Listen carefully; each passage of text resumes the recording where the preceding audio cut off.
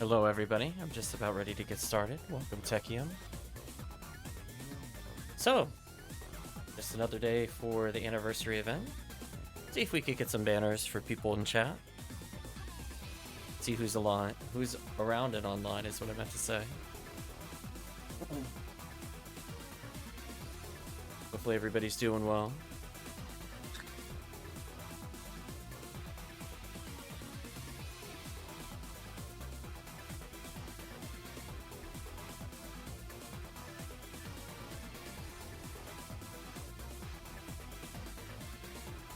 Depending on who's here, we'll end up doing either some very easy mines or dive straight into the purple CCA, to be honest. People are looking for some, I guess PW4. We could do resets with less than 4 people. Let's see who's online. Welcome, Remote. Hope you're doing well. Listening to Streets of Rage Remake. We were talking about it a little bit last time. I figured it was close enough. The next thing to listen to. I think they were there last time. That same exact person. Right as we ended the stream last time. Marco was there.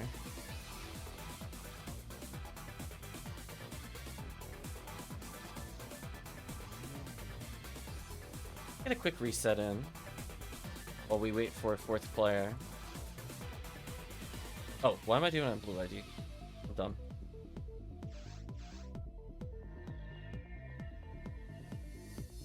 We don't have Sky here. I could switch over to Sky ID while we wait for a 4th. Otherwise, we'll host on purple. Or not purple. Yeah, purple. I was trying to think. I was like, do I want to do SJS? I'm like, I could at least go Sky Force so that way we do a PW4.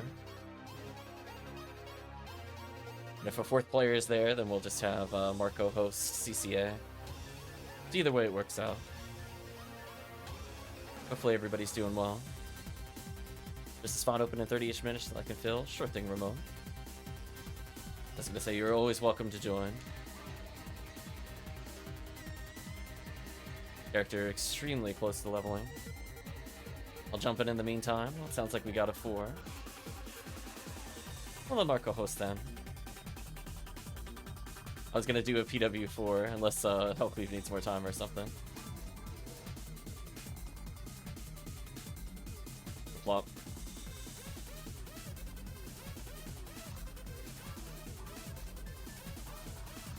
Okay.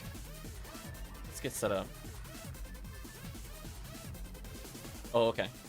So HellCleave says he needs a minute. Okay. Let me host game then, since HellCleave needs a minute or two. Get just a cheeky little PW in. That way the player is waiting for 4th player get at least another SJS attempt.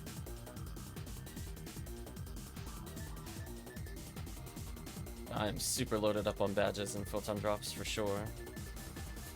I think the goal is to go for at least another 6, maybe 7 hours.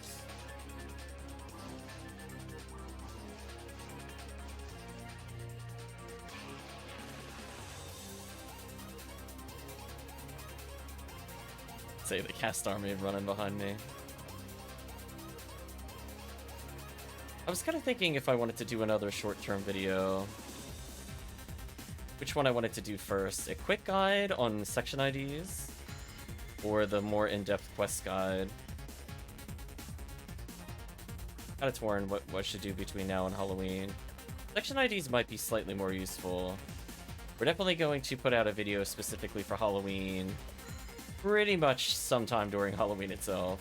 But that I'm not worried about. That'll be done. Just want to make the remaining projects a bit less daunting. But I kind of felt that way because some of the people in Discord were talking about alt IDs, or potentially when to make new characters. But I put a small video together of like how we use section IDs. I think it'll be, you know, not an hour long, hopefully no more than 40 minutes. Just kind of going over some of the things that's used for. Because I think some people genuinely just don't know what to hunt. And granted, I think our quest list video will eventually cover that. But I do want to make sure from that standpoint, you know, if we just want a very, very quick overview of like where we use certain IDs, it might be useful to break them down for people. But I feel like a very in-depth section ID guide might be more useful for like long-term play versus short-term. Some people just want to know, like, I don't know, I'm doing TTF, what TTF IDs do you recommend? Like, there's some questions like that that I think are better covered in a more extensive video. But I do feel like from the standpoint of saying, like, what are at least a few things that could be done here? Oh, Dango's here. Saw that Dango. Blipped in and out of existence. Dango caught in 4K.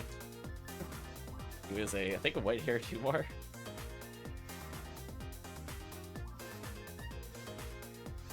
I'll do one more. This should put me at 145, which is nice.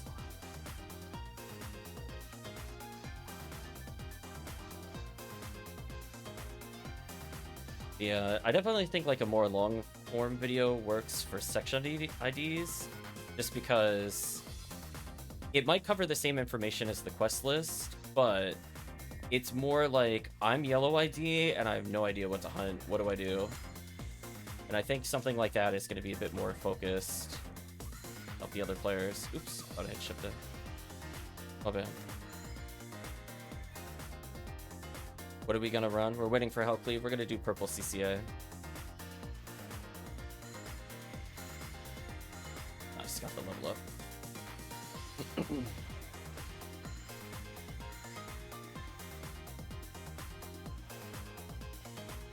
That's gonna be at least like an hour or 2 hours, because I'm looking for Heaven Punisher. And after that, I don't know. Kind of up to chat to some extent. Definitely want to do XRD for Red Ring / Swordsman Lore / BS value / Cycle 1 resets. That way we could say we did technically go for Cycle 1 on top of having it in the AA ones. Aside from that, there's Green ID Boss Clear. I think that's going to be our go-to if people are looking for Heaven Striker. And I'm open for second ID either being RN or purple, whether or not we want to get a combo of stuff. Yeah, because that's the thing, like what HellCleave is saying. Like, I want to have a longer video that's just like, ultimately, I recommend you just have a force of like every ID, and then you have Ranger on certain IDs. Oh, that actually one-shots me. Oops. That damage too strong. The more you know.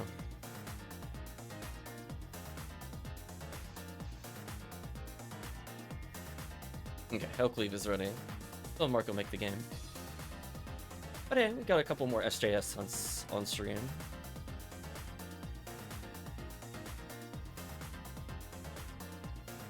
Honestly, I was kind of like walking through while I was at lunch, like where I would use White ID, and I'm like, I feel White ID is overrated. I feel a lot of people are like, White ID is the best, and I'm like, it is really good at forests, but it's like, honestly, like think about like the last year, maybe 2 years, I feel like we never touch White ID. There's just always a better ID at certain areas. Like, does chat feel very differently about that? Like, we definitely don't play episode 4 White ID. That I know for certain. without a shadow of a doubt, we do not do White ID episode 4. Sometimes we do Tower episode 2. I guess with White ID, but it's like we don't do Temple. We don't do Seabed White ID. It's like technically a thing, but we don't run it. I definitely don't want to do White ID Ruins. White ID Mines kind of blows. Their caves is okay. I was kind of thinking about it the other day, so I'm like, I feel like if people are doing White ID hunts, they're just gonna be kind of disappointed. Welcome, Dango. Hope you're doing well. We caught you earlier with your level 200. Busted, Dango.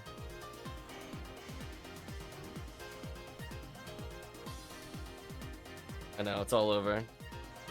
Humor unfroze from cryostasis. Yeah, it's just like, I don't need, like, I like White ID, but I'm like, I think I like Purple Tower better, honestly. I was kind of going back and forth with it. I mean, I guess it depends on the quest. If I like Purple a bit more than White. Like, there's definitely some very strong stuff, and we should be able to go there. was about to go back for something, and I'm like, you know what? I'll just wait next run. I love the Varan's launcher coming from nowhere. Cute. Not my secret SJS, I know. We're gonna wish Dango luck on SJS. We did a couple resets just a moment ago.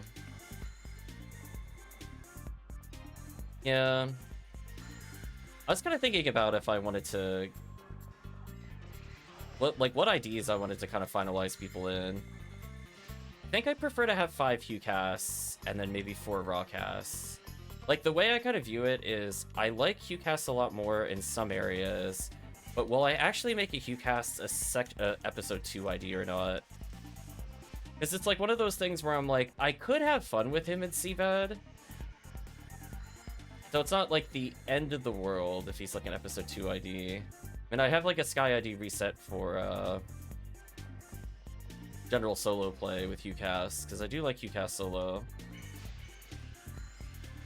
But it's also kind of just one of those things where I'm like, I probably want a Sky ID Ranger still, and I still probably want an RN Ranger at some point. Just because there's like, or maybe a RN HuCast. I haven't decided what would make more sense for it. Right, because like I want to do MarcoHnt resets at some point. And them also being potentially good at episode 2 in general would be good. If I wanted to use them for RT IDs. So, you know, I have room for 2 more HuCasts, 2 Rawcasts, and a Rawmar. Unless I don't feel like making 2 last Phonumen, because I don't have a green ID Phonumen, and I don't have an RN ID Phonumen either. I have forces that cover it, but they're not necessarily going to speed clear.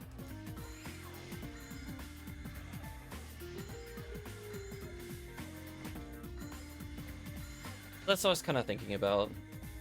Because I'm almost out of character slots, and I'm not going to swap between multiple accounts for sure. I don't want to do that.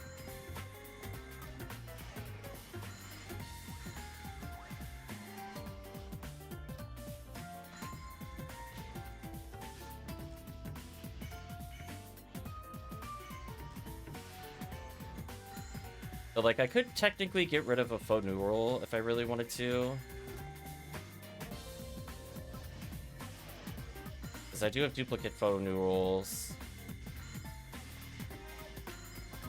I don't know, just thinking about things.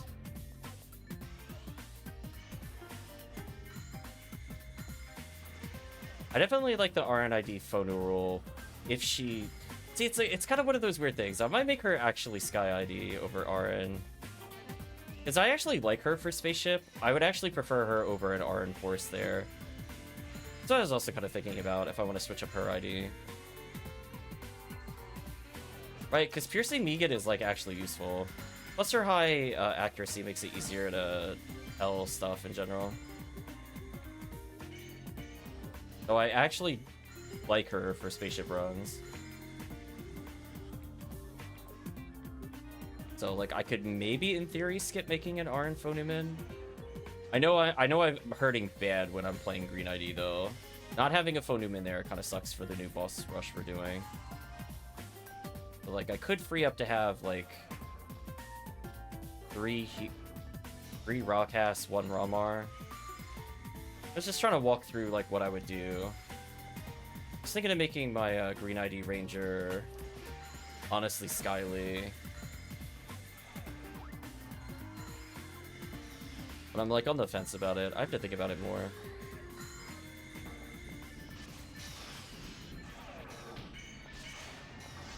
Get my tri fluid.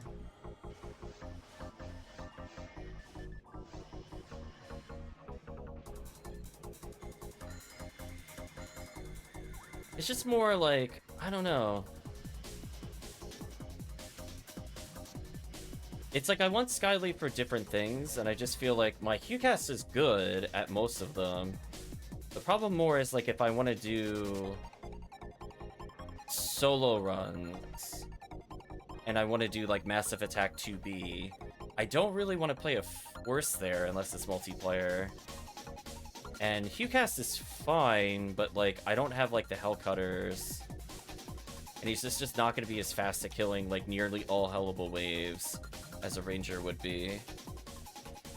So it's like, I have a reason to have one of both, because I would use them in different ways. Umar's Viridian has definitely been helpful. I'm glad I switched him over from yellow. I like yellow ID, but I'm like, I'm not doing mines with him. You know what I mean? Like, I'll do yellow ID RT with Rockcast. He'll always have that position if we want to get some Gallatines in.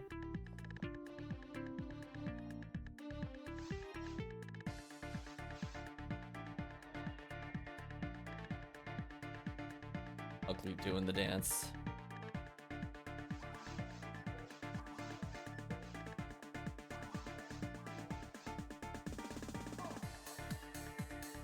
No. It's just, I'm kind of on the fence, because it's like, technically he could wield Heaven Striker, but I just don't enjoy him that much in Episode 4, and I feel like post-TTF, as long as he's a TTF ID, I kind of don't care at the end of the day, because I do want to play more Ramar solo TTF at some point. So if he switches over to Sky, I could still do the things I was doing with him anyway, and I don't really like Green ID TTF at all. I would honestly just rather get Sky at that point for Ubers. It's kind of my thought process going through it. Oh, my bad. I keep forgetting how bad my shifter range is. I'm gonna... Oh, do I have a Striker Chow? Might be on my other character. It is what it is.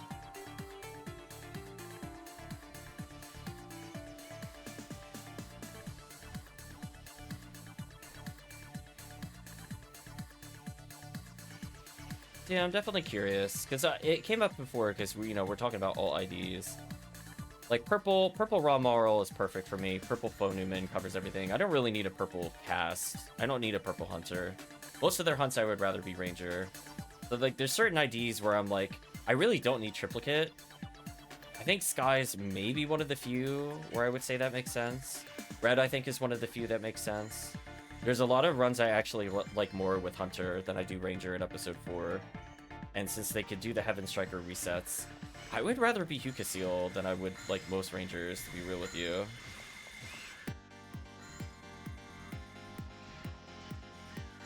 Just like if I'm doing Red ID TTF, I would rather be Hunter than Force. But if I have to, I can host with Force. You know what I mean? Hunter OP in TTF. Have been debunked.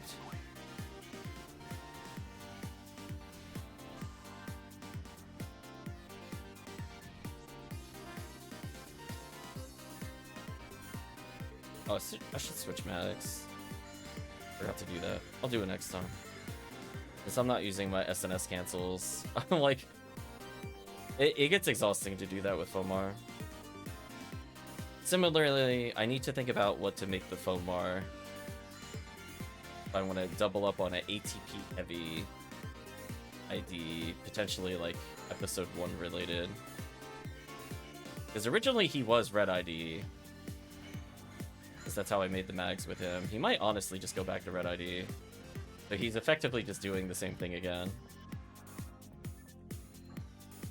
I've been enjoying my Red ID Fonu role, but she's technically not optimal for TTF.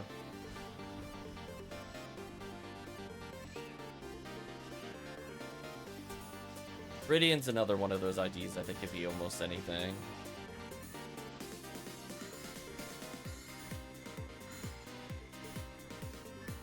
Ink ID... I think I'd rather be Ranger or Force. I don't need any more.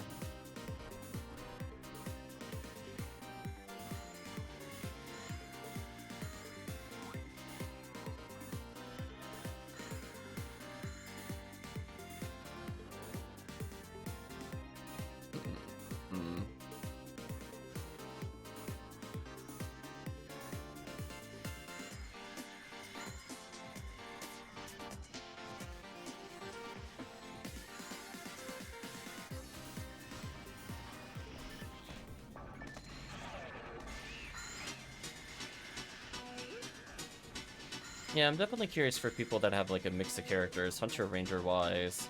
Where do you feel like you wish you had like a Hunter Ranger in certain areas? Because I'm like trying to figure out how to narrow down HuCast, Rawcast, Relmar. I think Relmar should just be like solo Hell IDs for me for the most part.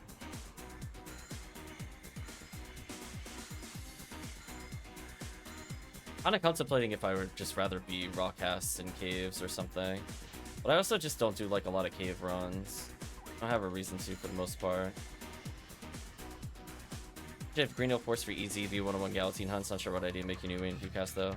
Yeah, I mean like some of it doesn't matter as much. It's just more like where do you regret like not having something? Like Green ID Force is definitely recommended for our resets. I have Fomar who's okay at it, but his accuracy's kind of whack. Like eventually if I get like a really, really high hit item, you know, then he could kind of do whatever. We saw like just like a 20 hit Galatine. Puts him into like usability range with multiplayer. For single player, he'd be fine.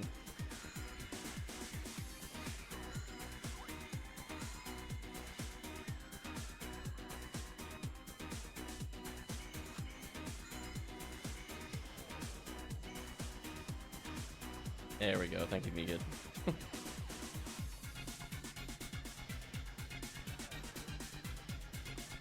Yeah, it's kind of like HuCast I think does very well in a lot of solo hunts. I think I prefer him over Rawcast. It's just more like I like Rawcast more for anything that will potentially do a boss rush in episode 2. And I think he's a good example of he could still mix between Hell and group gear. HuCast I view as like my PW4 reset kind of champion. I don't think I would really play Ramar to reset Gaiguis, for example. Yeah.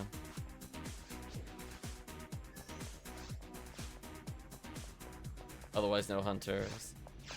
Because the thing is like if we're doing TTF, I'd also rather not be Ranger, to be honest, in TTF.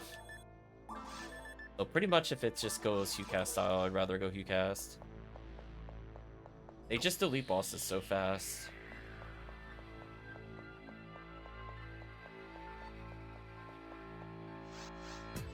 Ramar surprisingly decent PW4 resets with Demon Mechon. Maybe.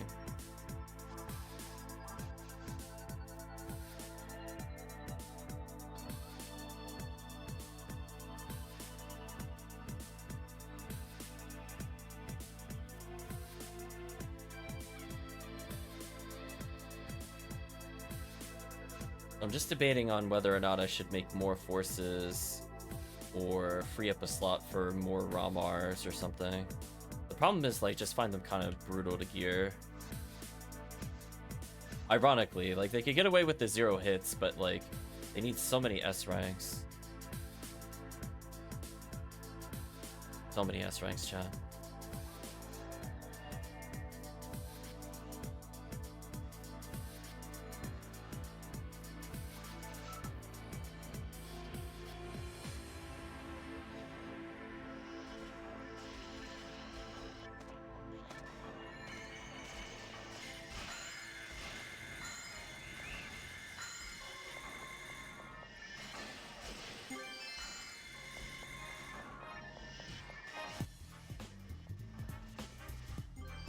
And I think HuCast absolutely deletes episode 4.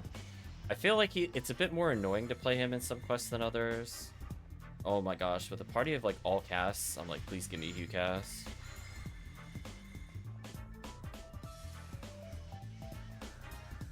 I was also contemplating if I wanted to change my HuCaseal's ID at some point, because I do think she's probably like the best Hell user.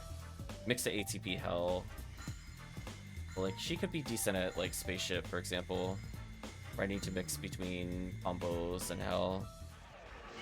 Even Temple to an extent.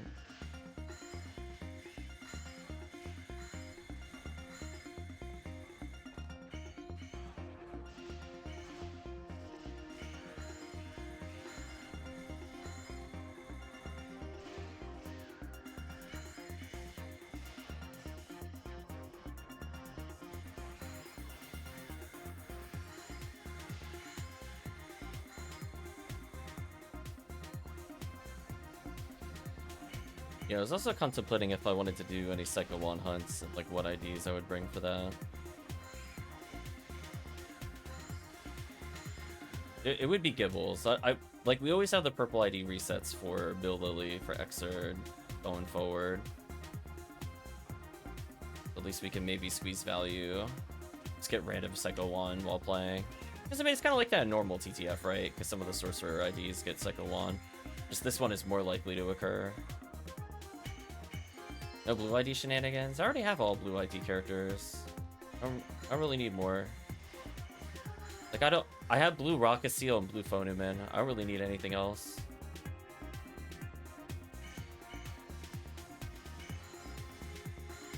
Oh, I'm not doing blue ID Del Beater, if that's what you mean. Bill, no.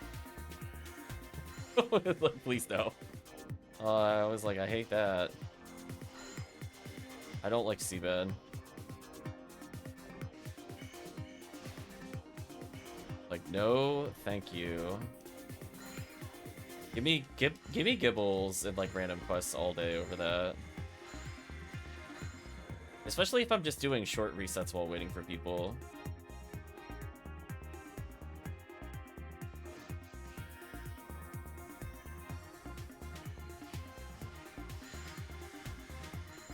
Like, don't get me wrong, it's valid, but at the same time, I want you to look at what other items Blue ID can kind of get while you play, and then it's like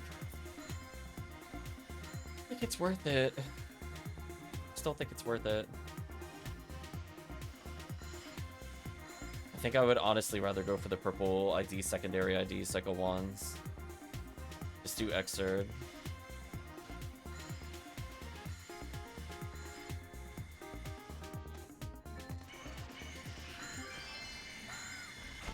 Man, lots of photon drops so far today. Barely been a half hour in, I think I'm at 2.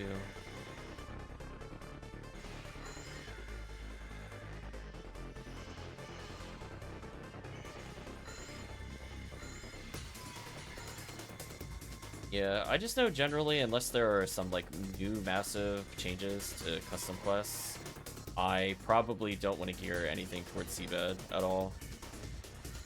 It is my least favorite area in the game. I used to think Tower would be, and I'm like, no, I actually just hate Seabed so much more. Enemy density kind of sucks, awkward platforming, awful enemy types with Del Depths.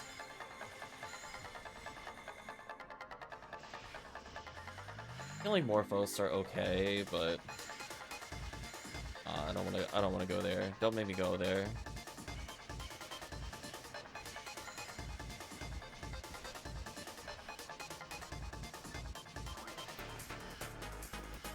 That's clear today.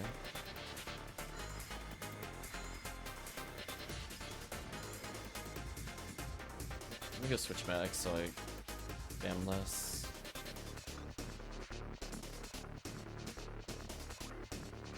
Yeah, it's definitely one of those things where I want to see a bit more about what RNID can do. I think they're very good at getting V101s and mines. I feel like I haven't explored their potential like how I should. Episode 4 Surface, they're pretty good. We'll do them in RBR on occasion.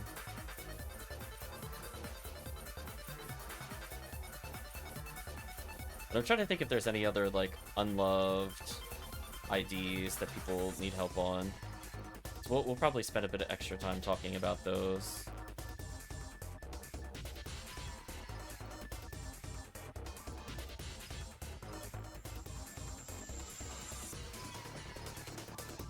An upcoming video. I got distracted. I was like, wait, what mag am I wearing? I think I want this one. And she rockcast from yellow to red. Any particular reason? I mean, red's really good. I like yellow ID for RT. I would 1000% rather be rockcast than anything else if we're doing RT. But if you're not doing RT, it makes kind of sense. Solo Cannon Rouge hunts. You do it with Rockcast? That's interesting. Why would you think Rockcast for that one?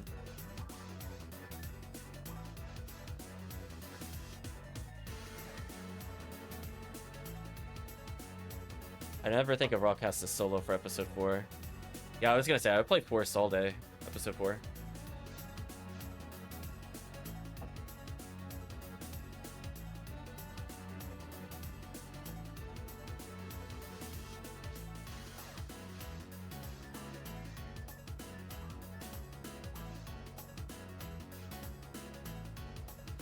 Yeah, Red Force can do everything. How to use this as Rockcast for solo play? Multiplayer play, I agree. I like Rockcast. Rockcast and Ucast are amazing in episode 4. I mean, does Ade use characters other than Rockcast though? I mean, he has like the Rockcast icon. I don't know if it's I play Rockcast because that's my favorite class versus, yeah. Fo Newman is like absolute god tier at solo clears. I agree with HellCleave. That's why I have so many Fo Newmans. So maybe I'll still end up making Fo Newman for solo play. Stick to 2 of those, maybe a Rockcast. Or could technically go with some Relmars.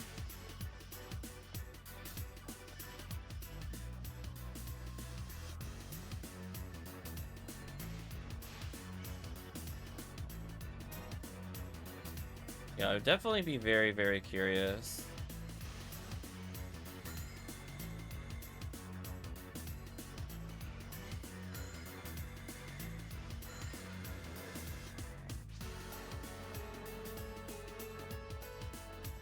I lurk in stream, so I see stuff on HellCleave this year. Like, don't get me wrong, I really, really like Ucast Rockcast. I think we were talking about this before. I was like, when we're playing multiplayer, I don't want to play Force. Single player, yes, it's like easy mode. But there are quests like, as I said before, Heaven Striker resets. I would rather be Hunter there than Ranger. If I'm not going all the way through the main quest. Like, yeah, give me that goodness. But like, I'm starting to see like where the kind of difference comes along. I feel like resets favor the Hunter a bit more than Ranger, depending on enemy density.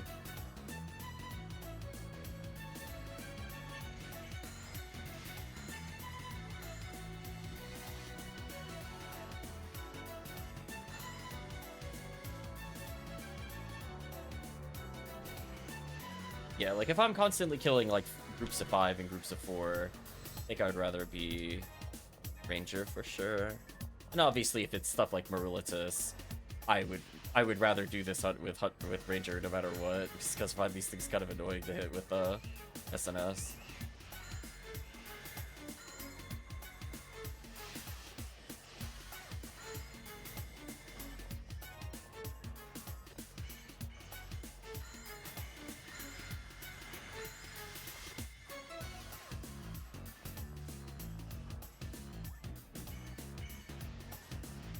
Episode 2, oh my gosh, playing Rockcast is like a dream. If you've not done episode 2 Rockcast on like RT or fighting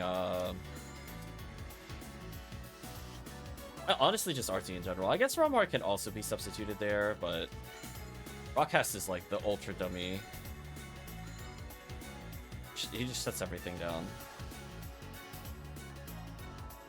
I guess with high enough accuracy, maybe you could Heaven Striker cheese Ogoflow and save time. We were discussing that before, how we like doing the off-screen Heaven Striker shots.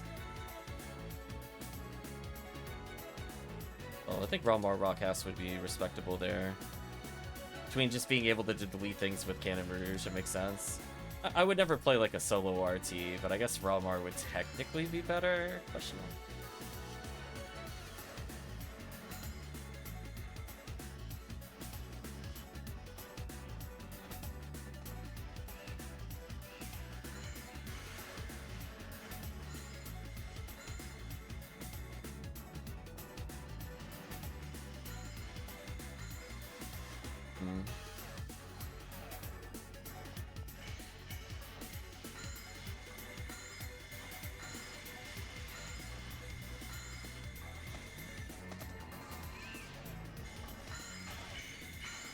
Yeah, it's kind of like when we're doing mines. Like, I definitely agree with HellCleave.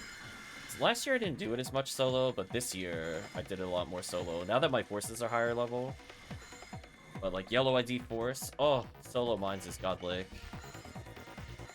Multiplayer, it's a bit more questionable what ends up being faster, but oh, single player? Like, hold on, let me just hold this magical piece. I just turn brain off. Easy clear, easy farm. Yeah, exactly, HellCleave. I'm just like, brain off. Yeah, it's like, honestly, with like, especially the MAE, HellCleave, I'm not sure if you've been playing solo any of the MAE mines. That quest is so stupid with Magical Piece. Holy, I don't even bother casting anything other than Gafoi, and then, I guess Gazan when Varan's finally shows up. And then obviously if you have a good melee there. You still barehand still? The I stack HellCleave because it kills all the Sinnoh blues instantly, and it kills the Sinnoh red before they can hit you. So that's where I do it HellCleave. Unless barehand's also fast enough and does it. I haven't compared as much. But I know with Magical Piece, it's like stupid dummy fast. Or Cannabins, just it spawn, die, Sinnoh blue, spawns, dies, Sinnoh red, lands with like 600 health, gets hit by 2 fireballs, dies. It's so unfair. So dumb.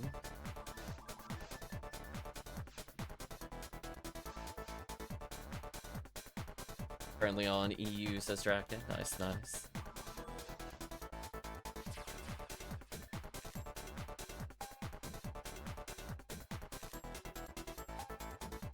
Soon if I find a reason I need a P1 MP, I'll keep them. They help a lot, HellCleave, especially if you're... I'm surprised you would do desert... Like, well, I guess it depends on what desert quest you're doing. Like, if you're doing, like, Christmas Fiasco, I don't see why you wouldn't have both, to be honest. And even in multiplayer, it's really good. The way I view it, HellCleave, is without Magical Piece, with barehand casting, I know it takes longer for the Marissas to die. So even if you start casting, you swap into it.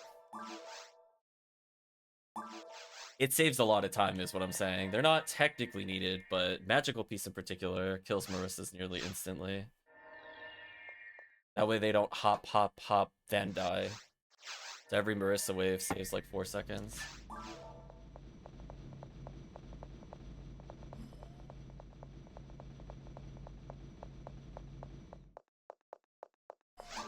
And then also, what I was also thinking about for Psycho Wand,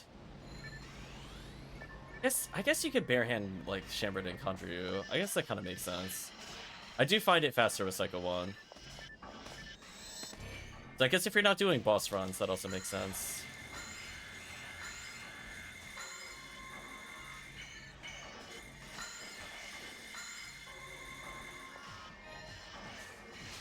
Or like, cause like when I'm doing like there's like 4 enemies in a row where it goes like Buddha, different type of Buddha, third type of Buddha, Astark. That goes so much faster with Psycho 1. Oh, frozen too early. Can't hit him. Rip.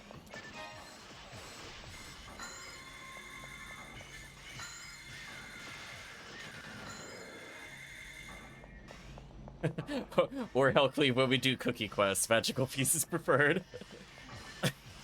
It is absolutely preferred for cookie quests. Because 2 people with Magical Piece mean that we don't drop any Rappies. They die instantly. Also, what happened to the...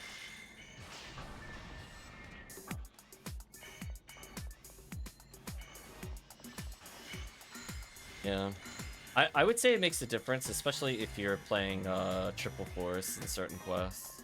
But if you're not doing that kind of stuff, I guess it makes sense.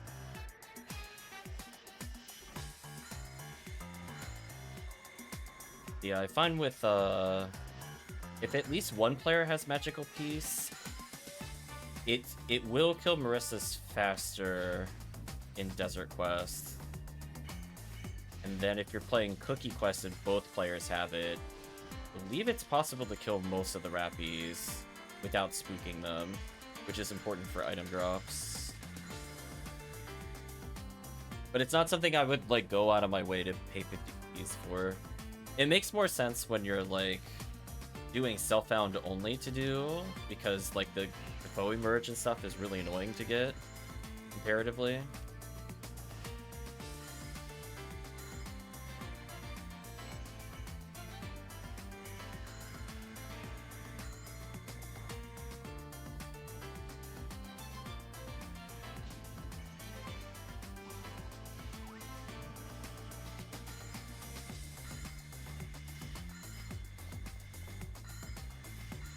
I do feel like Psycho Wand is mandatory on Phone World though. Just I never ever want to do stuff without Psycho Wand with her again. I would say it's probably a little less mandatory on Phonuman.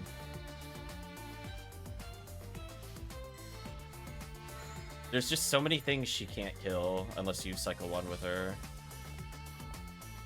Such a shame.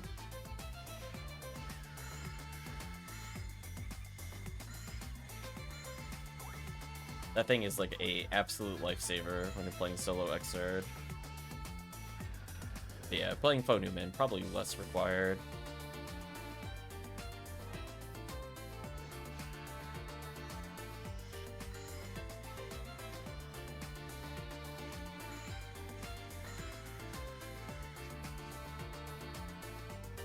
Yeah, like if you're not a big fan of bare hand casting and then just equipping magical piece, then yeah, you're not gonna enjoy it. Because I do find like if you combine the bare hand casting on Gfoeable waves and then swap in a magical piece solo, it does kill things way faster. It's like no comparison. You get like 1 to 2 extra fireballs, plus then you get the bonus. They just instantly explode. So like if you do that versus like Sinnoh Red, I think it kills them instantly versus them walking. It also saves time.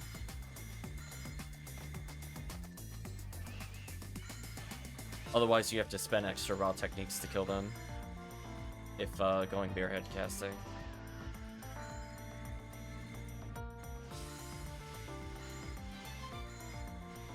Yeah.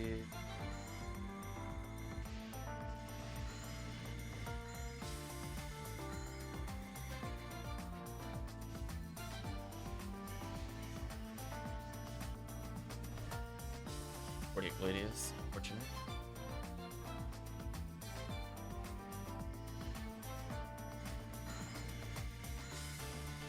Yeah, I would say like magical piece is game defining for like Christmas Fiasco. I don't know how much you've done Christmas Fiasco, but man oh man, I cannot imagine doing that quest without magical piece. It's just so much slower. Psycho Wand, I feel, is kind of a mandatory for Phonural. Phonuman can skip. It really just depends on how many blasts it takes. Like, I'm surprised you don't use it while doing New Mop-Up Operation 3, honestly. Because that quest is like 80% Psycho Wand anyway. Like, when you're in the small room and one desert room, it's Gfoe stacks. Otherwise, it's just raw the whole time.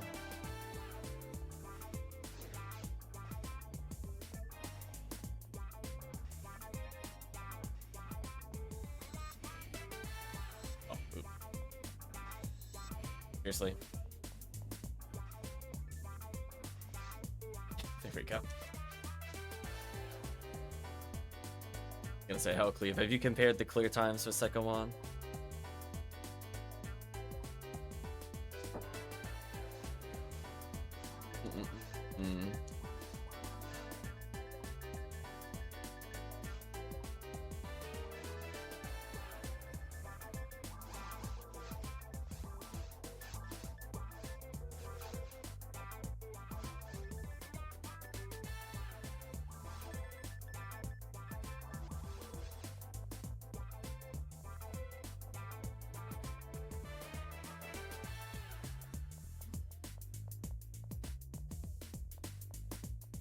Yeah, like, I'll get on Phonural.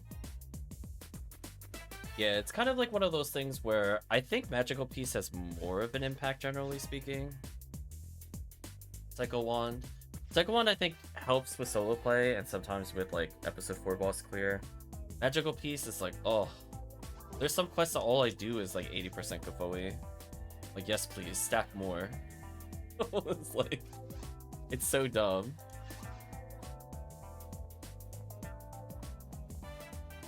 But the thing is like, if both players aren't using it, then I don't think you hit certain thresholds. I think that's also the caveat. So if, like, somebody's barehand casting and somebody else isn't, then I don't think you hit the same thresholds with stack Gfoe.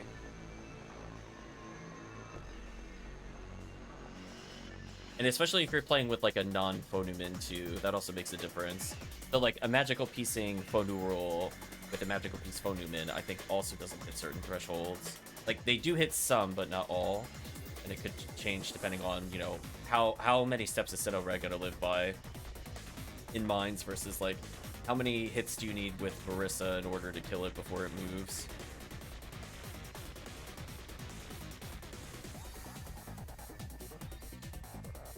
And of course, you can always solve the problem just by having triple force, as we saw the other day with mines. It's so dumb. Shoutouts to Crack and Dango Remote for lots of forced play with cheesiness. Poor Dango just like going and posing with the Hugh cast as triple force literally obliterates everything in mines instantly.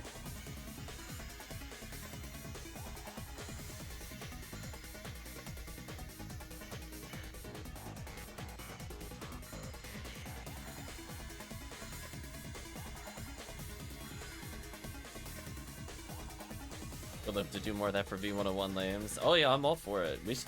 Like if chat just wanted to level alternate or different quests for getting XP for forces other than episode 4, that's kind of like the quest. It's an amazing quest for force. You just have like somebody babysit you to kill Barans, and that's it.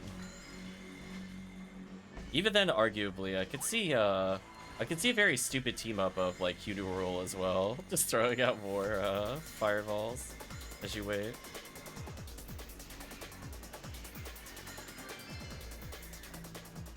Hello, Silver Badge.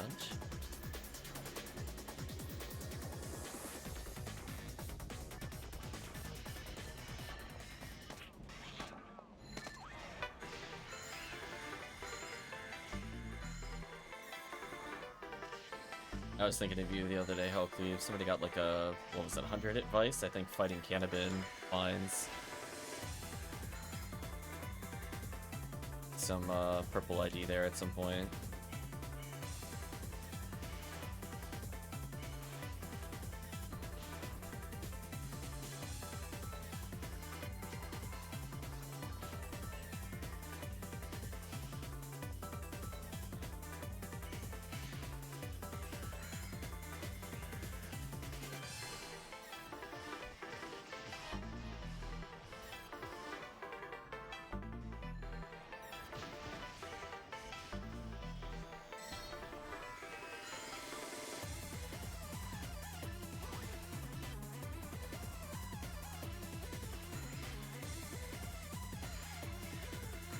I'm half wondering if I should go wear a Lieutenant Mantle for the team, so we could get the instant trap shoot BS.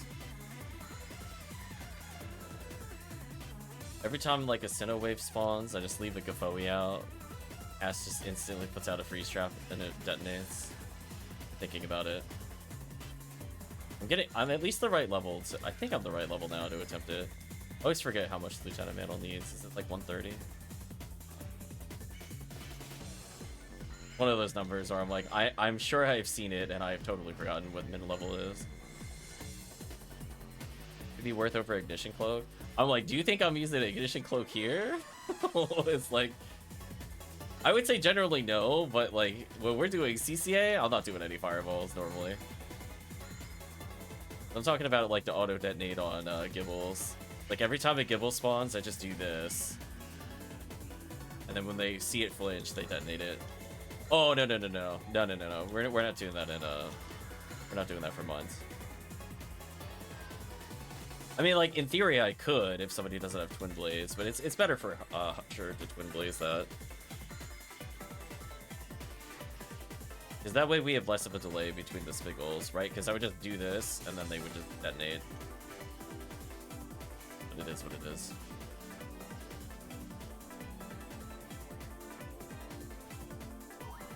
Because we know it helps with the Gibbles timings.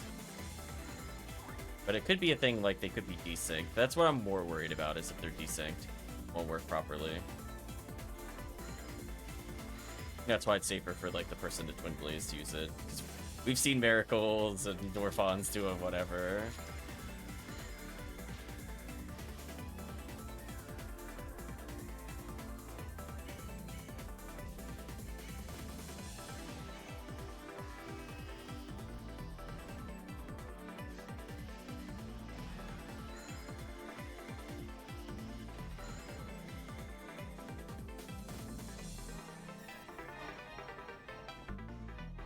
Yeah, mines we just need Gafoi Merge, Ignition Cloak. People feel like it, they could swap Red Ring in for X-Cal to kill Barans faster.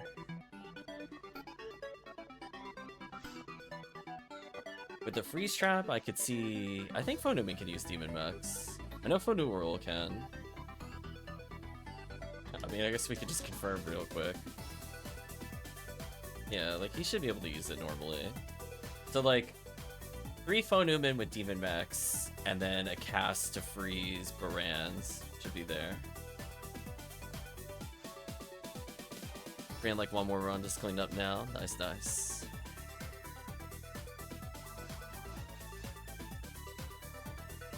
I am so lucky that this was the right game. I literally just hit enter too quickly.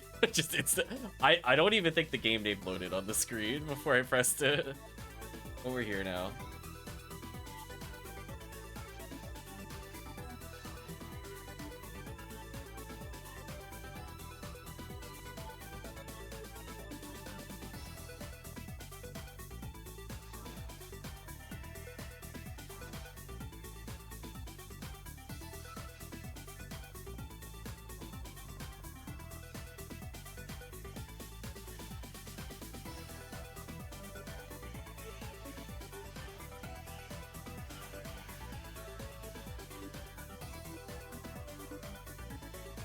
Here we go.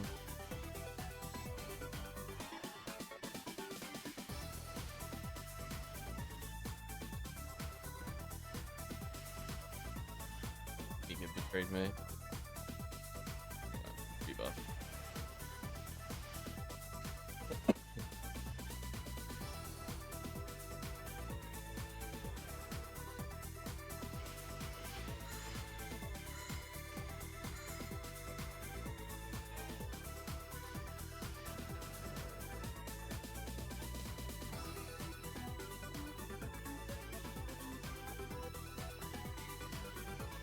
Debuff, heal.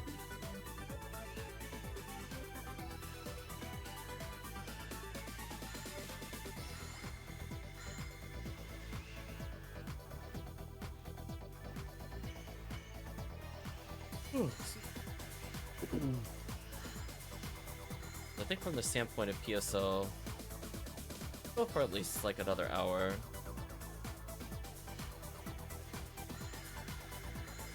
I want to say I put in some very serious attempts at it, but I'm not expecting Heaven Punisher. Mostly just kind of want fast levels at this point. Not necessarily the most expedient, but maybe an extra chance at Dressplate wouldn't hurt.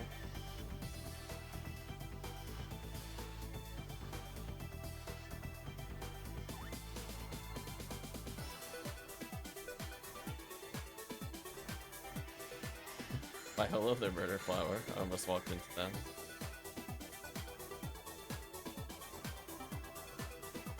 I think one thing that's kind of unfortunate about episode 2 in general is that there's just really bad enemy counts across the board. Like, unless you are specifically like Gibbon, right? Rappy or Lily, or maybe Gee, there's like awful enemy counts.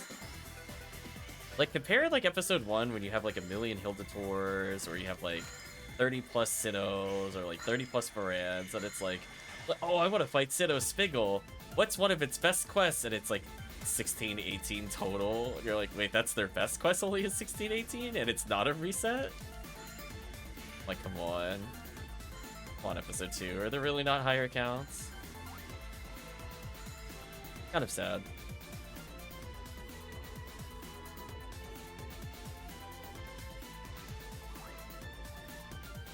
Oh, he's teleporting. It's like, how did this alert miss there?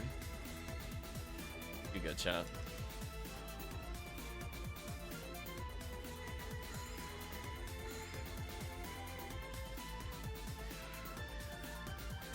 That feeling when you freeze, but it didn't matter. I'm getting bullied. Send help. Send help.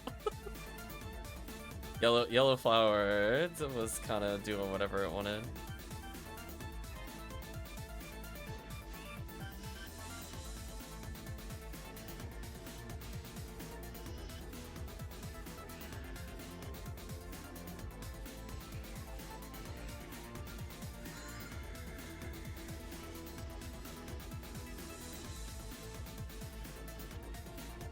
can every weapon have a Heaven Striker auto aim? Oh, I was talking about this earlier, HellCleave. I was like, Zalora just snaps me to the nearest target, and I'm like, I've been using that. What a feeling, not that all that awake. Be like, oh, do I need to now aim my gun? We're good. like, we're good now. See, I'm helping his raw moral. Keep upping. We're in a party of no other forces.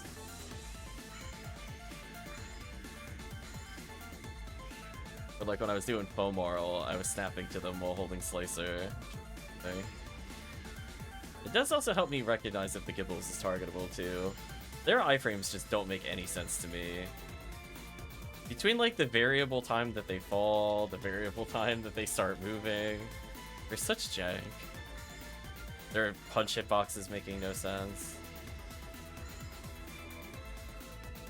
Their punch hitbox is definitely a crime upon humanity.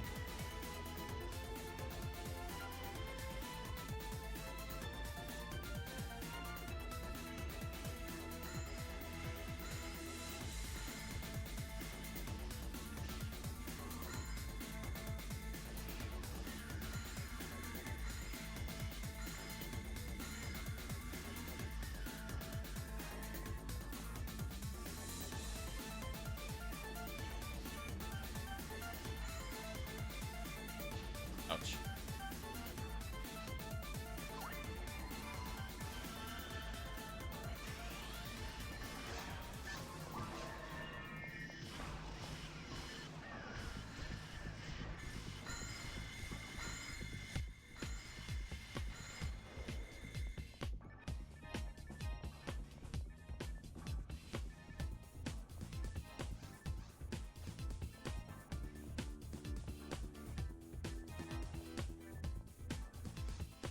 There we go. That's how I dodged the item.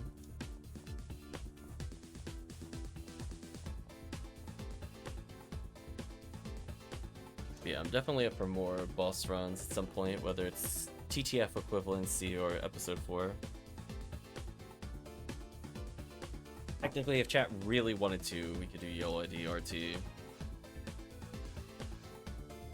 That's one of those ones, we do it like legit once. We just don't run it again. The one up fun of. I can't stand like 4 hours of RT. The mostly empty spaceship gets me into the long raft of waiting. Welcome back, all. I don't know what they were thinking with that quest.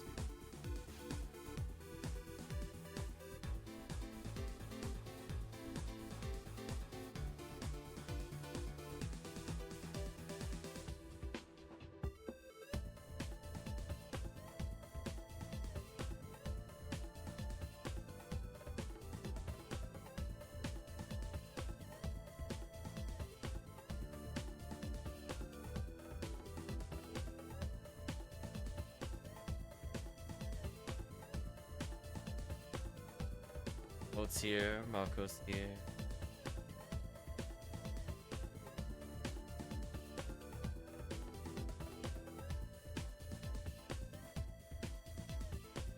Waiting on Tekkium.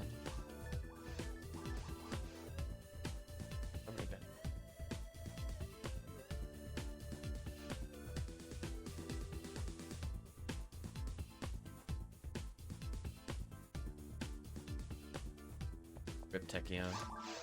I go get Moon Atomizer. If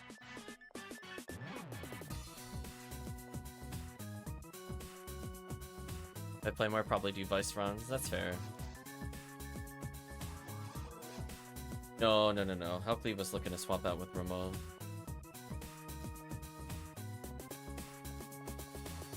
That's also why I meant to Tekkium missing, because I was like, it's probably the confusion of who's in the party. I think we're good now.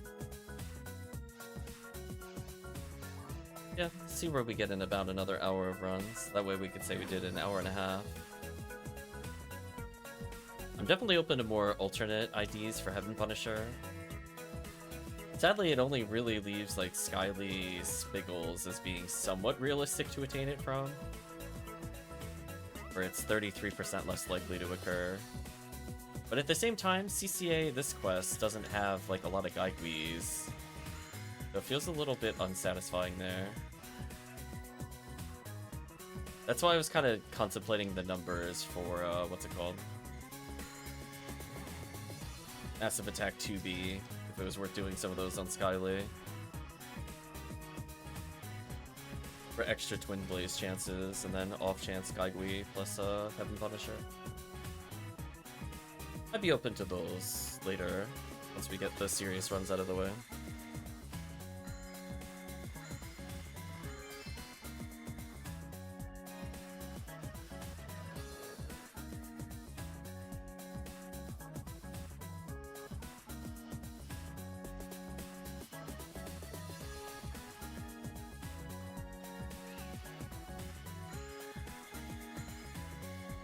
Yeah, I think with my Baranzas, I'm more inclined to start playing Ranger again.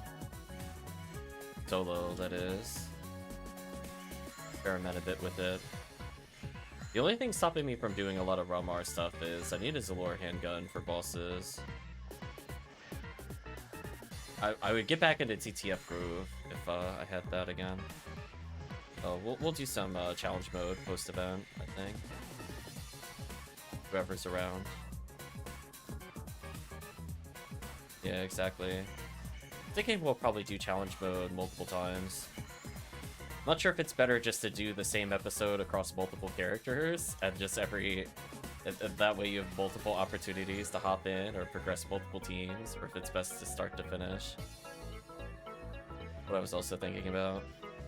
Because episode 1 is not that hard. To me, it requires like the least amount of teaching.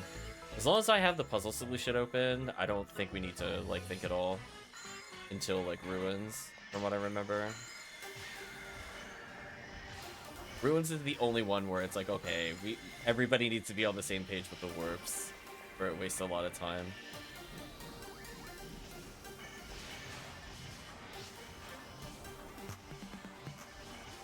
Welcome, Kixer. Hope you're doing well.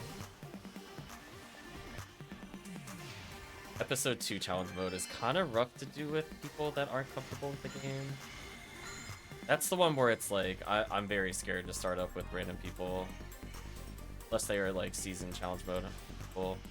It's not so much like Temple I'm worried about, or Tower, ironically. It's the stupid seabed. That takes so long to do, and if anybody just game overs on the boss, it'll be so sad. And then Gal Griffin is super tedious. I mess up Gal Griffin all the time because its hitbox makes no sense to me at all. I'm trying to dodge an AoE attack that's off-center from the boss. Sometimes I'm like 40, 50 steps away and it clips me. Sometimes I'm like right beside it and it misses me. And I'm like, this hitbox sucks, chat. It is what it is.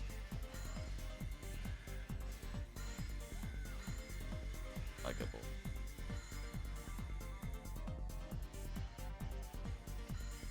I wish I could say I was doing better, but honestly, like, cramps came back. They were actually fine for a while yesterday, but it's like, I must have done something while attempting to sleep or do something else, because, boy, did it super hurt to get up.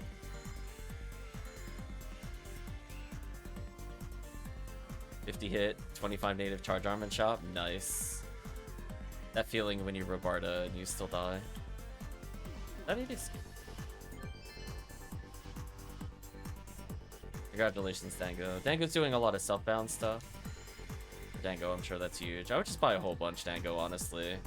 Probably sell them in trading. Unironically. Because most of the time it's either gonna... Yeah. Most of the time it's just gonna be 50 hit, but it having native is actually kind of important. That opens it up to a lot of the Forest reset runs that people like anyway. I was gonna say, and if you're offering Dango, I would pay for one. Nothing else. It has its purpose.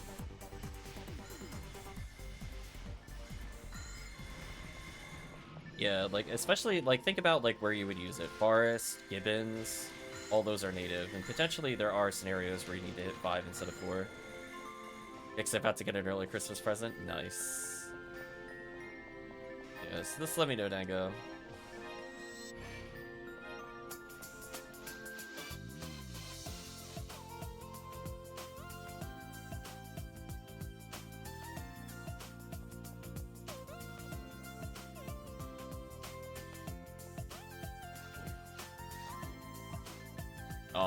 In quest. That sucks. Was it with the PW4 Dango? Is that the quest that you were doing?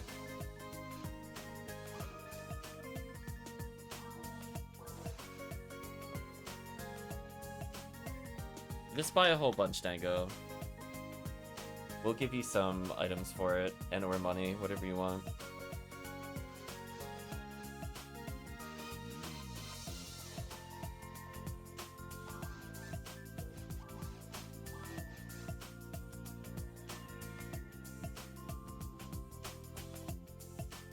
I don't think I've ever seen a 50-hit charge anything.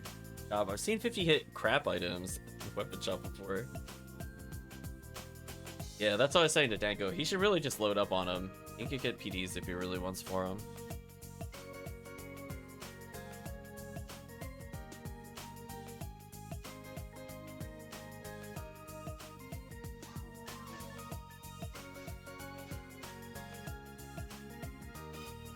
If Dango doesn't want to get PDs, I'll just give him like 400,000 Meseta.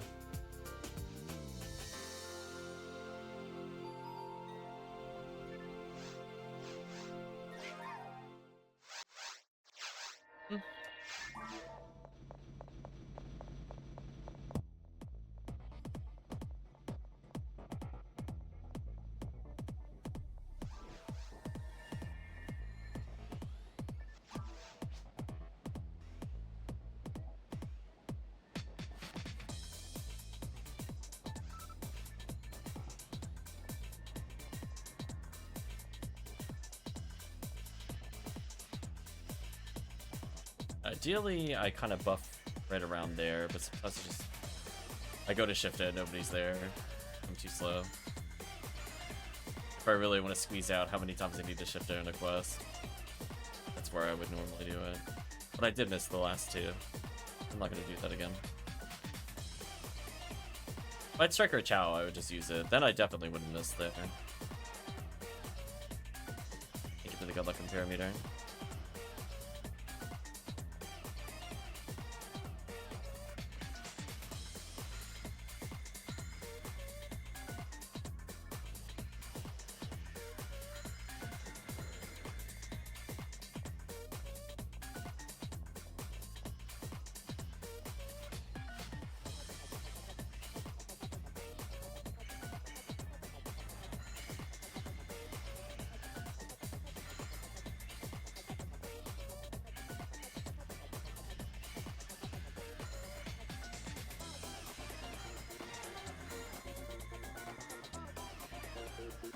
I can't even debuff the miracle, it dies so quickly. Holy.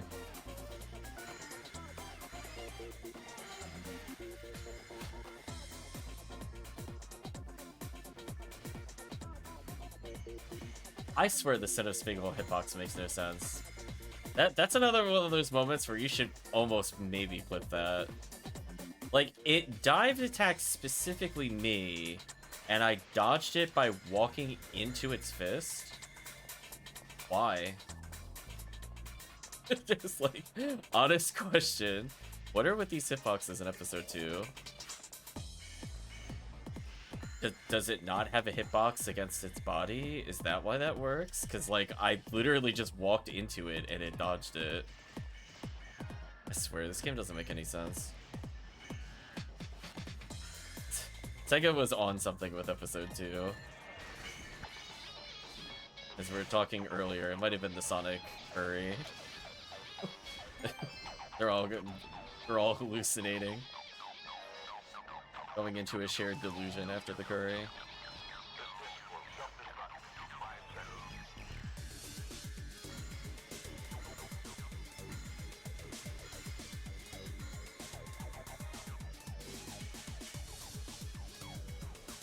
On dress plate. Yeah, so I figured we messed around a little in the beginning, but at least an hour and a half of CCA. About as fair as I could do it.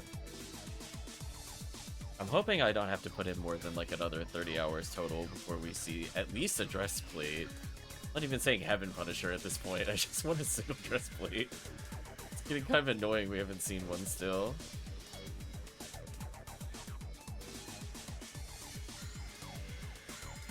feel like Dango going from the lame to Argent again. This plate is impossible. It shouldn't be, but it is. Oh man. Speaking of which, I haven't seen a Glide Divine in Eternity either. I mean, don't get me wrong, I'd rather have the PDs, to be honest with you, because I'm not going to be transferring them. It's kind of shocking how little red items we've seen across like 50 runs.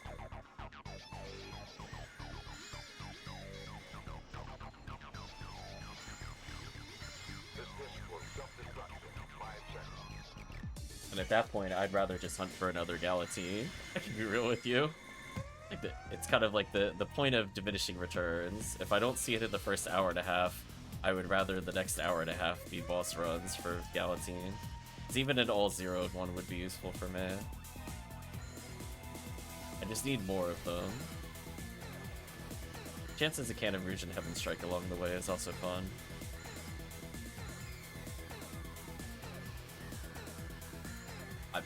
I am shocked that didn't kill me.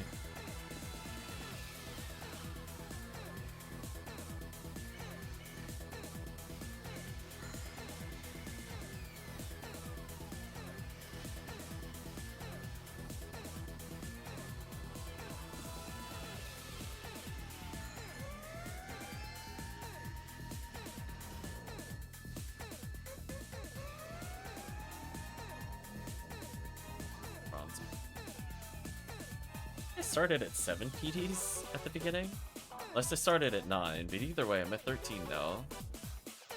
There's still a lot within an hour.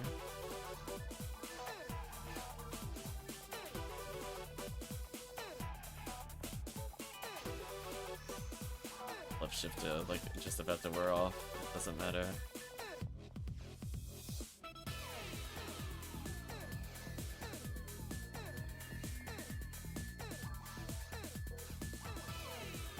Kongi. Level 200 Red ID Ultimate Episode 4. Don't know how I feel about that. Remote is bursting. There we go.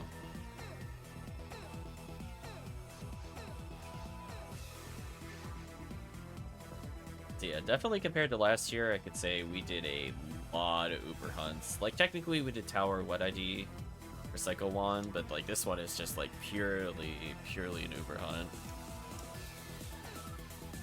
There we go. I saved an extra 2 seconds and shipped it just in case. I did it.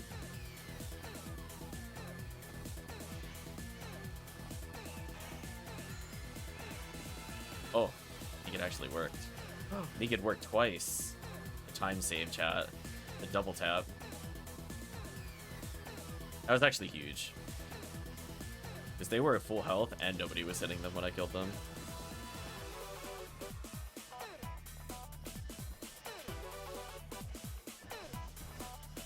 Oh, Megan killed me. Can't always work, I guess. Oh, frozen too soon. Rip. Can't target. So sad. Ooh, Grant's level 28. Ooh. Right, chat? Ooh. I'm using a 26 on this character. Sure. For Grants. Now God Technique is cap it instead of needing Wizard and Gods.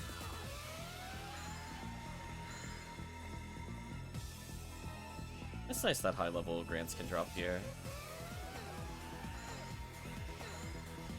I'm never quite sure where some of the break-offs are for the level 30s. Like or 29s, I mean, because it's always kind of odd to me where it's like you get a level 30 playing Forest and you're like, but it can't. Whatever.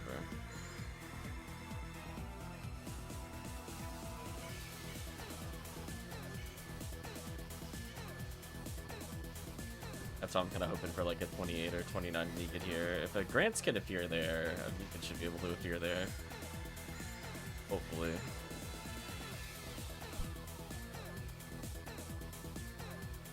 Oh, speaking of, what level is my Negan? Also a 28. Okay. Maybe to save time in this run, I'll just get rid of Smart Link and work God Technique. and a 4% extra chance of killing the more annoying gibbons. It's kind of significant because it's only like 16% at the moment.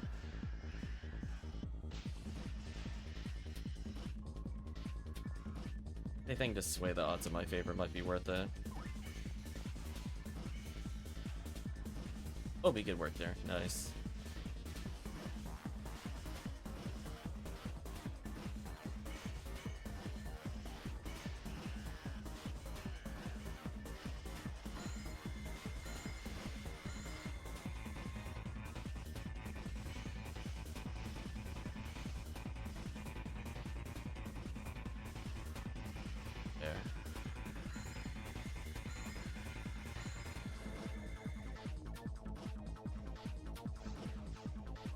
Yeah, let's see the word god technique on this character.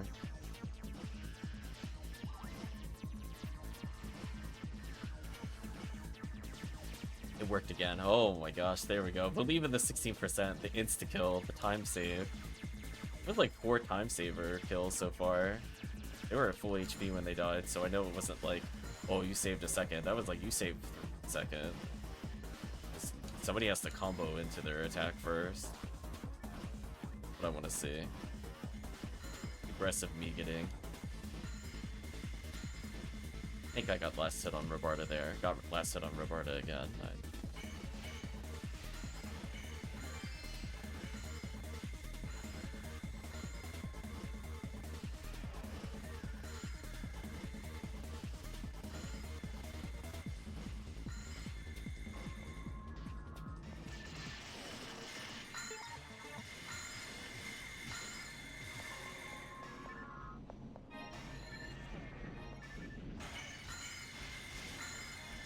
YouTube. Seriously, pause it again. I don't even think it's been an hour. Why did it pause again?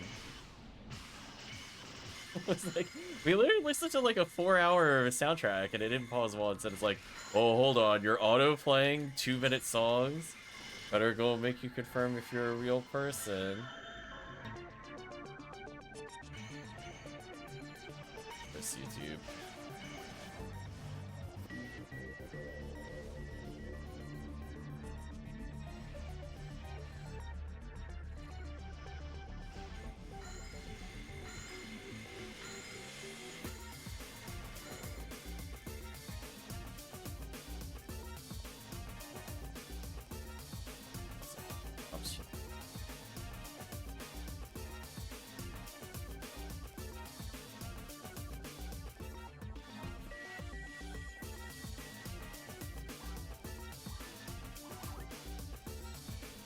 Could have got technique on.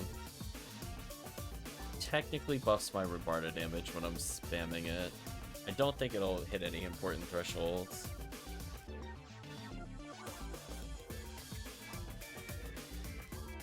I still feel like God Technique should have let you go over the normal limit of your techniques.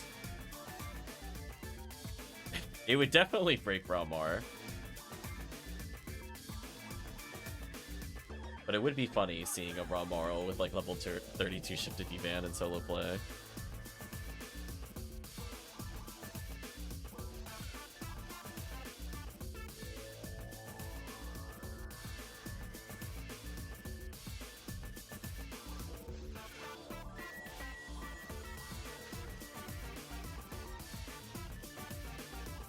There we go.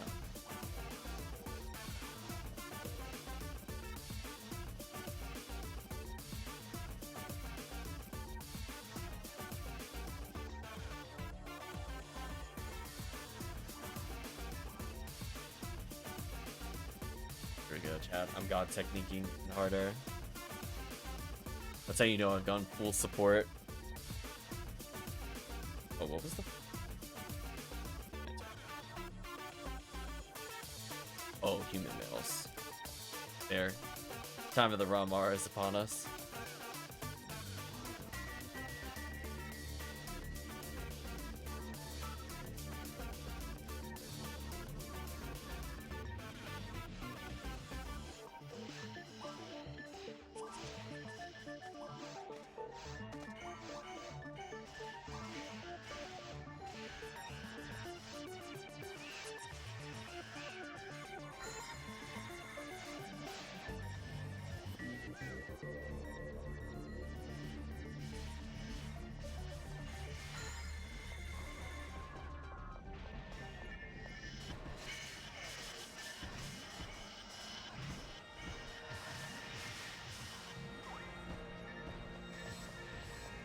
let me down again.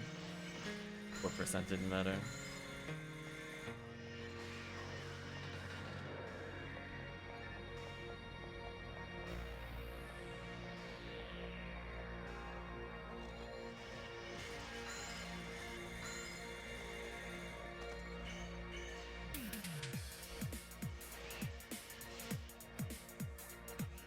Oh, I killed him. Double meat kill. I think I just got like 2 kills with the Rebarda there as well. Wow. Here we go, chat.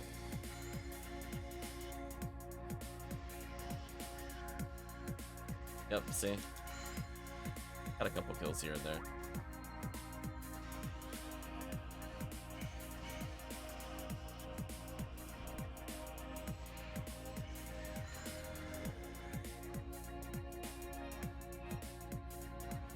Dango posting stuff in the Discord. Might have gotten carried away with the amount. Did you buy like 100 plus?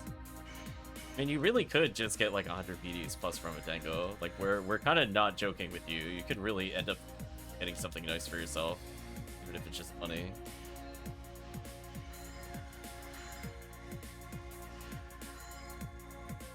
Good find. He could work.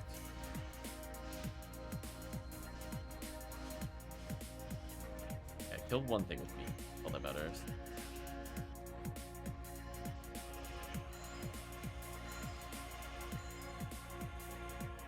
Somebody was demoning and I last hit with Rebarda as well. Oh, let me down. You could failure.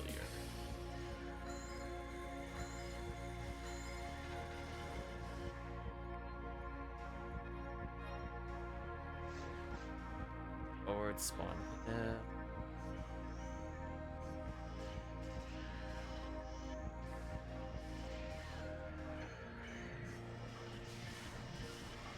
That double Mega kill? Wow. Look at that, chat. The power of God technique.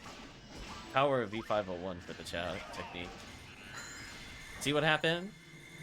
What, wait, was it both the things I Mega did gave the V501? That's funny, actually. I think it was. Mega too strong, chat, but just believe in me good. Dango got a 50 hit charge arm that also 45 native in the shop. Get the miracle, please. I know. I wish. Oh, everybody dies. Oh no, we have completely uncontrolled Gibbles. Being bullied. I think that's ripped my scape doll, sadly. Yeah, it was.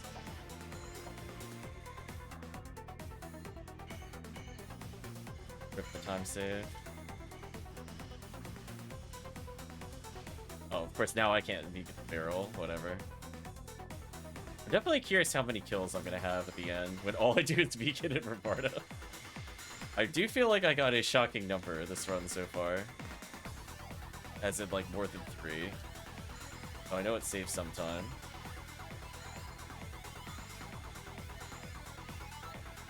What is going on?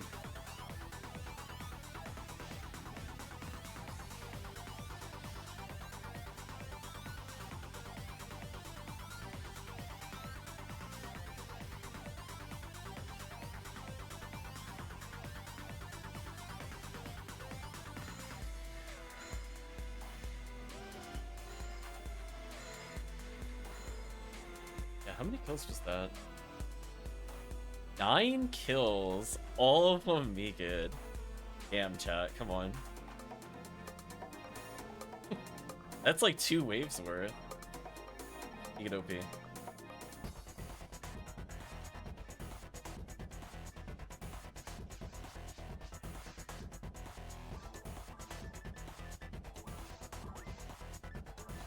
I still got 1 scape doll left. That's good.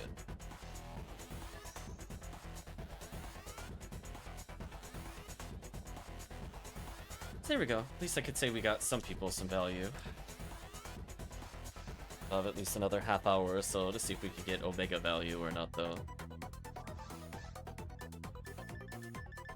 What are they doing in Anguish? Maximum attack E Anguish. That's not a terrible one, to be honest with you, though. I'd rather do it on an easier area, like Temple. This is what it...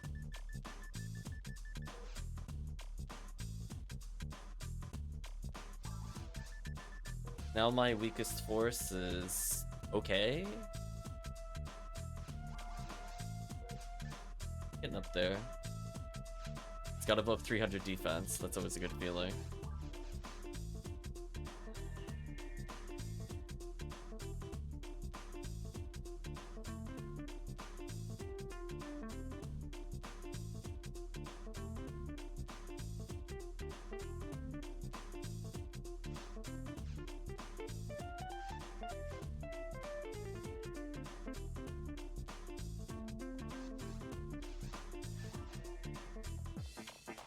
Hope you're doing well, Promethean.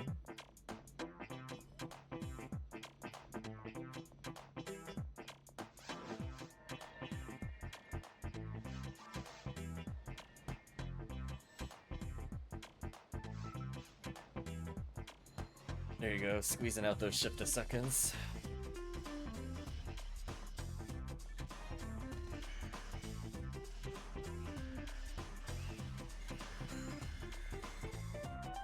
There with me, get though. Oh, I saved time. Everybody was missing the vegans. Oh, didn't work.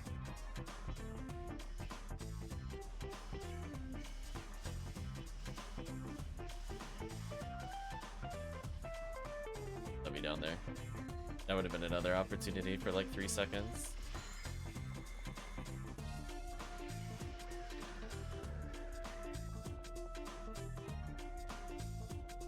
I'm not feeling how bad your leg pain was. Oh no. What'd you do, Nathan? Morning, McCap said Eva has a golf on the side to catch a tide flatball. Ooh. Already here.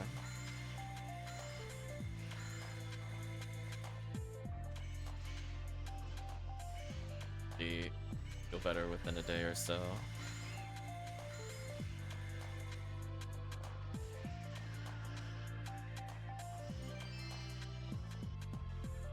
You know, I wasn't thinking about that before, but if I do actually... Oh, that's not fair. If I do actually get the one of the flowers, it can save time depending on how people are positioned. I was gonna say, somebody needs to control the miracles. I constantly keep getting hit by those. Somebody please designate themselves as that side. Getting murdered.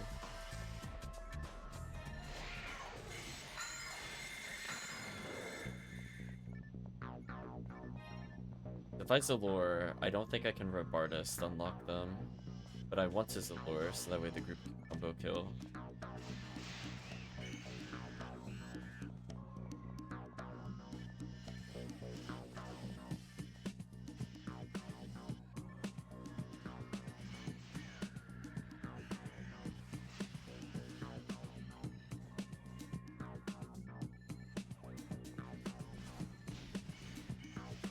That feeling when you debuff, but he dodges debuff. Got it with me. Direct.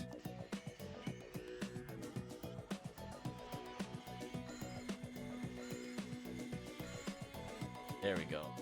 I think what's happening is I'm also last hitting the Gibbles, because I wait slightly for the Demon Mech to land, and then I just chip them with like 100 damage. There we go.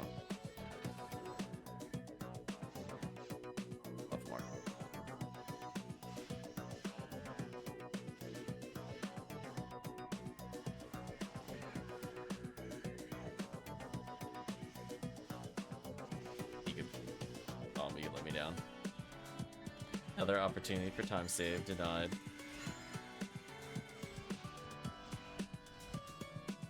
Oh, I actually died from that. I thought for sure I was dead. I guess that's the power of level ups. I take less damage now.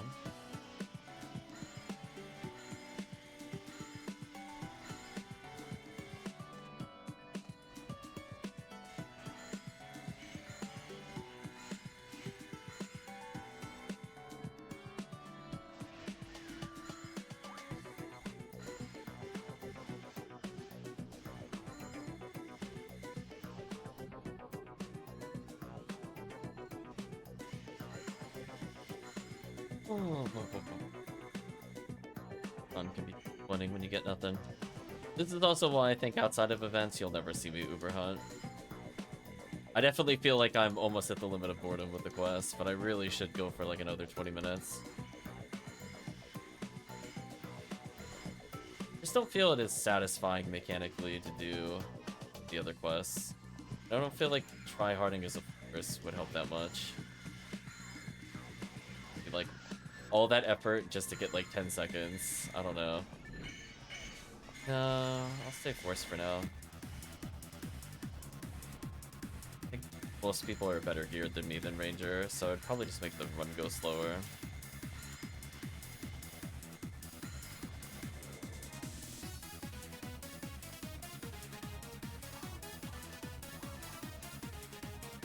Just an unfortunate side effect of doing the same run over and over.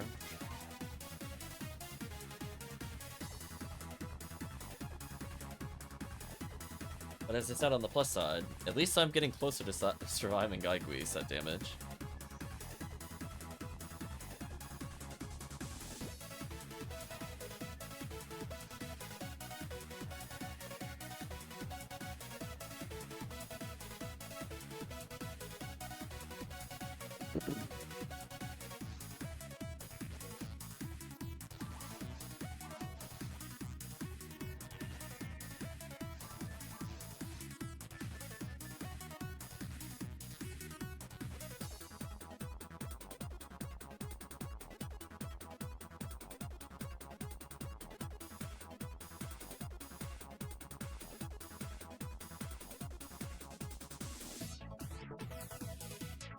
Oh, how many photon drops I had actually.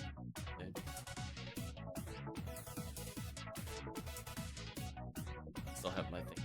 Where left the H ability there.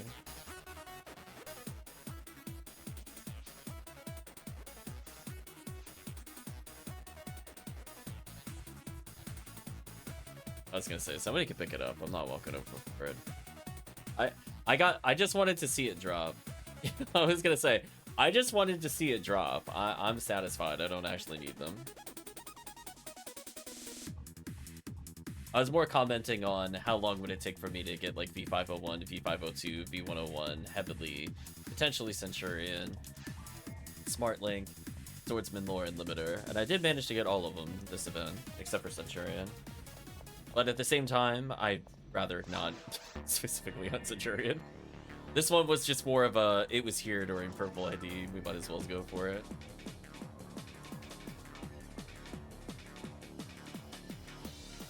Nice level up. Sure, accuracy helps actually.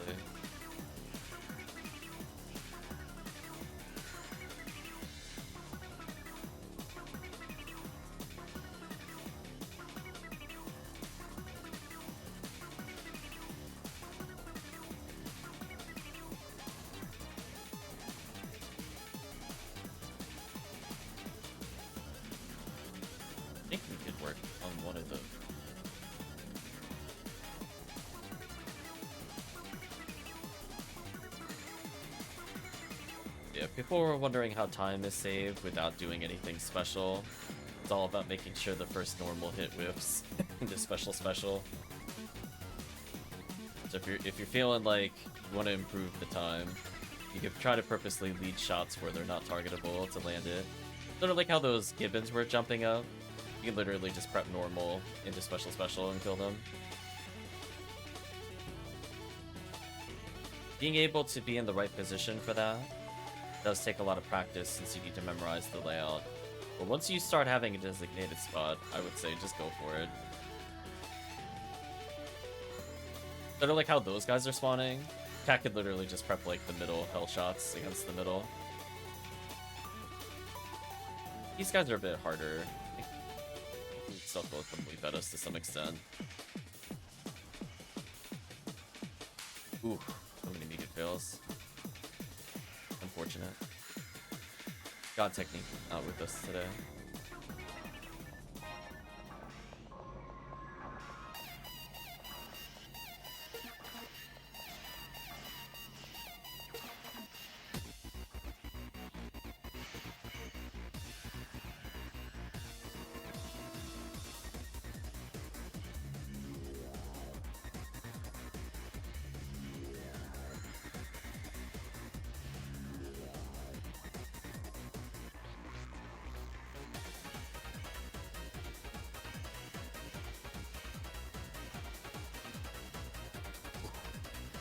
Killed me.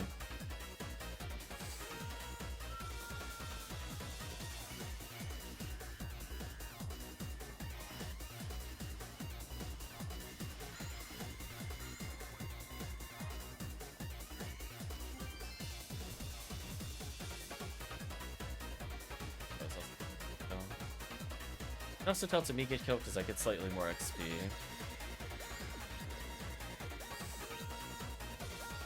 Yeah, I'm already at 6 kills, not too bad. Thank you, Megan. Save those seconds. Leaving the RNG.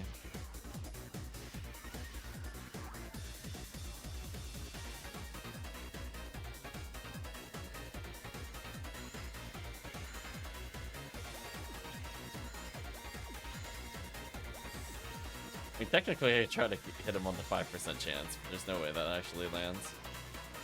It's like Del Beater kill chances.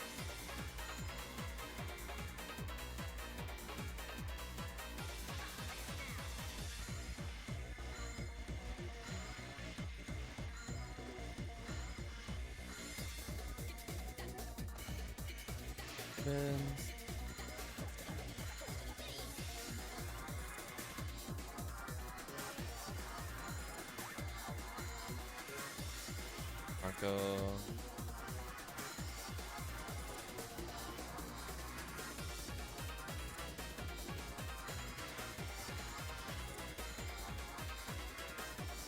Nodes.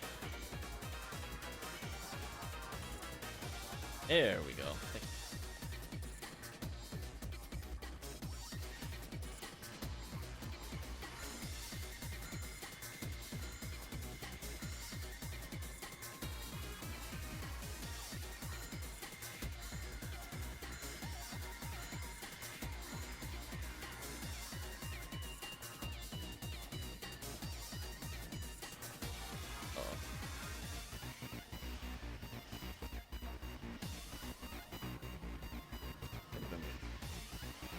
I saw a teleporting Sido come towards me. I was like, I don't think I want that.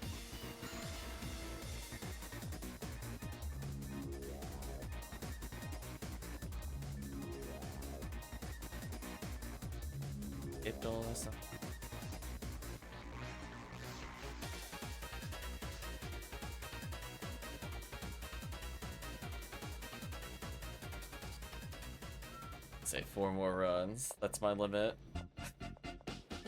Then I need to mix it up. Although lots of skip dolls. I could put a couple away.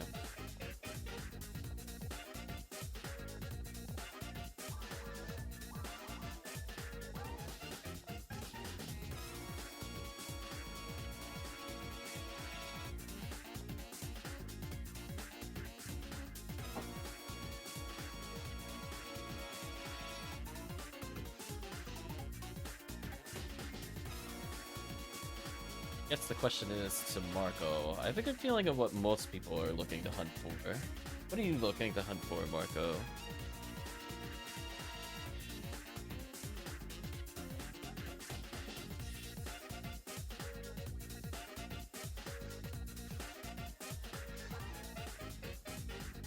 CCA resets mostly, I saw.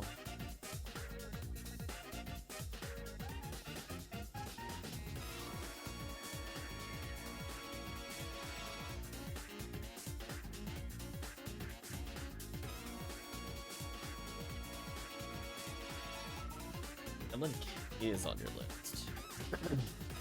Then we definitely need to do more episode 4 at some point.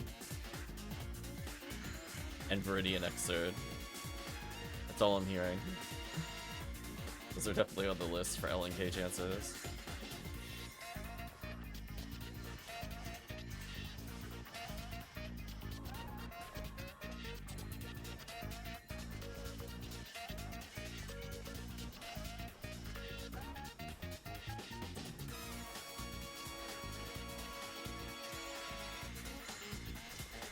There we go.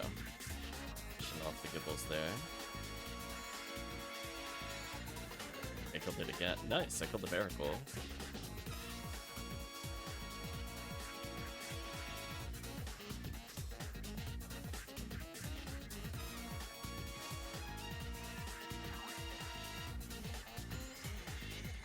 red ID with Viridian secondary ID is pretty good for Lame to Argent, as well as LNK. Otherwise, there's kind of only really Viridian boss run. It could be kind of annoying to hit. We'll definitely get a lot of opportunities. I'll put it this way. LNK, I like to hunt during Christmas. Right? Like, we do Christmas Fiasco episode 4. I would host on Pink ID. And then all Lame to Argents and Pazuzu are Viridian resets. You know what I mean? There's definitely, like, I think a time of the year that benefits those runs. But it doesn't mean that we can't just go for Cannon Rouge or something as well as we go through. Green ID technically gets off-chance Cannon Rouge for people looking for one.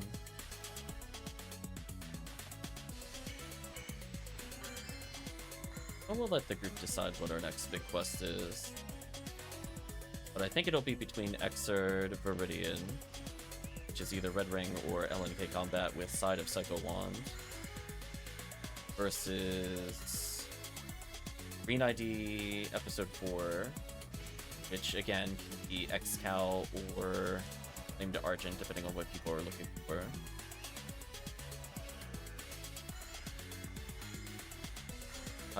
Kind of limit it to probably those for the next group. See where it goes from there. It would be very funny if somebody gets a Psycho Wand doing the resets on XRD. Or like, take that, society. Do what we want, chat.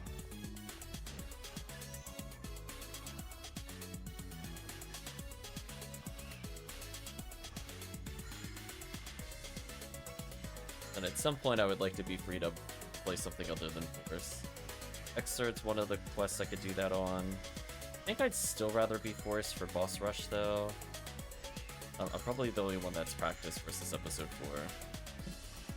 If we happen to do AA or something later, it's up there. The guy, can we get out of here?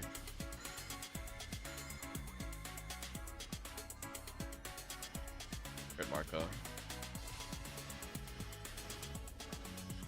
Those are like, we will kill those that camp in the corner after the other wave perish.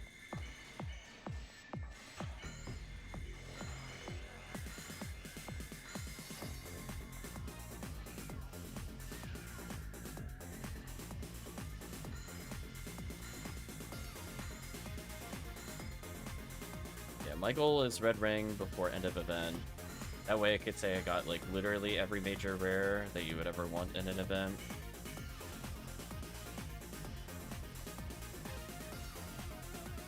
I haven't had a reason to do a lot of solo hunts since there's been so many people on lately. But I would have been doing Pink Desert for Limiter, Slicer, and OPLCs. If people are needing limiters or whatever, we might do like a handful. Because this is probably the best time for it, with the second best being Christmas Fiasco. Otherwise, it's not a hunt I want to do outside of events. They're just really, really unfun spoilers.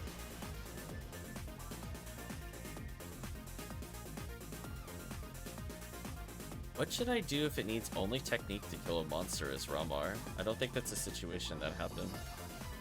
You're gonna have to clarify what your actual question is. Are you talking about for episode 4? You shouldn't be using text as Ramar.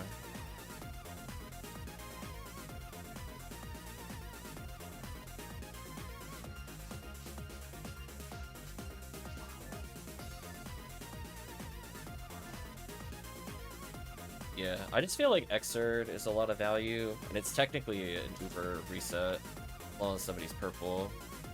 And then, Crater with Red Viridian is really strong.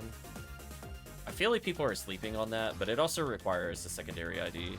Like, I don't think Red ID resets by itself are, like, good enough, quote-unquote. But with 200% rare, it's a lot of good chances. Oof, that Ripper sucks. Yeah, I'm not sure what you mean by technique. If you're referring to maybe the satellite lizards in episode 4, the monster in Temple, like monster who looks like a rhino or dragon. Temple?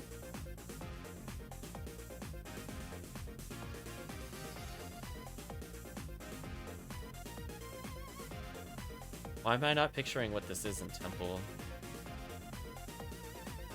Rhino and Dragon are also very different creatures, so now I feel more confused. I'm assuming you don't mean the Grass Assassin. The Grasshopper. You shouldn't use techniques versus them, either way. The only time you would use techniques is a Ramar or a Shifta solo play. Oh, it is for Lizard. Okay, Temple and Episode 4 Isekai. It's for Lizard. You mean Episode 4. You're talking about when you're walking around the surface of like a desert planet, right? You don't mean Temple is a very different place. Just want you to be aware. Temple is Episode 2. If you're at Episode 4, it's probably desert or crater. Yeah, you should be meleeing those, Kixa. So the Gear Assault you got the other day, just whip it out and murder them with it.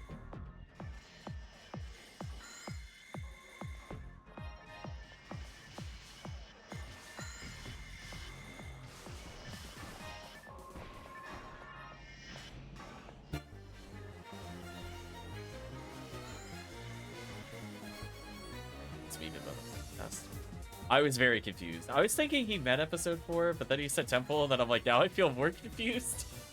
I've never heard the lizards described as Rhino or Dragon. I feel that's where I'm like... I felt very confused. I don't think they look anything like either of those. And like again, there's like the giant elephants that are in Episode 4. The giant elephants, you should probably get a weapon with high hit chance and demons to kill them. But you still wouldn't use Tex, either way. Yeah, there's Dorphon, there's Yowie, Satellite Lizard. Each of them has a general recommended weapon to clear them. There we go. If you have questions on what you need there, we can always talk about it. Oh, I'm so dead. Yeah, I'm dead. Chat, can somebody please just... I'm begging someone to please kill that one. I keep being killed by that one because nobody's hitting it. Please, spare me. Please stop making me die on this wave. So sad. Every time. I died at the same one every time. Oh, was there another V5? Or did I pick it up? Oh, I picked it up, okay. I was like, somebody can hell the plants. Somebody will be on the other plant. Somebody should be on the other plant. Nobody should be doubling up. Somebody has to be doubling up. That's all I'm telling you. I keep dying while debuffing, and I'm like, no, I don't want to die there. So sad. Yeah, that's why I was thinking about the Dorphon, because I was like, we were talking about it before. I was like, it's kind of like an elephant rhino kind of thing. It has more like typical elephant tusk than it does like rhino horn. Okay, there we go.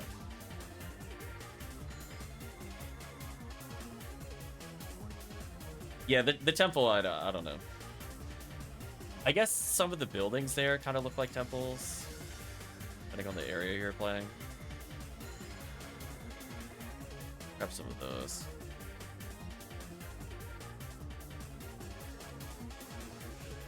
Melee is working, yeah.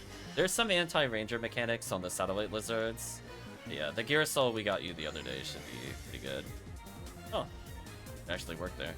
Oh, I'm dead. I got excited by Megan working. I didn't look where I was on the map.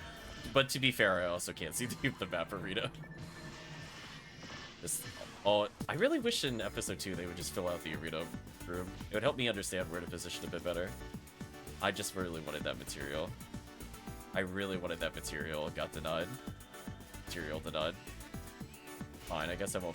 Oh my gosh, stop knocking me down, please. I need to move at some point. Please, game. I beg of you. Holy, wasn't the infinite? The knockdown loop was real. Death into knockdown. Brutal. No worries, Kixa. It's fun. Ooh, nice free.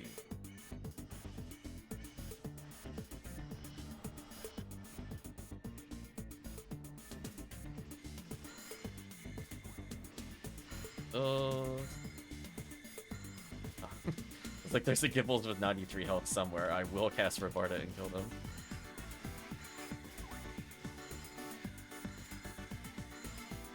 Oh, sadly I didn't get these there.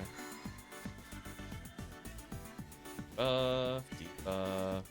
You get? Get? Get? No.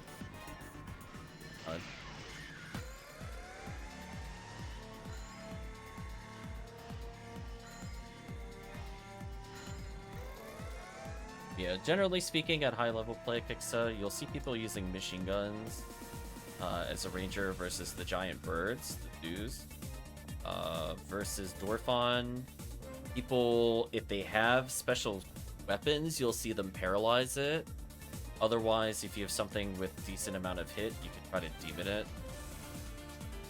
They're one of the few enemies with enough HP that the Dorphon / the kind of elephant rhino, like the really, really big creature, might actually take more damage from you doing that than doing a combo attack. There's a couple enemies in the game that would potentially qualify for that. You'll see people use that versus like the pan arms or the splitting enemy in caves, for example. I really don't give a shot. I don't know if I came in here.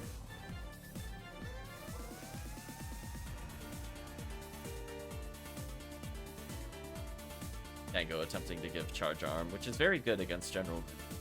Charge arm you'll use as kind of like your starter weapon versus the Buddhas. Basically, the 3 pig-like grumpy creatures with green backs.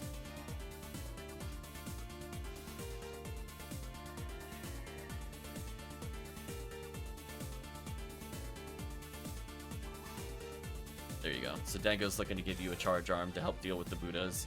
Which, to be fair, you can even use it against groups of Astarks. If there's only a single Astark, things like Vulcans are preferred. Just because it's possible to combo kill. You'll see people say CK on occasion if you're looking at the Discord. They're just referring to what can you kill in 3 hits. Dango attempted to give out gifts.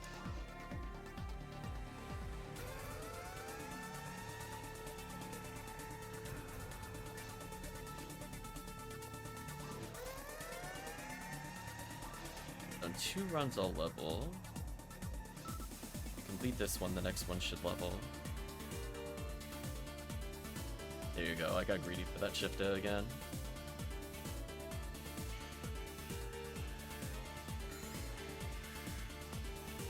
I needed that trap. Get out of here, vegan. Sent it to heaven.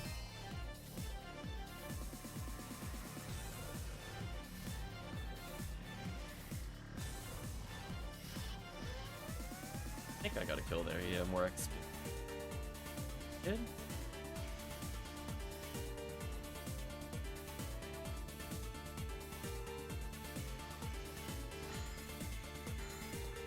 Oh! God, technique mattered there. Wait, moment of truth. Robarda wouldn't have done 193 to kill if it wasn't at max level. Time to save.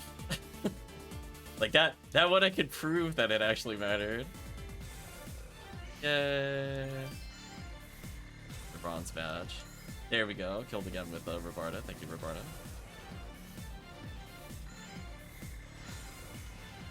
Keep up what I can. Try to Robarda kill.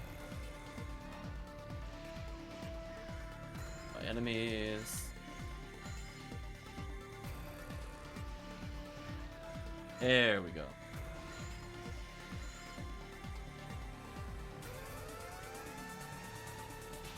Ouch.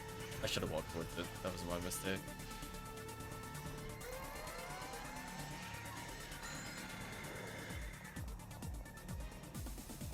Nice gold badge.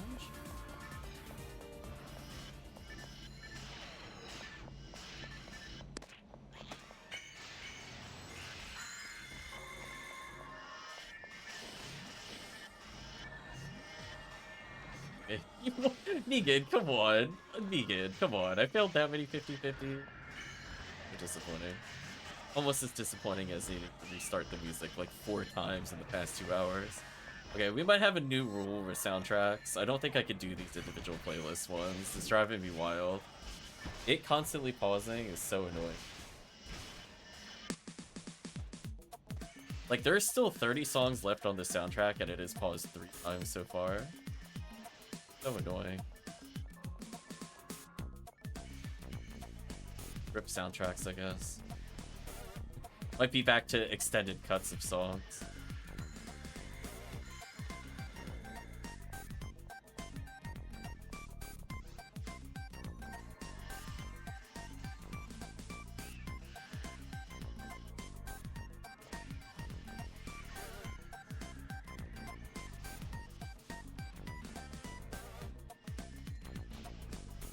I really wanted to debuff that. Jokes on the gibbles. I skipped all that. Build again against the deep there.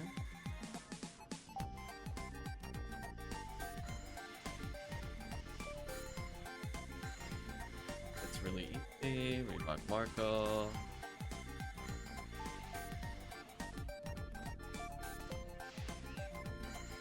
Sparta.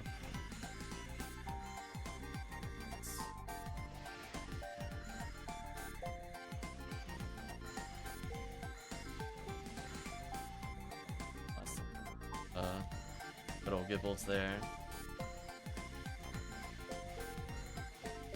Wait, what? I feel like something weird just happened. I'm pretty sure I just saw a Heaven Striker hit for 2,000 twice on Gaigui, but its health didn't go down on either shot. I feel like something weird happened there. Unless, like, it hit the plan or something instead. Or the Gi, I mean.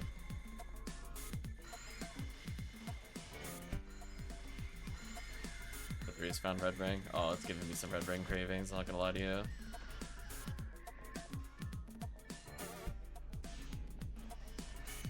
Feels blocked for me. Feels.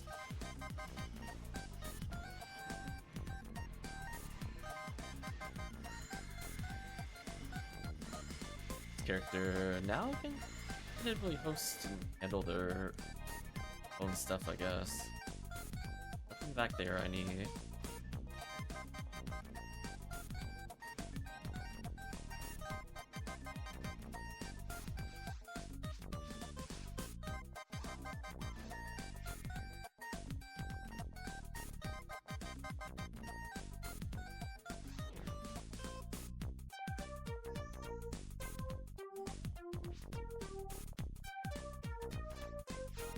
Yeah, 4 minutes, 43 seconds, pretty solid.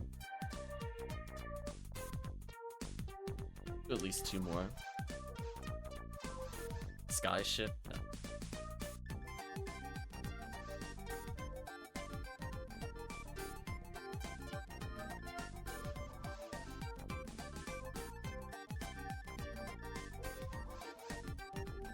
See the smiley face game.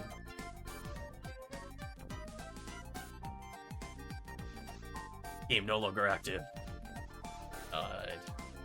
It's all dango though.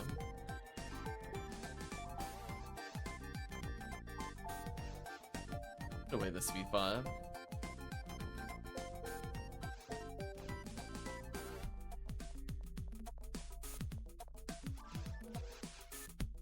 Well, at least I have enough basic units to paralysis useful for Huka Seal. Or to speed up Sky ID runs a little bit. Playing QS.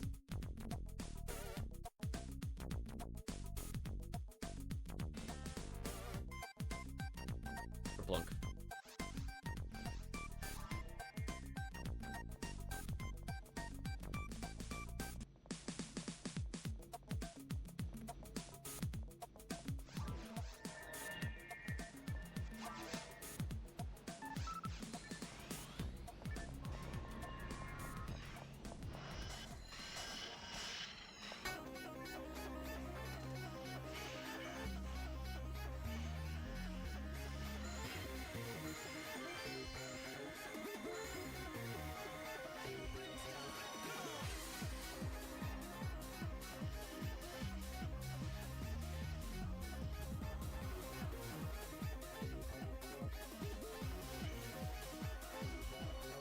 That was a good hell.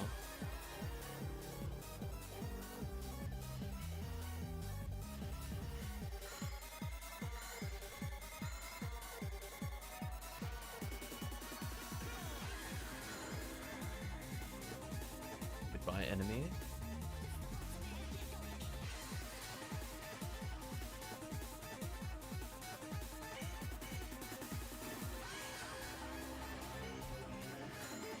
Perfect mayhem! Welcome, Section Skyler. Hope you're doing well. I think I saw... got the SJS recently. So congratulations on that. Let's level up.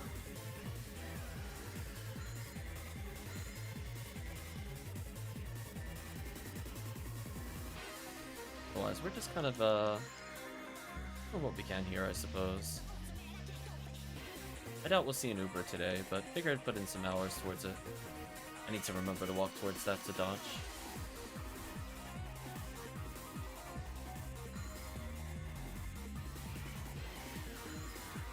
Yeah, overall, welcome Raiders. We're just doing some Ephinea while listening to Streets of Rage Remake. Hope I'm having a good anniversary event. It's definitely a lot better. I would say today in particular has been just very...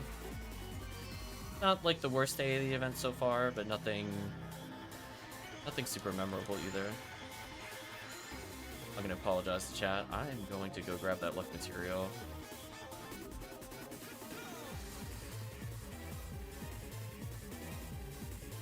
I at least alured before I left. One of those things I'm like, I should probably grab it. If he says more badges, let's go. Endless badges for sure. Lots of V501s for the group, nothing else. So far we have yet to see the elusive breastplate from the enemy.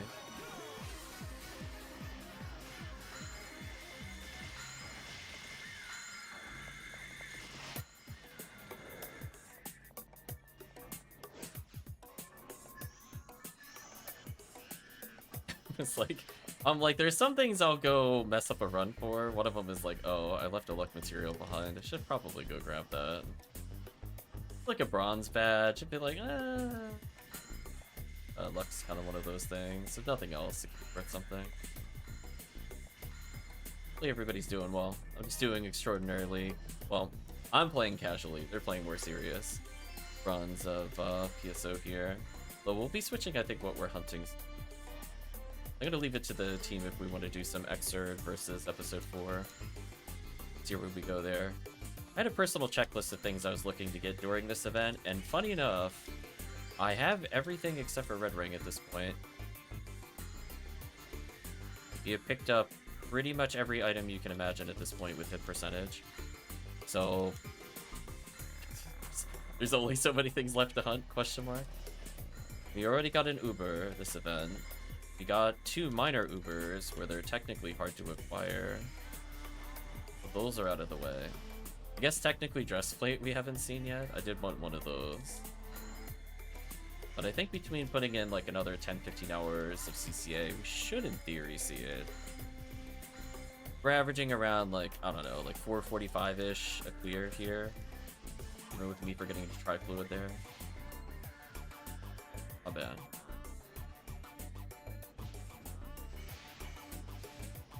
Yeah, I don't even need it. Been pretty solid. It's okay, I'll die for my sins. Yeah, I think from that standpoint, I don't know. I guess there's not too much else I'm looking for. I think the difference between like last year and this year, in terms of like number of items found, some of it has to do with the fact that we're not just running Seabed Tower to milestone bonuses. But I think another big fix has been, you know, this year has been a lot of S ranks for players that we play with. There's been a lot of upgrades to using Baran's launcher across the board. So it's a very different playstyle compared to where we were earlier. A lot of that has to just do with the fact that we're getting like nearly endless PDs. Like just more or less today, you know, we're going up an average of like what, 3-4 PDs an hour. If we play for 7 hours, we end up with like a third of a weapon sphere, without accounting for literally anything else like badge value, random drops. So for me, it's just been little incremental things. Yeah, like we got like a 20 hit Galatine, 1 point, you know, nothing that's gonna hit a banner, but you know, definitely above average in terms of drops. Let's do one more of these, and the chat decides what we do next. Only got Chainsword and Red Sword with hit with SR2 for Heart of Flan. Nice. I think I have like a 45 hit and a 50 hit Red Sword. One of them I think I got from a Christmas present. Should use Skyly CCA? We really wanted to. We could.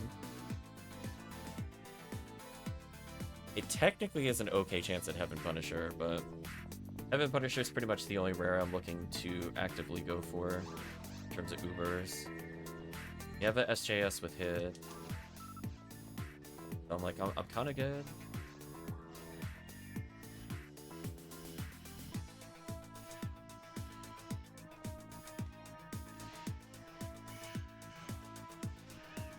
There we go. My goal is to get all the runaway enemies.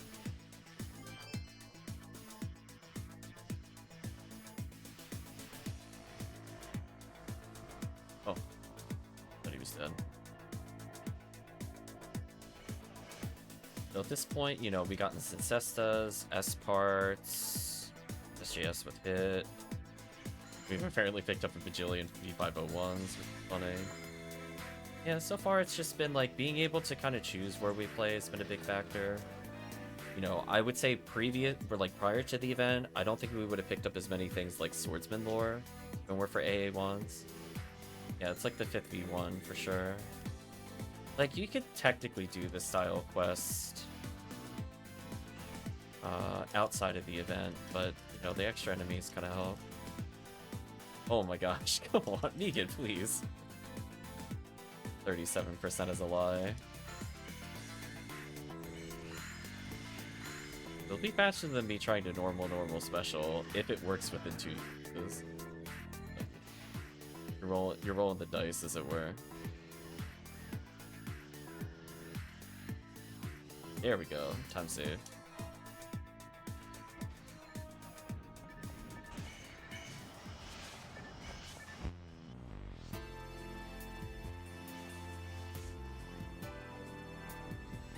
Hector's gonna get the attention heart of item. Hopefully. Yeah, I think the big thing with this 19 with it, I think one of the big changes to the event that helps is AA1 and AA2 counting for double rather than being their own standalone. Because I gotta be honest with you, you know, we ran some AA1, AA2, but I felt it kind of tedious. But now with the changes to AA1, I think it was fine. I will say that if they didn't count towards other events or other event quests, I really sincerely doubt we would have hit the milestone by now. Because I feel like it was something like a 3-to-1, if not 4-to-1 ratio of like for every one person playing Tower, there were like 4 people playing Skyly AA1 or Pink AA2, combination thereof.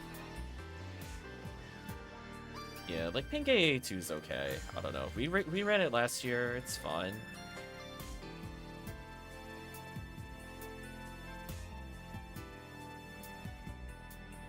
Put enough Tower this year. Yeah. Last year, like, I was teaching people how to do it with Force, like how to make it very easy if you're grouping with random people. But at the same time, I'm just kind of like, I don't really want to do more 1ID Tower. I think I'm good. I didn't get any Ubers doing it all last year. It just ended up being a grind for like, you know, like 2 or 3 V502s. It's fine, but you know, ultimately it's like, would I have benefited more that year if I was able to do a lot of Heaven Striker resets or XCal or like legitimately anything else? Definitely. All I know is that this year I basically refused Seabed. I'm so over Seabed. Me and Seabed no longer friends. Don't friend me. Don't at me. I'm tired of Seabed. So I'm happy to have not really played Seabed at all this year. And AA1 helped with that. We did a lot of Skyly runs, and we got a couple Ubers doing AA1, so I guess it served its purpose, quote unquote.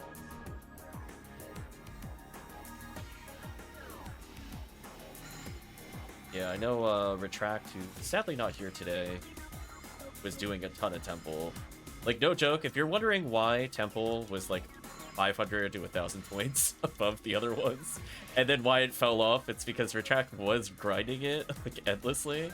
I joined in on some of those runs, and then he had to take a break, and then Temple became bottom 3 as soon as he took a break, which I thought was funny. But he was definitely hard carrying Temple. I think he had like 300 something runs or something recorded for it, plus all the people that were with him. That was kind of funny. A lot of Temple chat. Anyway, go collect these. You know what? We'll do the just one more. And at the end of the quest, I want chat to decide what we do.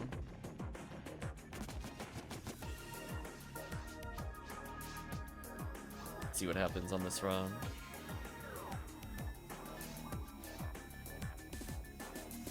So many escape dolls. One more. Oh man, it's so good.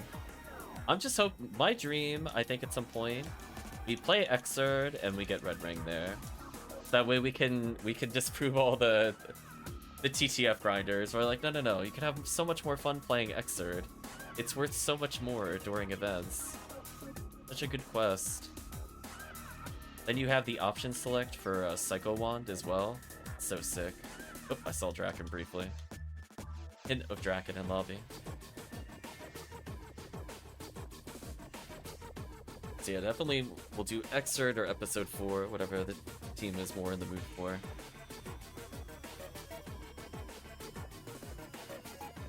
And a platinum badge, nice.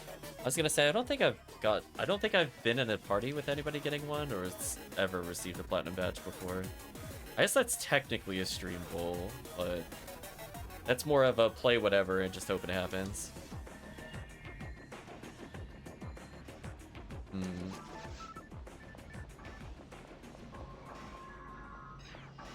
Out of ready XRD run without a single wheel one or RR from it is absurd. Oh, I'm sorry.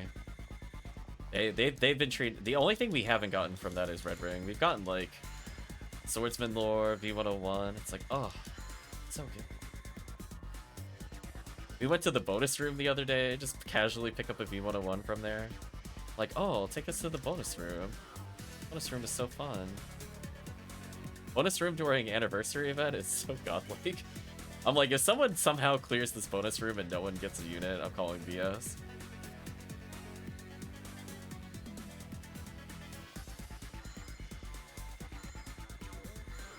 We managed to get a Sharon. Oh. Are you playing Green ID? What's the beat time? 920.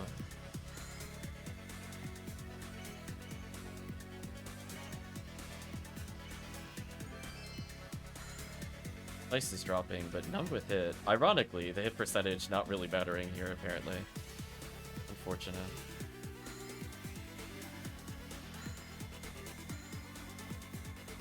But man, Verdian's been so good to us. I think that's where we got one of our red swords with hit on the way in, too. Tia. Target's already dead, never mind.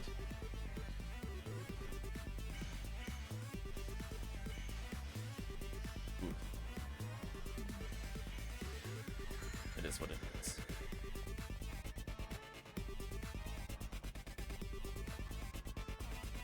Yeah, XRD's been fun. We've been manipulating it. I'm sure people that run it know the 50-50, but have you done the 50-50 at the start with purple ID, second ID? It's so fun.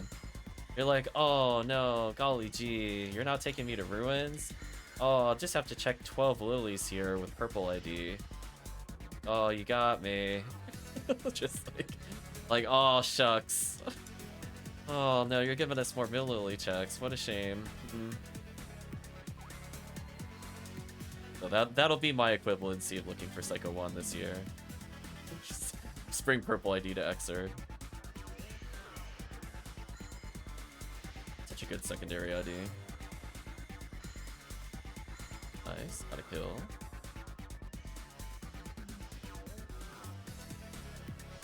Or if me get killed there. Killed there for sure. Thank you, Mika.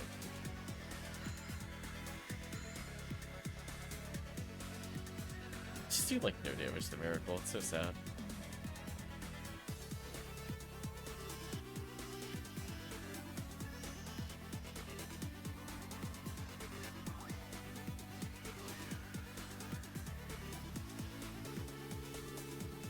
Oh, that first meet good worked. That would save time. Unfortunate. It is what it is, I guess.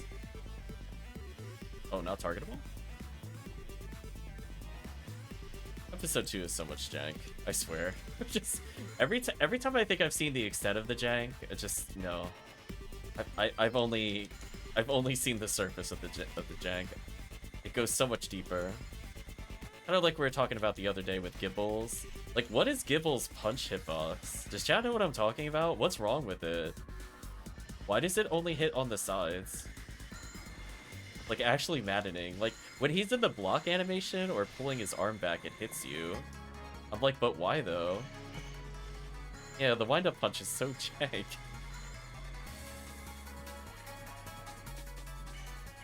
And then, like, if you're dead center, he misses you with the punch.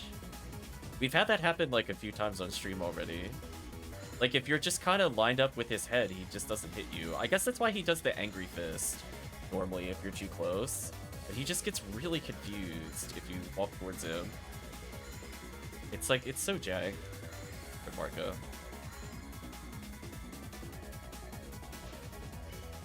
Or my favorite thing that I was like realizing was a mechanic for some reason in episode 4, because I'm used to playing Force, is that, you know, I just decided as part of AA1, I'm playing Humar using a sword. And I'm like, okay, well, there's Pyrogorons in the room. Let me walk towards them so that way I can melee them. And then, like, every time you walk towards them, they have to turn around and swing behind them. I was like, this is a thing? Why is this a thing? It's like, is it the power of Humar? Just his raw aura deflects blows when they spawn? Like, what's happening? So just every time I'm fighting, like, Goron Detonator now, or as a hunter, I just dummy run into their face and they miss you. Just like... I'm like, truly well playtested. Thank you, Sega team. I'm glad they purposely avoid hitting you. See, you do that in, like, Ruins episode 1, you get smacked. You do it in episode 4, and they're like, woo! They just, like, spin in circles. They can't handle being too close, I guess. Question mark. Franz got scared you're playing Humar, it's true. They're like, oh, like, he reached ultimate? This is truly the sign of a madman. This is a person with no moral qualms. just abort. Leave mission, it's over. You don't want to know how he got here. Oh, man. Okay, chat, so what are we playing? HPs of the Skylink machine bodies. Oh, take a moment to stretch. This is a before. We'll take it. It's not even beat for PP Laser, but episode 4, A1, anything like that. Gonna take a break, says Tekkium. That's fair.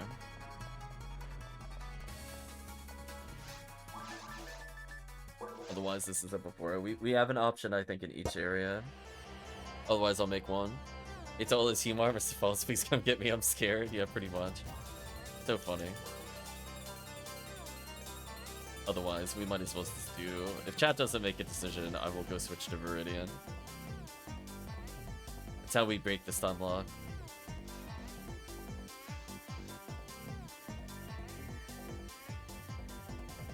Uh oh, people are dancing. Draken is here for party time.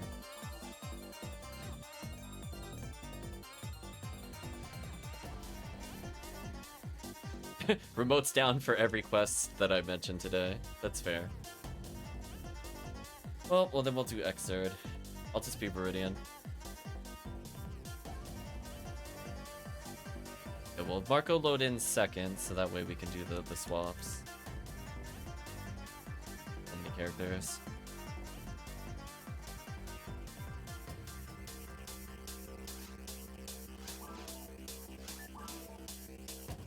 We'll probably do all of them remote. Honestly, if you stick around long enough, we're probably going to do everything on that list that you just mentioned. I might wait for even beat for people to do episode 4. I know some people like it. Let's make the game.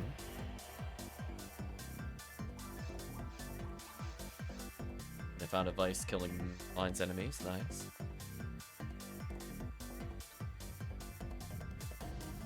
So let's see where we go in about an hour of this.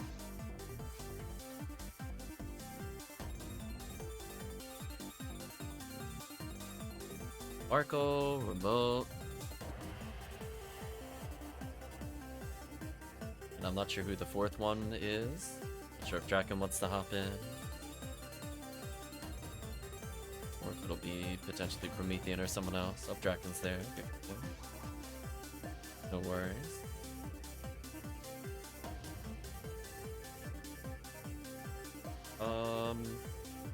I probably should get slightly better items for this run, I guess. But just like, since I got some time, let's go upgrade. I know what will help me the most in the run though, to be real.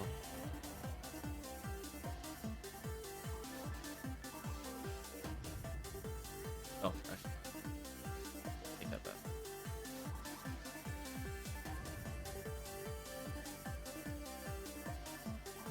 Hit.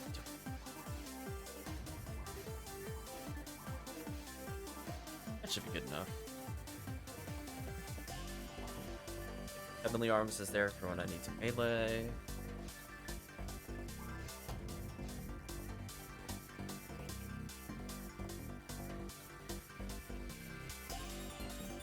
You know what's kind of sad, Chad? I'm at the point with playing so much Force into TF, I'm actually thinking of bringing a foe emerge to Falls.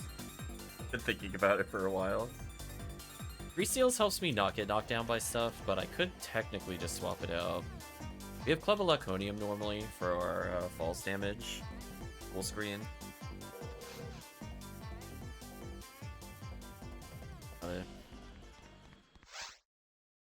We do a lot of like solo runs where like sometimes we... But most of the time it's like, no, I just don't feel like swapping anymore. We're good. We're doing some ult runs. This character sees the light of day for like 20 hours. They go right back into the vault. But I figure since we're going to be fighting Darkbringers, I should probably bring something with hit percentage.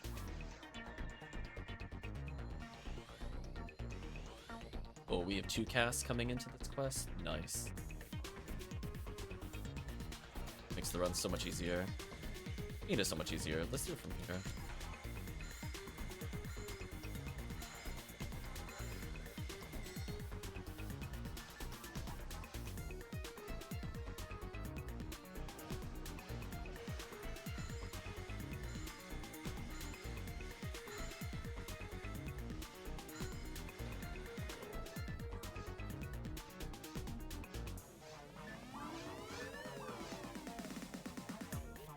Mill Lilies? No.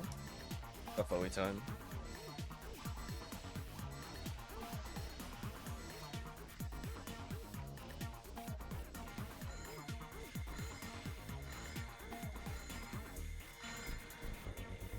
I'll leave the power material behind it. Let's see, any more casual V101s as we come through here with Crimson Assassin? Ooh, Mill Lily chat. Any Mill Lilies for the team? Find out. Aw, boo. Mill Lilies. Unfortunate. Uh-oh, that wild Dango's in the lobby.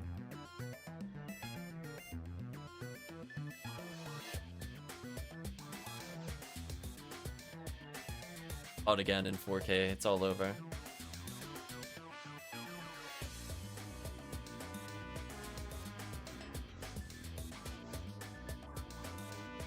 Say the cutoff is, say 3 successful runs. Resets don't count. Deathmatch Gaigui. I don't know what to tell you. I'm gonna say welcome to hunting Ubers. I'm kind of shocked this many people are actually getting the Ubers in general. Uh-oh. Might be in trouble here. Oh, that was almost really bad. It's always scary when the corner lilies are killed. I'm just like, wait a minute. See, normally in single player, you would be resounding there, so I don't have to worry about that. So the positioning's a little different than what I'm used to when I got a Roberta. Yeah. I'm gonna believe in team, you go build that.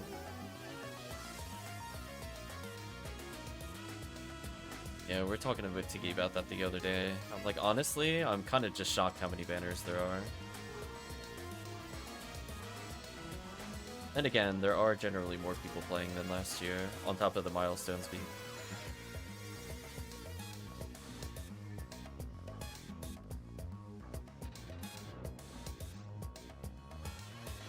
Is this a sign? There you go. Real run, nice. Real run unlocked. You paid for the DLC, let's go.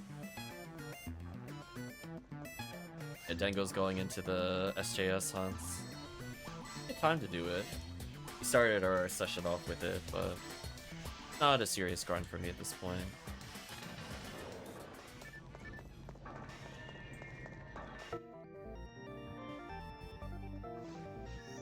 Oh no, the weird Streets of Rage 2 arcade music.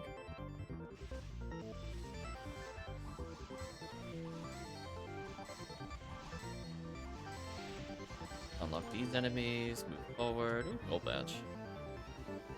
A nice little Zalore chance. Maybe we'll get a Sage with it. Welcome, DevG. Hope you're doing well.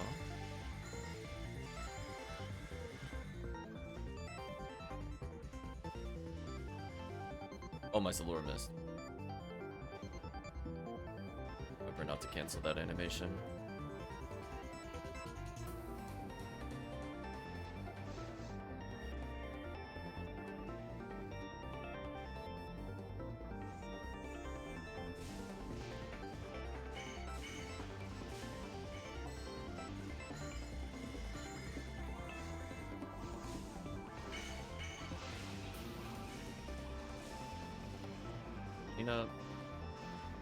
Oh, come on. We got the north door.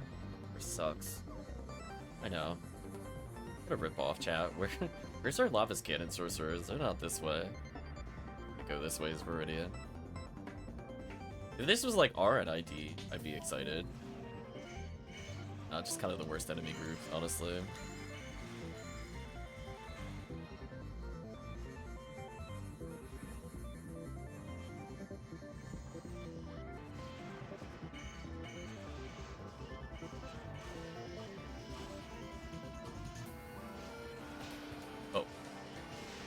The other one.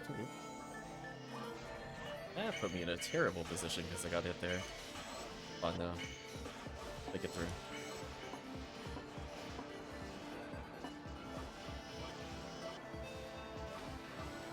Sorta clip them, that works. By divine, sure. I'm gonna go in a straight line.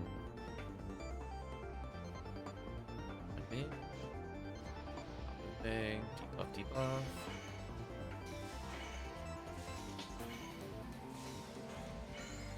Oh, somebody must be lined up with me. I'm like, why am I getting hit? I'm not moving.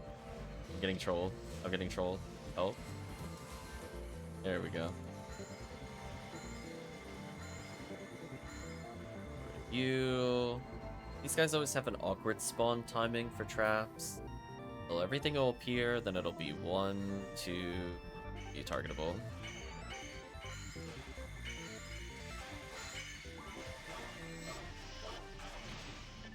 Oh, yeah, the freeze trap there.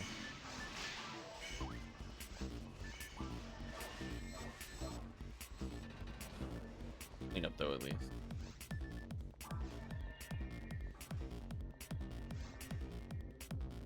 Thank you for the alert.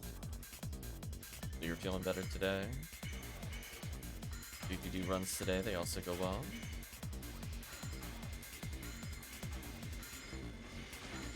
Oh, I wanted the bow claw to split on me. That would have been more weapon chances.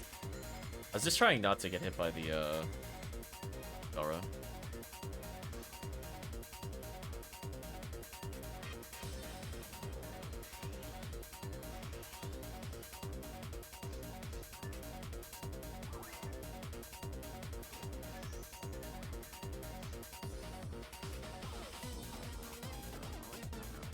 They should have me covered with grabs.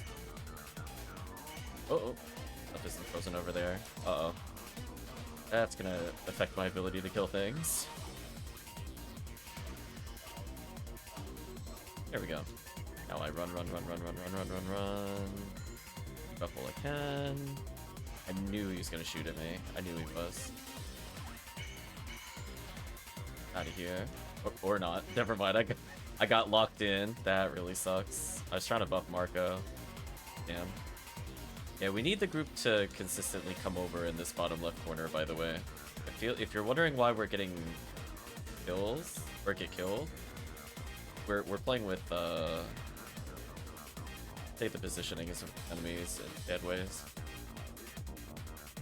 It's either we go bottom left and group, or we have to stay near a door and group, because we need to make sure the Darkbringer dies. I can debuff Indibelra, but there's not much I can do. Volkvolt gets close to me while I'm getting hit by Indibelra. They're gonna stop me from dealing with them. Okay, let's see if we get something nice here. Used to get something out of the shop resets. Hunting SJS took me about 4,500 Gaiguis on Ephinea to get it. Horrible hunt.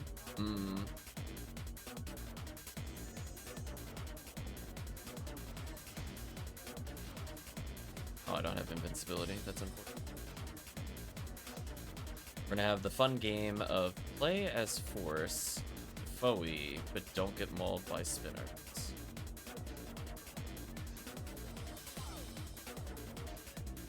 Yeah, aside from the first Gafoe, where I only do that Gafoe if I have invincibility, but I forgot to check if I had it.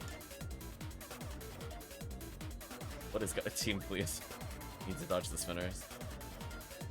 Let's go over here. I'm gonna be like, trust me, if I could go Foe and not get hit, you can do it with Heaven Striker. I believe in you.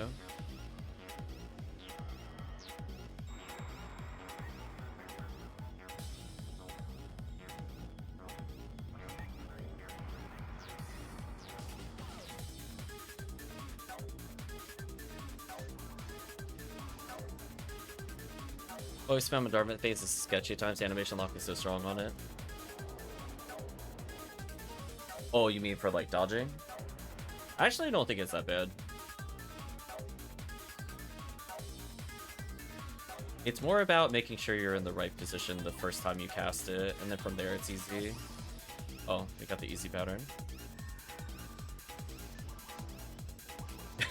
I was gonna say, like, I had so much practice doing it that by the time I started doing Qcast stuff, I was like, oh, this is like easy mode. It's like, wait a minute, I'm not locked in place for 3.5 seconds. Yeah, I think what makes it hard, and what I think where the difficulty comes from, is if other players walk towards you, it's so bad. It's so bad. If people like crisscross you, that is like the worst case scenario. If you're playing as a Force and someone does that.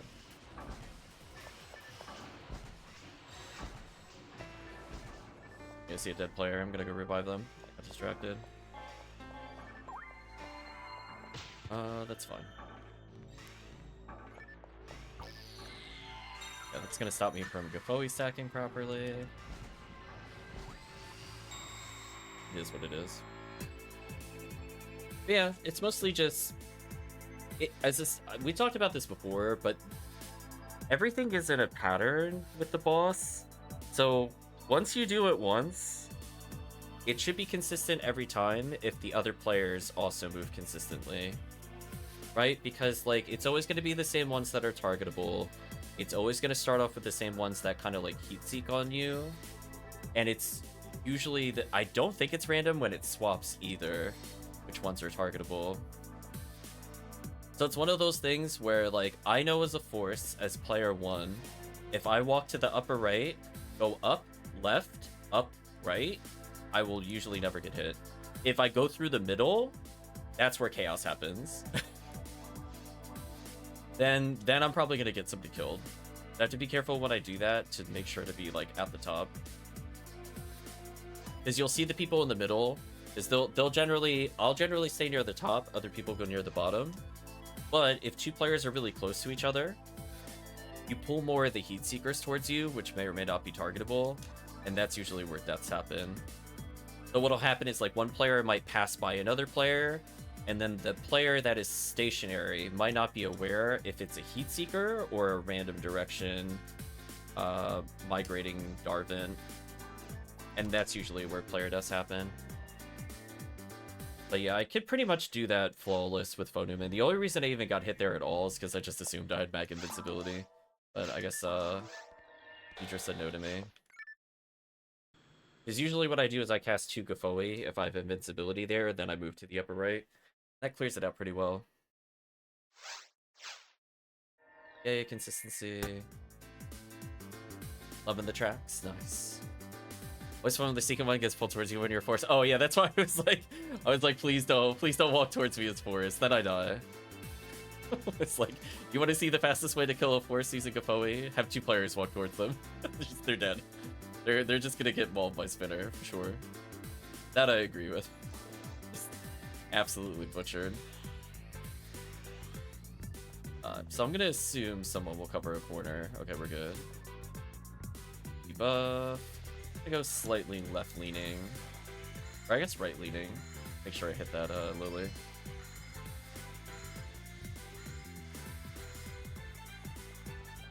Oh, you know, we were just talking about that the other stream. I kind of agree with you. I like the idea behind it, but the super armor really did kind of kill the flow for me in that game. That's why I don't really play it as much. I like the soundtrack, but for me, it didn't really feel Streets of Rage to give everything like layers of invulnerability. Even stuff like the police officers that just felt kind of annoying. Get through their shield. It's a bit disappointing. Garvins are the only mob I usually got to get knocked down by if I'm hit.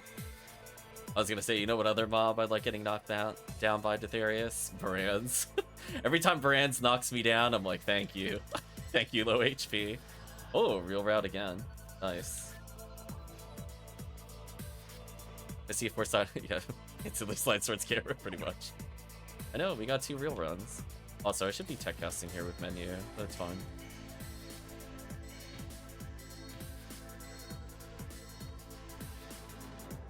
Good enough. Yeah, every time I'm just like, oh. Yeah, you know what the third type is that I love knockdowns on? But you have to be low HP for? Episode 4 boss, when you're at like 950 HP, and every single laser attack potentially just auto-procs your invincibility as a force. What a blessing. Just like, wait a minute. Just low-level forces have easy mode on this boss? Oh, this is fun. I don't even care anymore.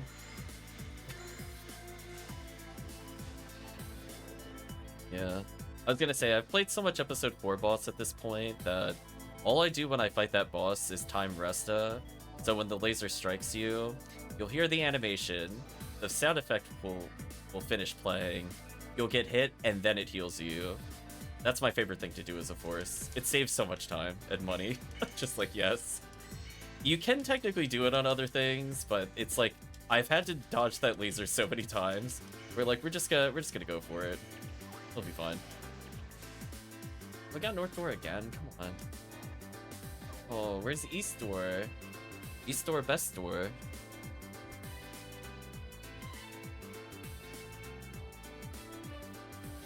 Crazy, crazy. Yeah, we were talking about Streets of Rage earlier, because we like Yuzo Kozuhiro, who's the composer for pretty much all of the Streets of Rage. Streets of Rage 4, of course, having guest artists and composers. Yeah, it's been a blast. We were just listening to their Etrian music earlier. So at some point, inevitably, everything goes back to that composer.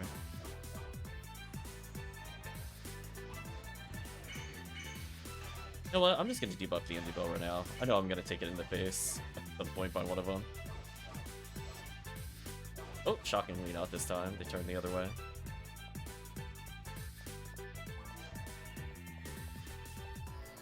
I think from the standpoint of music, if there's something chat wants on after we're done with Streets of Rage, let me know. Open to suggestions. I am so scared somebody walked towards me as a forest. I'm not gonna lie to you. It's like, I don't know who it was because I was only half paying attention, but I was like, oh my gosh, the Indie Bell hand's coming for me. Don't leave me alone. Then my little happy spot on the wall. There we go.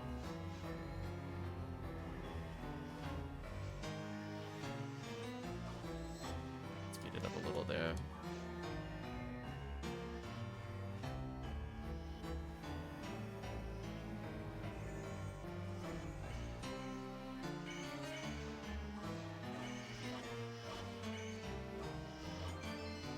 Okay, couple there. Another freeze trap. That sucks. I'm out. Go buff Marco.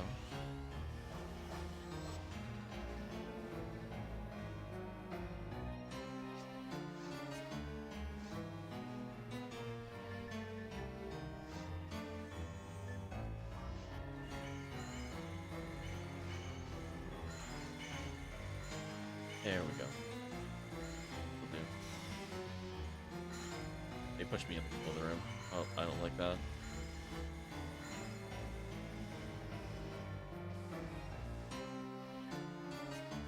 Keep the comment in just a second. More fun is funnier when you see someone bringing towards you and shoots you too, instantly dead. Oh, I know. It's... I finally have a phone neural with enough HP where that doesn't happen. That took forever. It's like, oh my gosh. Like, wow, 198. I can survive ruins now. I did it. Yay. Oh, not frozen. Oh, that sucks. Sorry, team. I couldn't even excal there. Yeah, we need another trap more to the left.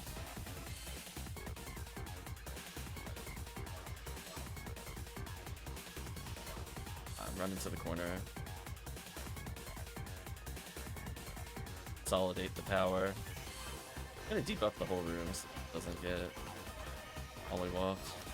There we go. Wasn't too bad.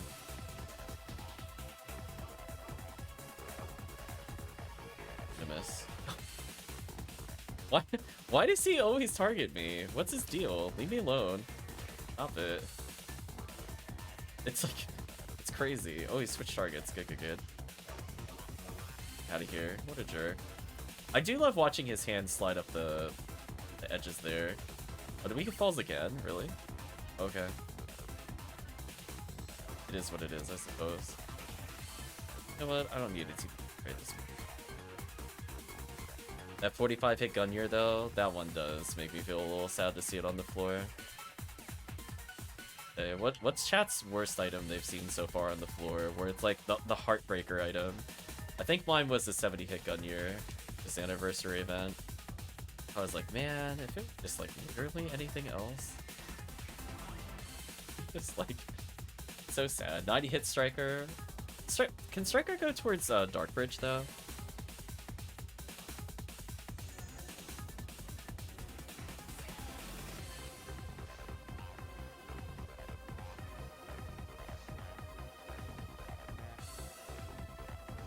This might be a little dicey. Alright, we're fine now. That's fine. He'd secret walk towards me.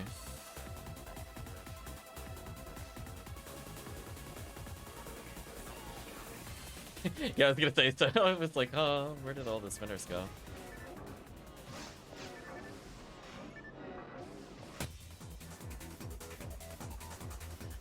I'm towards the center, so I think bad things are about to happen to me. Oh. 70 Dark Hell Laser with no hit, of course. Oof. 50 hit charge clubs. Oh, isn't it always like scepters? I swear.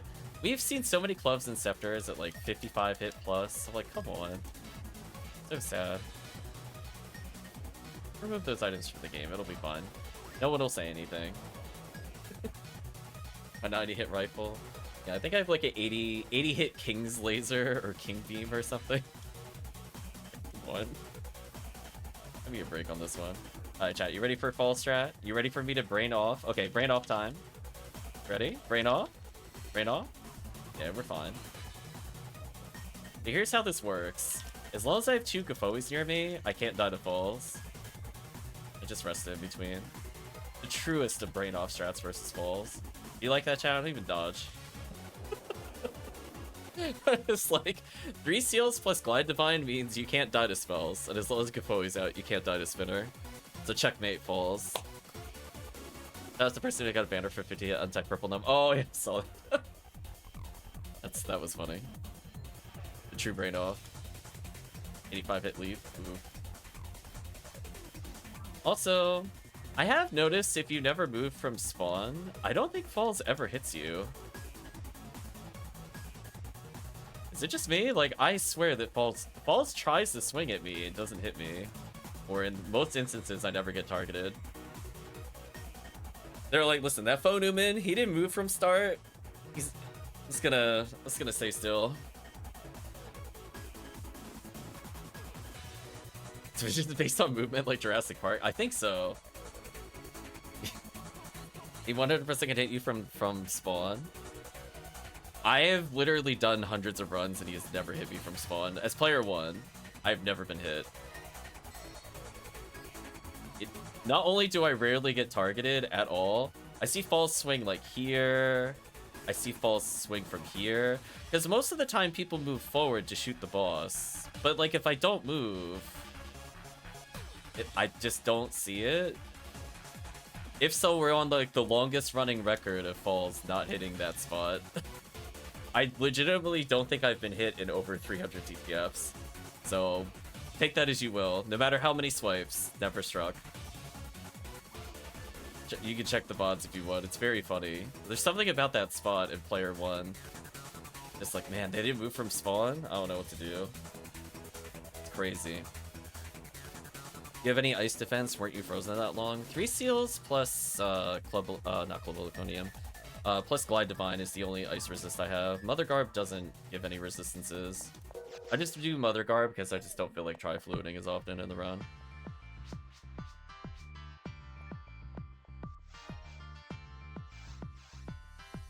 Yeah, like I would say definitely I've definitely been hit in other player slots, but player 1, I swear I never get targeted.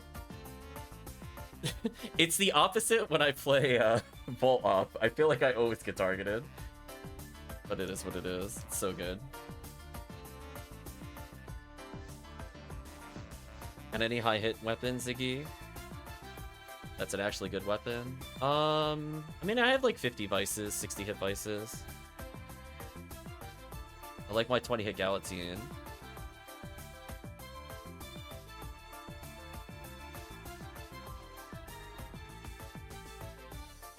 Otherwise, I don't know. I don't usually get anything above 70 ever. And if I do, it's a striker. I just roll my eyes and move on. Yeah, just something about standing still there. I mean, just I get to have fun with it. I'm like, yeah, I don't need to do anything. If you're wondering why I'm not frozen that long, I'm just wiggling the entire time I'm getting hit. Like when I'm casting spells, like you can sometimes see me move. To move the controller just to hear it a little better briefly. I'm like, go ahead. I don't need cure. I mean, I could cure freeze if I really wanted to, but I don't think it's needed.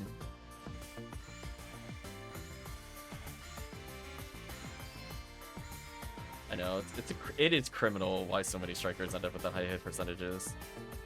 It's definitely criminal.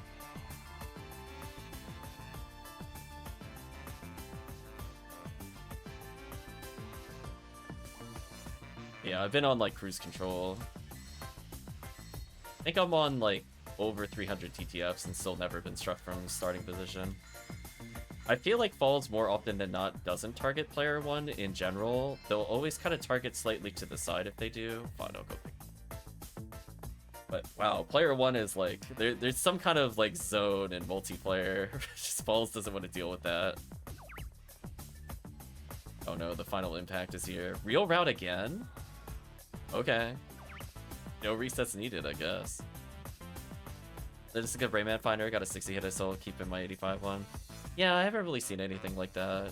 I don't do like a lot of box runs though. We leveled our Skyleaf, phoned him in, doing some N4s. About the extent of it.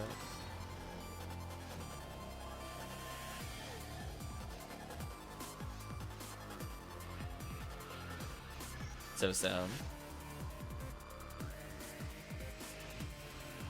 Honestly, most of our best hit percentage weapons have been very hard. Like all my best Jayas are from very hard mode.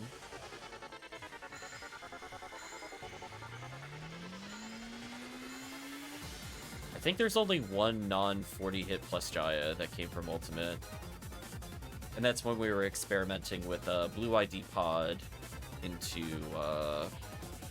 Purple/Orange Conjure, including going into that bonus area in Pod just to fight more Astartes for Limiter during the event.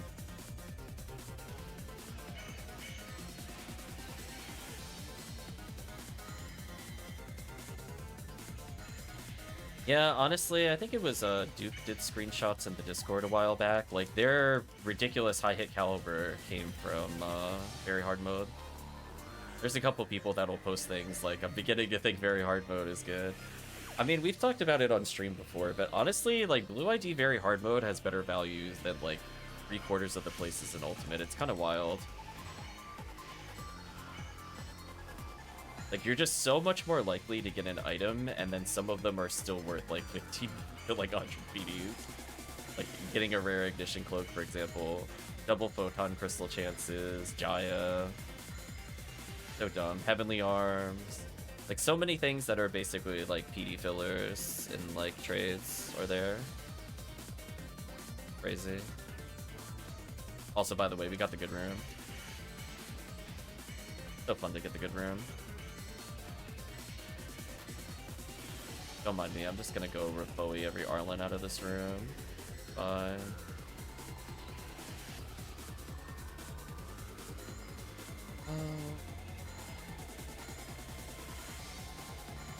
Guess I'll stay in the corner and Glide Divine. This should work. That way when the Indie Bower inevitably shoots at me, it'll be fine. Oh, somebody was near him that time. Never mind. I didn't get shot by that one. Scorpio with it. There we go. You put Heavenly Arms at Del Rappy so it doesn't select Divine. It is kind of funny that I'm like more excited to see Rare Rappy on very hard mode than Ultimate. I feel like that just fundamentally shouldn't be a thing. I feel like something has gone wrong. I said, so many good things while farming very hard blue for both my filters. Yeah. So solid overall.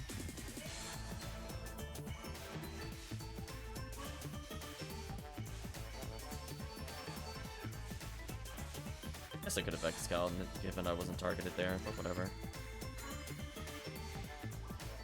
Oh, it's already dead.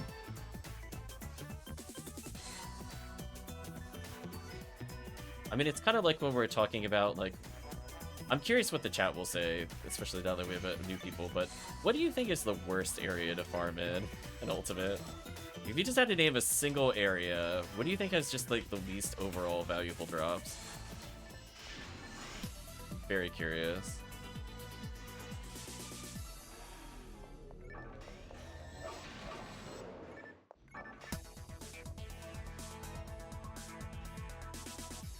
And then I'm also curious what people think of some of the other ones. Raider?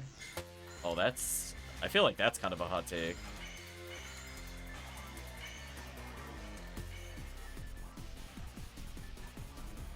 Not ambushed. Kylie Mines is pretty awful, probably worse though. Pretty bad. But what about across all IDs, where just like you just won't find yourself going there for pretty much any reason? I do agree Skyline Mines is pretty terrible though. Grab some of these.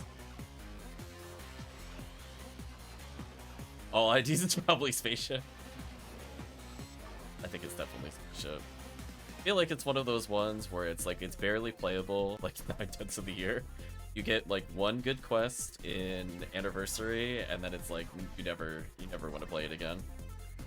It's like, oh, do you not want Gurren or Daylight Scar? Okay, then there's literally no reason to be here. It's so sad.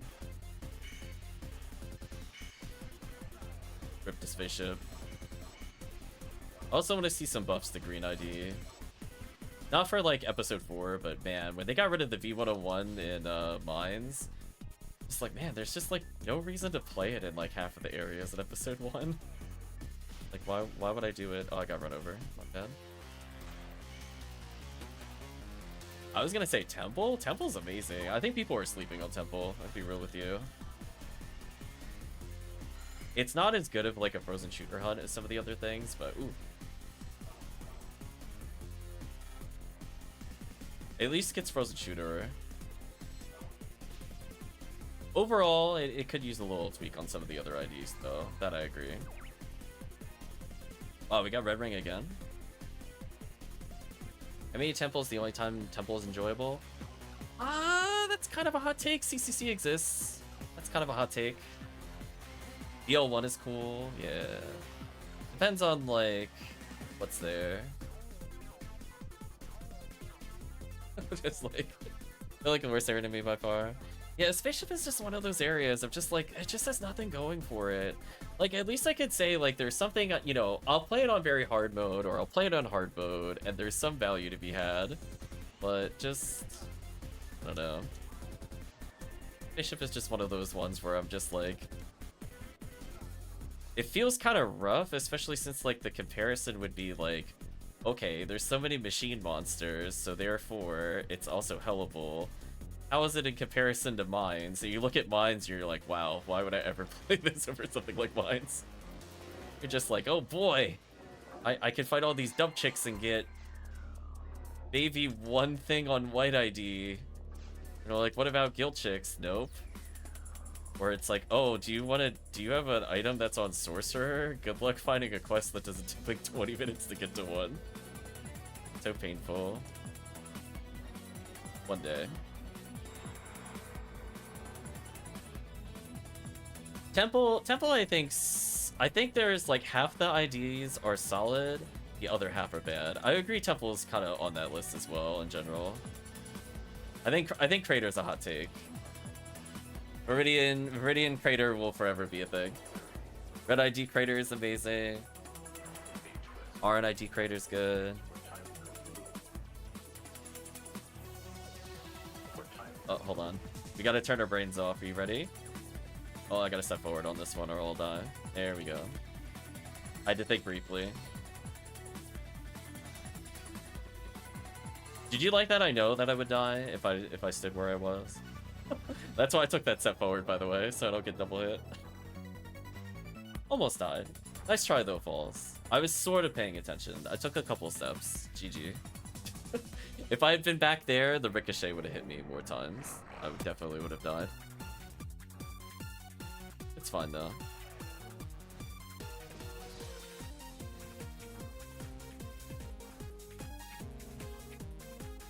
Did you see what I mean? Like, do you see Falls? It's just like, Falls is like, listen, I don't know where that phone human is. He's over here somewhere on the left. There we go. Died to Club of Loconium. They just gave one to Joimes, like we were letting every area fix most stuff. Yeah. Worst design, crater, interior. I think I would agree with that. Temple's also kind of a mess.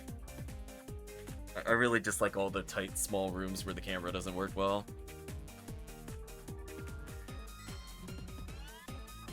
Well, I guess given the pace we're going, we'll try at least one more real run. See what happens.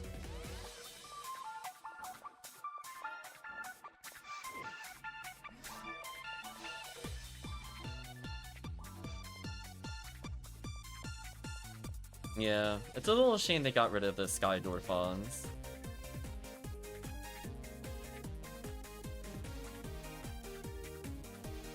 Maybe they were tired of people doing Sky ID runs into Viridian just to double the Lame to Argent chances. Maybe they were tired of that.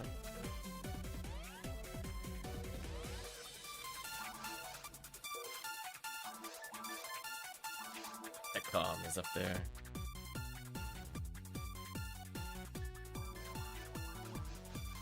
Dorphon is where I found my lame. Yeah, my first one was Sky ID too. Yep, so tried, no one does the run anymore, pretty much. I know we played a couple of Cookie Quest Sky IDs. We got a lot of people hit percentage ones doing that. Albisham got one there, for example.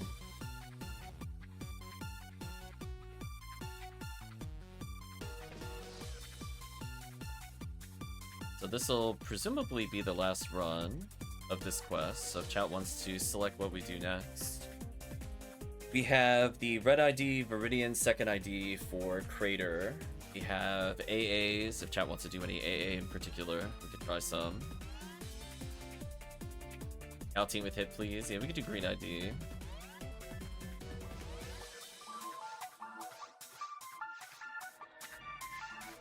Yeah, honestly, it's just like, I know a lot of people are running Sky Desert, but Sky Desert is also really not that interesting, I'll be real with you.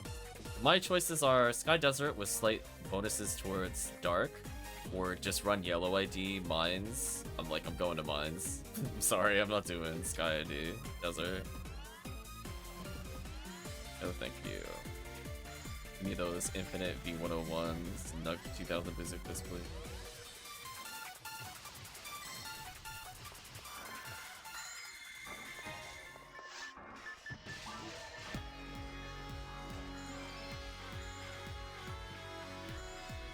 Hello, wall of enemies, leave me alone.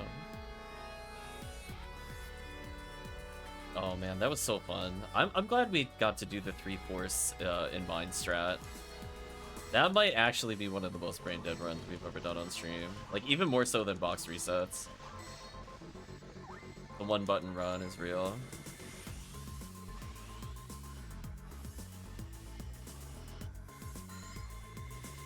Yeah. Oh, team getting party Wi-Fi stuff. What's going on?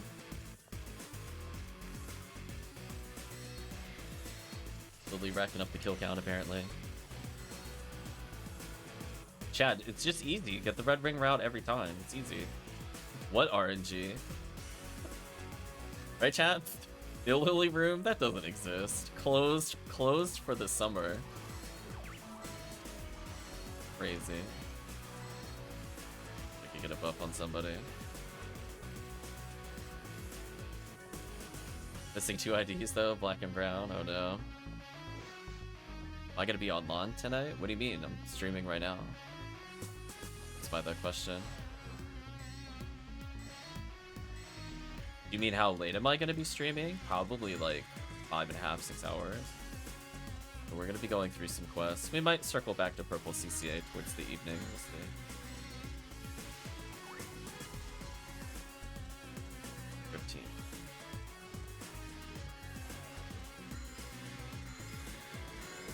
Oh, no Sangha.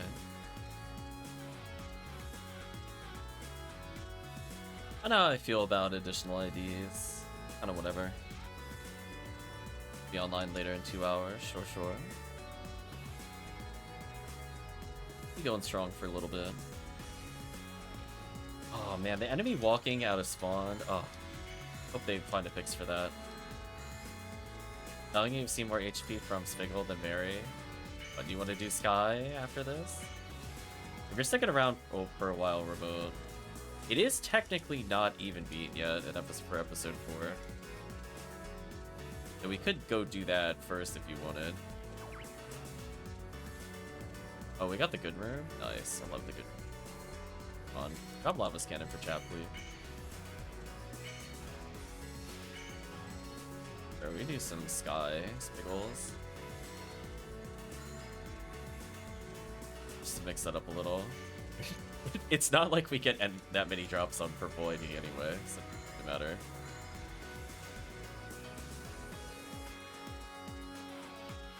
Okay, this time I'm gonna properly Poe spam. Or I lock down this room.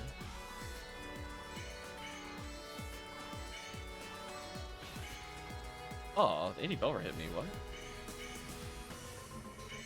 Combo denied.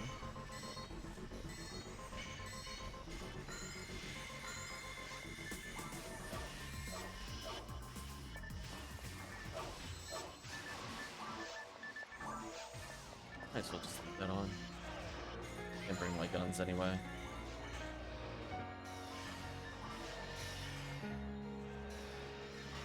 Oh.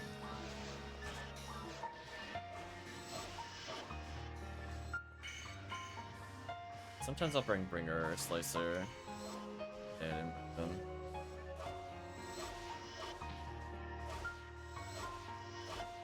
there we go.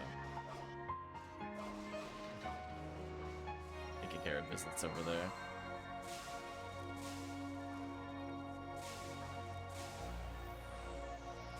Your hand.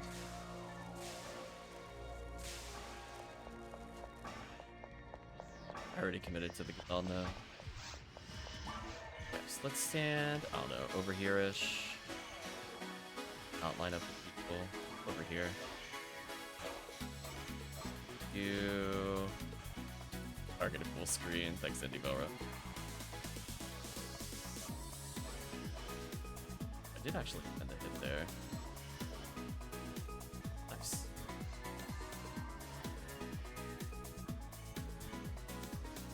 I think overall, I don't know. I think this is one of the stronger events that I've run, and I think most of it has to do with, again, your level of people has been generally higher than most of the games I used to join. People have been around the server for a while, so there's more people with Barances and S ranks.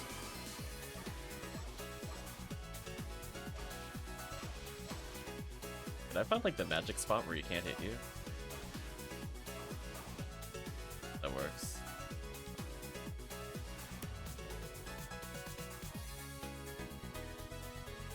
Yeah, I don't really like some of the enemy speed differences. Episode 2 enemies just kind of, oh, that caliber is so sad. The enemy in episode 2 are just kind of weird with their movement speed.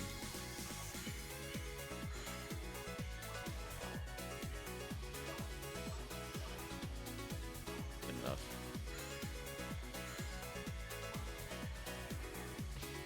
Ooh, good. Make claws, make claws. Oh, didn't make claws. Like, damn, rift weapon chance. I actually get excited when they do that. I'm like, please, spawn more claws. Go ahead, knock me down, I don't care. It is what it is.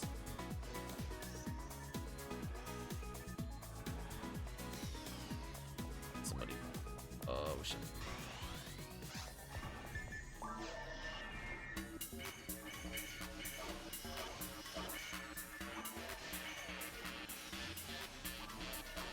I'm gonna deal with one of the problems. One of the problems has been eliminated. Would you give me invincibility? Nice, you did. What a fool. Yeah, split your claws on me, I dare you. Drive-by stealing my X-Cow. Perish. Debuff them so I don't die while using X-Cow.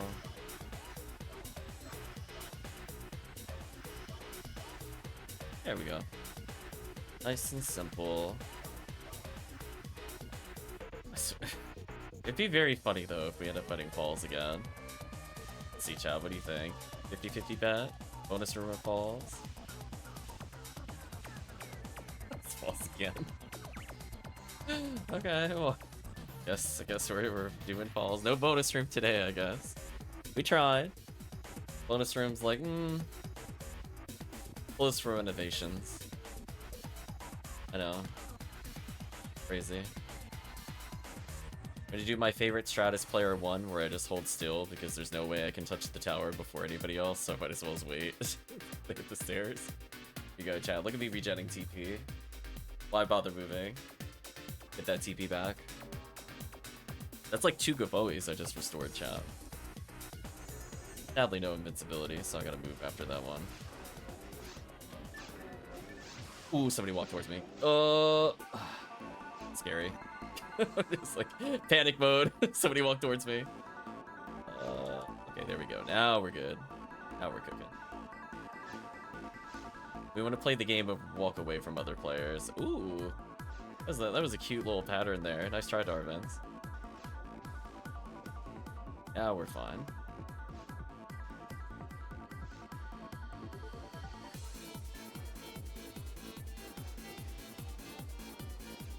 I feel like I'm near another player because their patterns are a bit odd.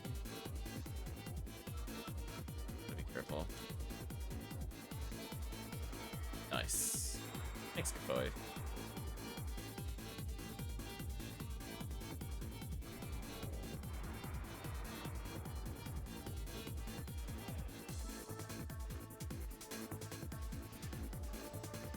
What the funny part is, I'm just gonna rest him. Here we go, chat. Ready to brain off again versus Falls. I mash the lure, right? No timing. Mash the lure. 2 Gafoes. Walk towards wherever Falls is. 2 Gafoes. It's like we're cooking a recipe. Slightly closer to Falls. Slightly closer to Falls. Go ahead, aim at me. Watch what happens. You're not gonna do that much to me. Oh, whatever. 5-5-3. It's like a resta for me. Cool. Goodbye, Falls.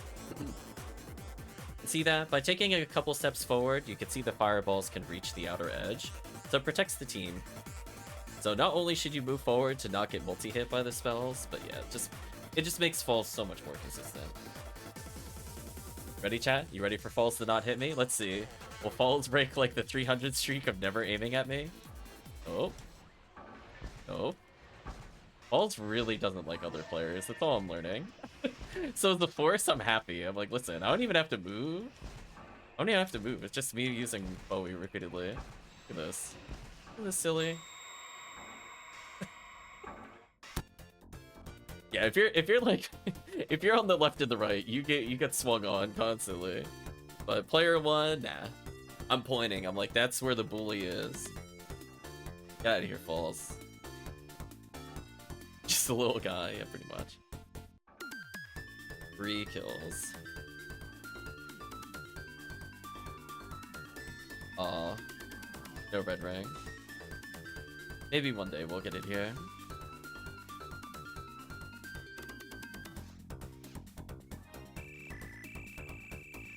Boom. I love all the unloved calibers on the floor. Huh. I guess what we could do... Let's say we'll do 4 Sky IDs on CCA, and then we'll do more later. That way Marco can still get some chances at Heaven Strike or Galatine, whatever. It gets to a nice, like, 6:30 region. And the next hour or so can be, maybe hour and a half can be boss run. Last 4 for you then? Oh, I guess it is getting a bit late.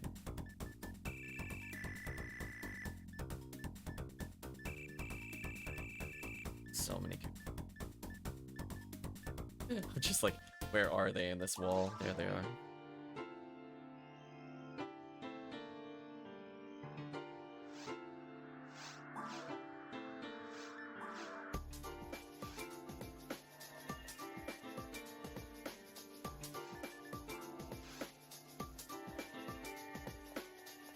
Host.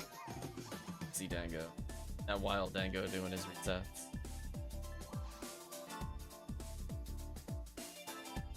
Rip Dango.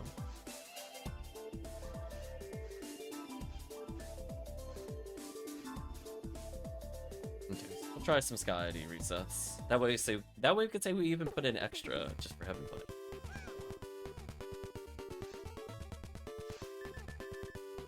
I'm hearing distinctly not Streets of Rage. Sounds like Castlevania 3, I think. Yeah, Castlevania. I mean, it is an hour of the same song with different versions. I guess we'll let it run. Nothing wrong with Castlevania.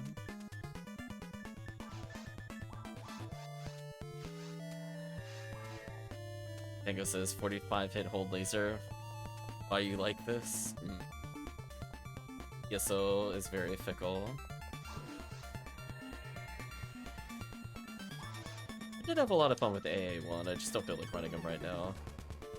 If I cared more about badges, we'd probably just be doing like Forest or something to roll Ego till the end of the event, but it's fine.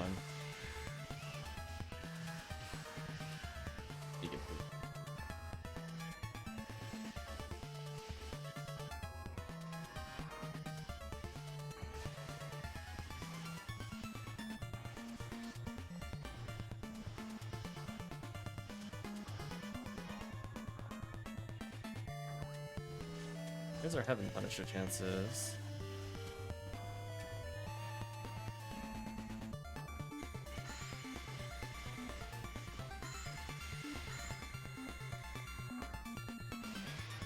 There you go, Monkey Ping Bar.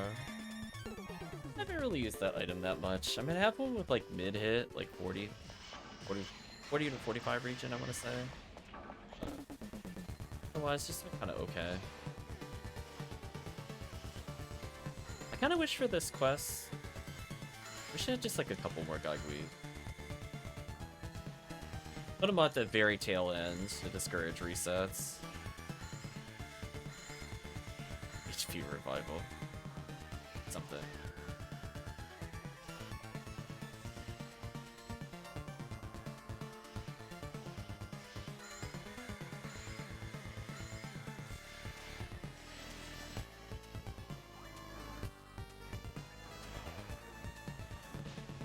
Ouch.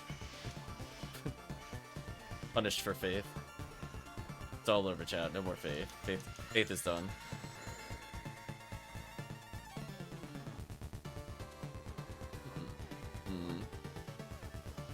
I don't know. What would... Like, I'm assuming I'm still gonna play PSO next year.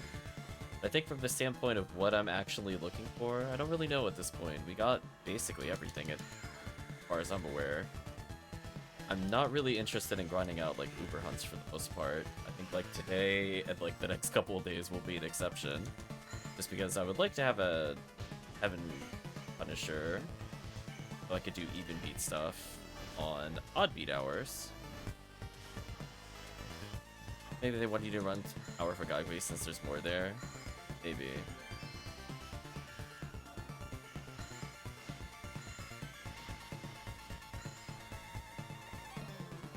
Otherwise, I don't know. I guess, you know, we'll learn how to play Hunter a bit more next year. Maybe we'll do some more Dark Flow strats. I guess there's always the hunt for caliber, quote unquote.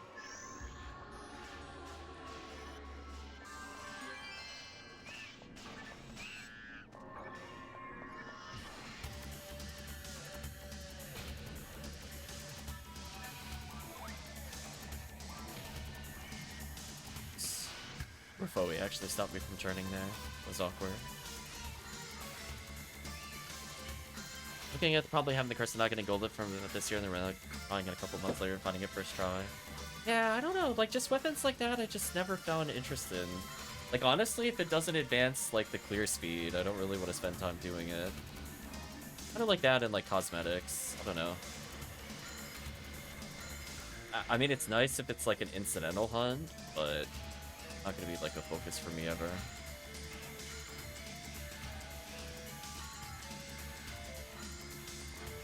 So, you know, we've helped people try to get some of the more obscure items, but personally, it's not like a I want to hunt it kind of thing. We usually give away our like red ring paints and hard ups because I'm like, chat will enjoy them far more than I ever will. I'm good.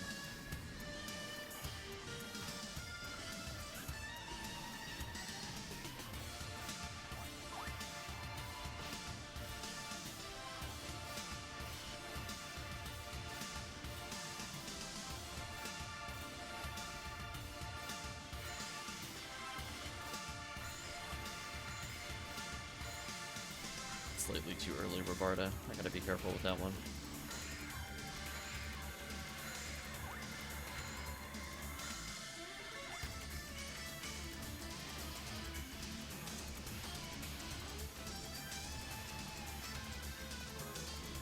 No badges, like that.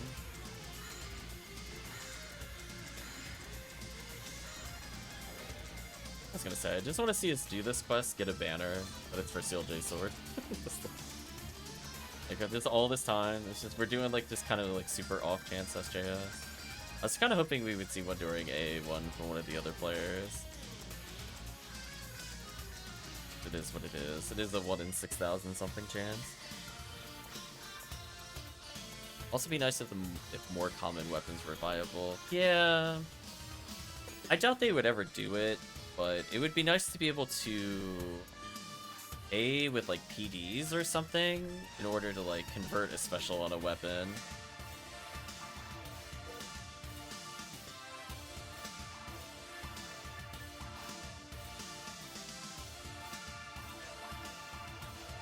So I purposely held on to a couple weapons in case they ever play around with that idea in the future, or make it as part of some kind of weird combined thing for Forge.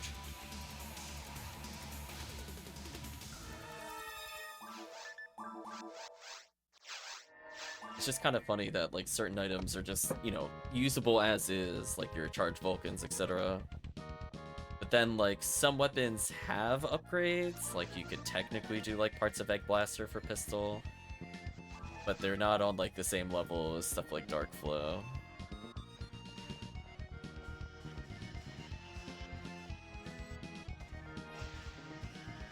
Nice. I landed the kill there.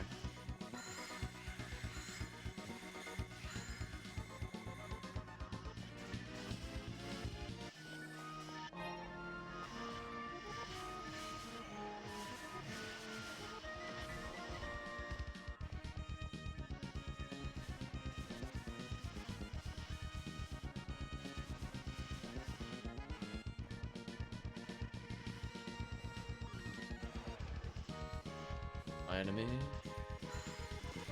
So many demons. See their HP just occasionally hit 5 where they explode. Or enemies. Yeah, I would say like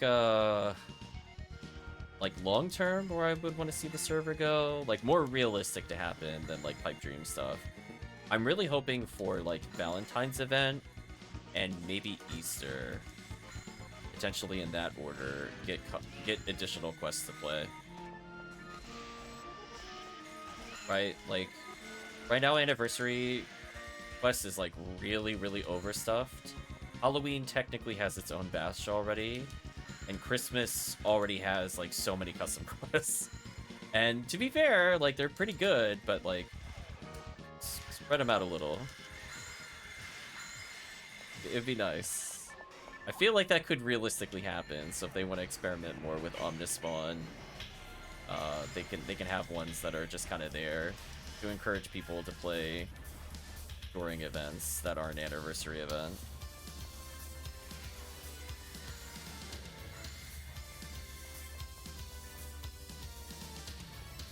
And even go for like a kind of an Eastery theme where they just kind of mix like kind of forest stuff together in nice areas. Or if there's like a summer quest that gets open. Yeah, event in June. I'm gonna say, and it's all better, improved episode 2 stuff.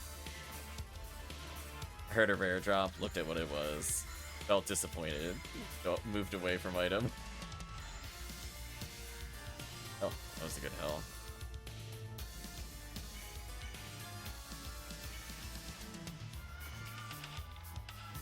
Yeah, I think there's just fundamentally just really big issues with most of the like supportive abilities in PSO. Like generally speaking, like, you know, stuff like God TP or Heavenly Equivalencies, there's just like almost no reason to ever use them over something like Adept. They're even like potentially terrible in anything other than normal mode. Stuff like, why is Cure Poison in Ultimate? That will always tilt me that it's there. Like, why isn't that in like hard mode or something as a rare drop? Where it might feasibly have a point of being used. Do you know what I mean? Like, there's just certain things where I just kind of stare at them and like, I'm like, why are they like this? Rework RBR into nicer quests and make Valentine's better. I think RBR is mostly good quests. The only ones that are kind of questionable are the random spawn quests and East-West Tower. There's some that are definitely on the weaker end that aren't as fun to do. Me finding 3 Cure Poisons in one room after hunting Lavis on Redria. See, we normally just do Redria TTF. So it's like I have so many Lavis cannons, I don't know what to do with them. It's just there in my bank on love. I'm like, listen, all you do is slime do TTF, you don't even bother hunting Lavis cannon. It'll happen. By the time you get like 5 red rings, you'll have at least 1 Lavis cannon. It'll be fine. Yeah, like, are people really going to use like HP revival or TP regen when it's such a slow and terrible rate? I don't know. Disappointing.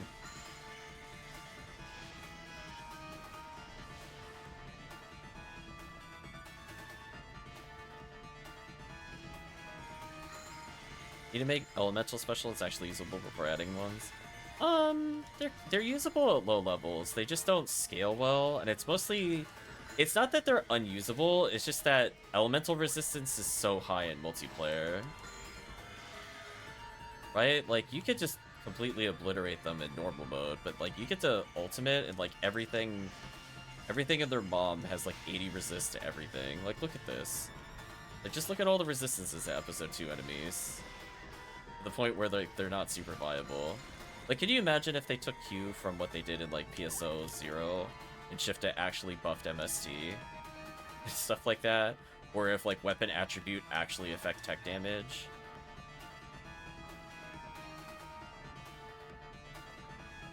Crazy. I will say the cap on Blizzard is definitely criminal. That one, you wouldn't even do anything, just remove the cap. Oh, that's Spirit Caliber. Do I take that? I think I take that. Be fun to try and swing around with that at some point. It's at least got 50 hit. Blizzard Needlepoint works like Frozen Shooter. Oh my gosh. That would be pretty funny. I don't mind it being ESP related, but yeah, the cat makes it terrible. My favorite thing of all time, I swear this is a true story, you could Google. There was a post on Ephinea talking about what you like the most about Ephinea.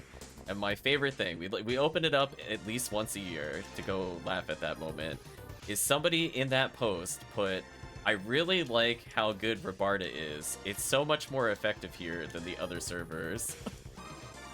And then the admins read the comment and went, wait, it is? and then in one day they removed it. Because they were messing with Blizzard % for a while, and they accidentally made it apply to increased chance of Rabarda. So rip the person killing Rabarda having super freeze. I think we might still have videos back in 2021 when it had the buff Rabarda rate. It really was like every second Rabarda just mass froze everything. Rest in peace, buff Rabarda. You lived and died on that forum.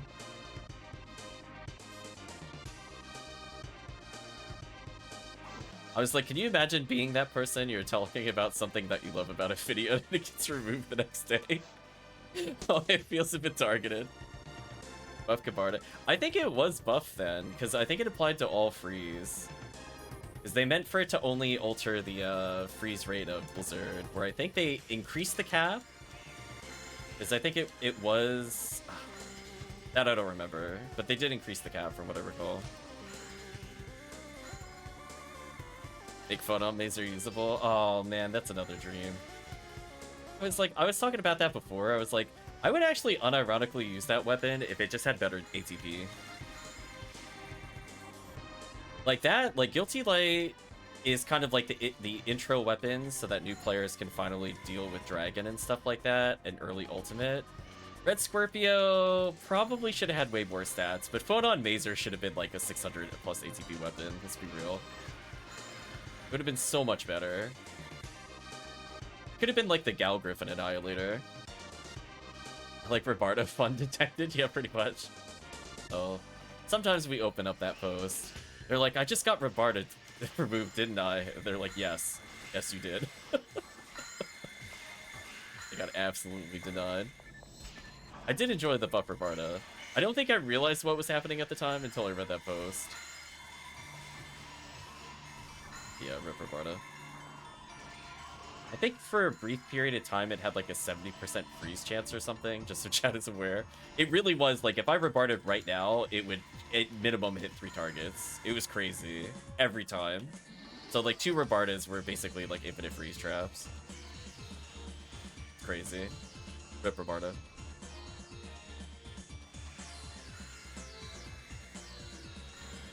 Oh. Rip remote. Yeah, there's also items in the game that annoy me, where like you don't have to change anything about their stats, you just fix some of the set icons. Like, why does Crimson Coat not work with most of the red items? Like, I thought the point was that they were supposed to work with everything that had red in its name. Like, why does it not work on stuff like red handgun? Crazy chat. Actually criminal.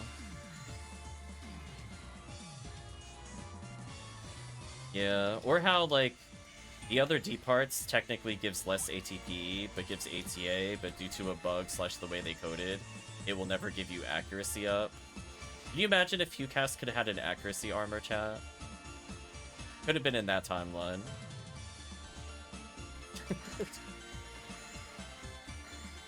Such a shame. Elliot asking, what are some must-have Rawcast weapons? Brand's launcher.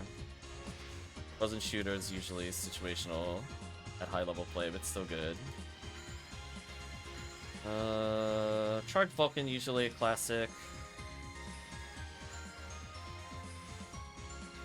After that, it's mostly just S ranks. Also, why is this thing not taking damage?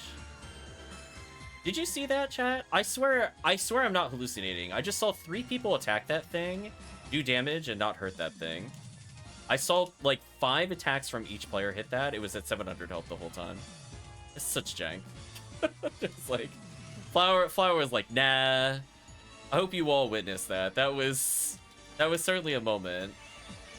I don't know if it was like frozen on their screen and not targetable. If they were hitting on my screen and it did no damage. I don't really understand. Maybe people that play more episode 2 can tell me why they just unloaded 5 attacks and saw zeros. Miracle damage canceling. Like, maybe it was trying to wind up an invincible attack, but it didn't do it on my screen. It did it for them. I don't know. There had to have been some crazy desync there. Episode 2 is a thing.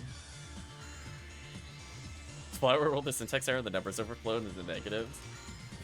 I mean, that was like the tankiest flower I've ever seen. It took like 12,000 damage. It was like, nah. I'm just gonna unfreeze and shoot at you. I am the best. We got time for one more. Spread needle, honestly, unless it's high hit percentage, a rest needle is just better, even for raw cast. I think there's like a couple documents going over that. Like even with like a 20 hit or 30 hit spread needle, it's still not worth using over a rest needle. Like it legitimately has to be like 50 plus for it to like start being useful. Just because being able to just get the higher percentage just means that when you do hit, it's just guaranteed. Yeah, it's like 40-50. Yeah, what Tekkium said. It's like way higher than like you would usually realistically see. I still haven't gotten like anything high on spread needle. I think the highest I've seen is like 25 for like personal collections, and that's from doing a lot of Red ID TTF. Praise be to Red ID TTF. It's just kind of unfortunate.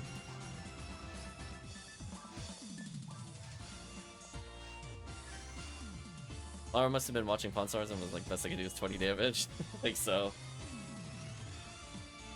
You guys feed spread needles of the year, and I'm like, I don't need this. Rest needle shot already OP. Yeah, I agree. I think a rest needle is just good enough, honestly.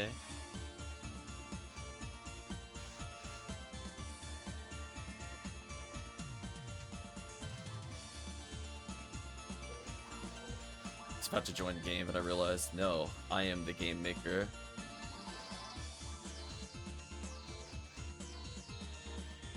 At least we could say we technically did more SJS resets today. There are Gaigui in this quest.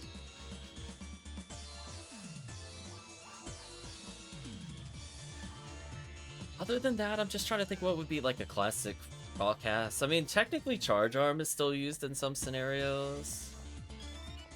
Over Baran's launcher, technically.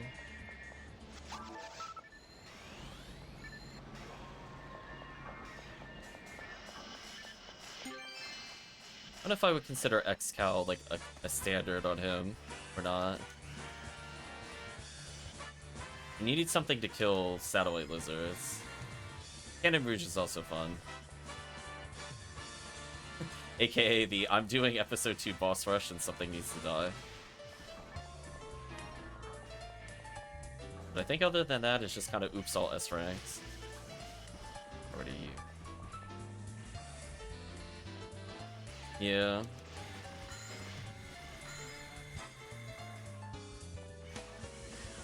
Yeah, they won't be using like cheesy Slicer Fanatic stuff. They won't be using Disco Brayman generally. A lot of the other staples don't apply to them.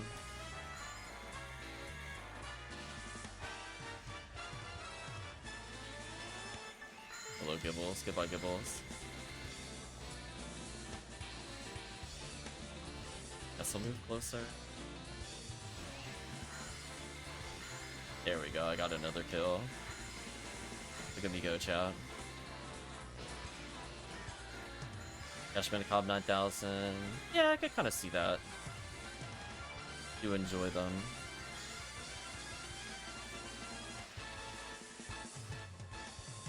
Interesting to see how people enunciate Foe. Yeah, I'm like, listen, just like these are just words to me. I have no context. Game doesn't speak them, or whatever. Delbiter versus Delbeater. Like, whatever.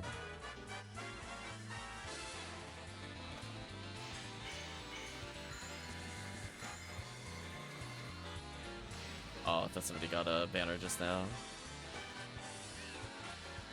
Some standard RN runs, I guess.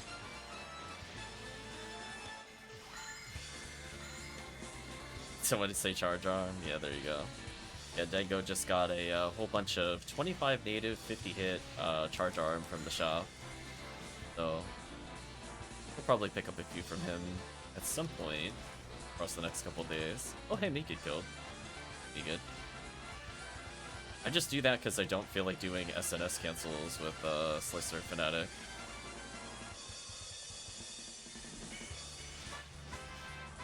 Nice. Jai is always one that gets me. No idea how you pronounce that. I just know the V is silent. All I know.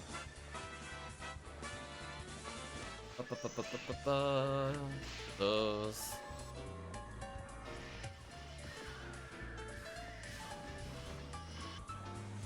Oh, thank you, Megan. You get the lifesaver right there. Ironically, I guess. Oops, I was one step too close. Meant to be right here. Up Marco.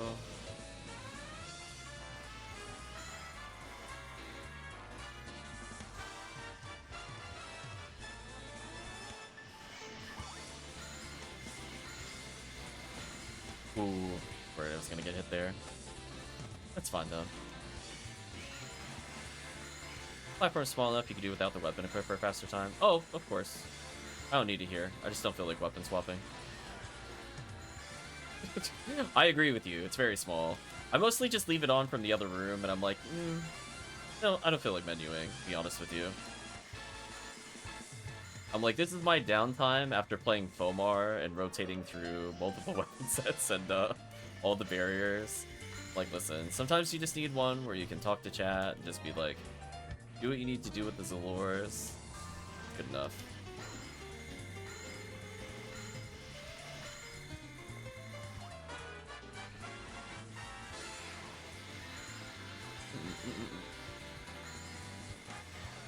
Love Zalor making me face the direction of them. It's so fun. Oh, that Rebardo worked? Really? Okay. Take that, I guess. Gibbles with the unascertainable girth. What again? Really a mystery for the age there. I don't know. Gibbles does whatever Gibbles wants. Gibbles goes where he pleases.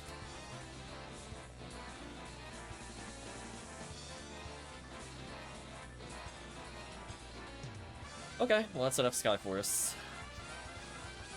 I like he went from like 120 to 150 in this event. There's like all these other characters that are like 190 plus now. Thank you for playing with us today, Marco. You had a good time. I believe that means we'll have an open slot for people that are going to do presumably green ID resets. I can bring purple. It's sadly not even B. It's close though. Maybe mid-run we'll swap over to Pew Pew Laser. So I'll bring purple force.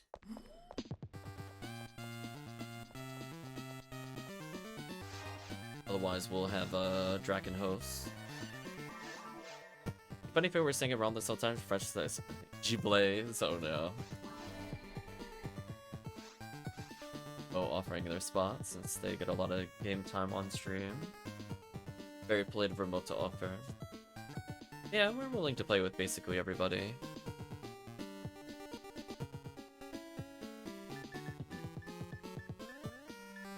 There you go, chat. Waluigi time.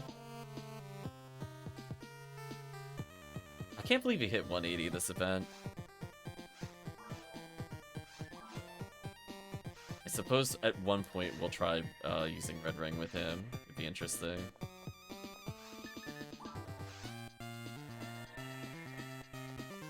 Array up there.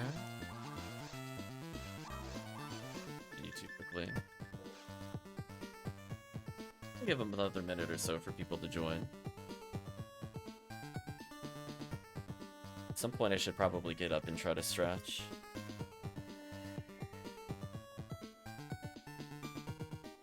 Vector ray overlooking the lobby.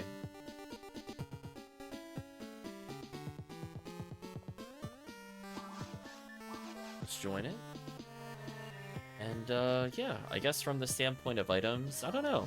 As I said before, there's kind of everything has been covered. I guess it would be nice to sphere up another item.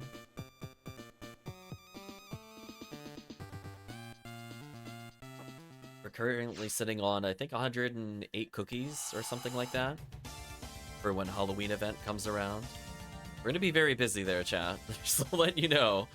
We might help some people make some ult IDs. Yeah, there's going to be a lot of cookie time, I think. So there'll be some downtime in between. We might slip in some challenge mode runs.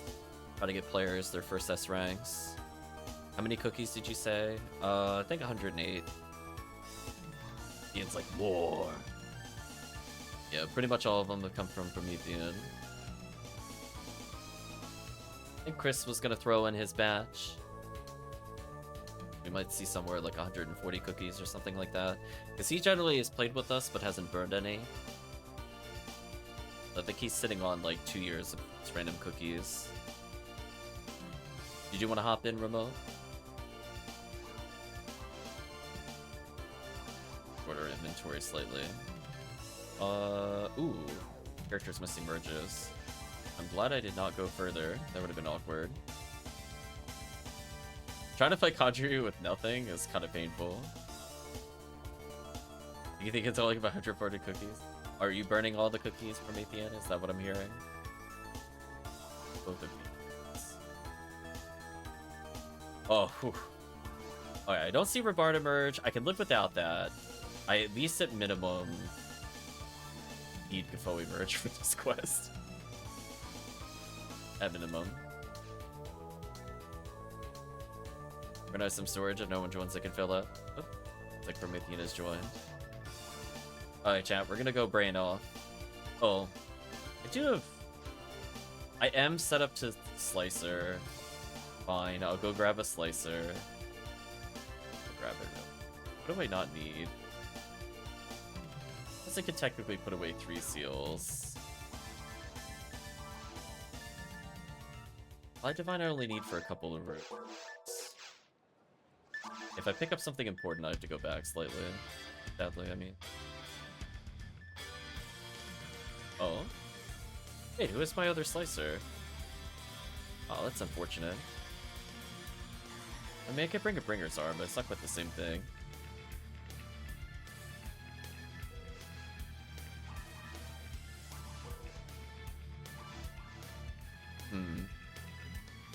Interesting. Unfortunate. We'll have to pick up more slicers at some point. Bringer is better than nothing, but usually I prefer Slicer Fanatic if I'm going to be using Von Neumann with nearly max accuracy. I'll pay for my slot if I'm around for cookie runs to contribute. Yeah, I imagine like every, at minimum, say 8, but more likely probably every 4, will somebody just throw one in. Burn through a lot of cookies and acquire them. Promethean not needing to be charged for cookies, of course.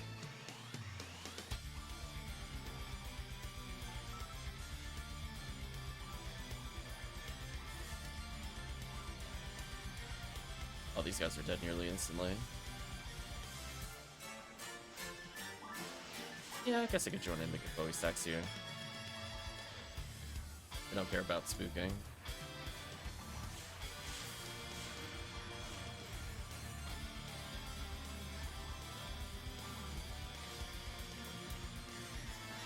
I'll just focus on keeping the stacks up, so I don't have to worry about anything. Thank you, Magical Beast Image. Oh, no breeze.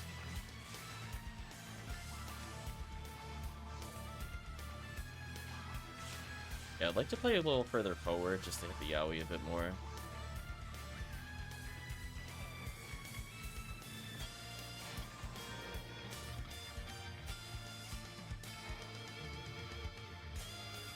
So we'll see. I think Halloween will be shockingly nearly oops all cookies.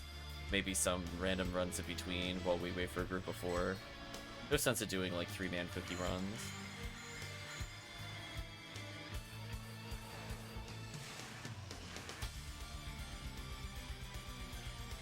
And then depending on what we're doing with chat, we might end up doing low-level cookie stuff just to power level an ult character while still potentially grabbing cookies. I think on average it takes 17 cookies or so to go from 1 to 80. Oh, people will probably save up during the event for it. RSVP my cookie run spot if I'm around. Yeah, there we go. Tiggy's there. See who else we could get with the cookie runs.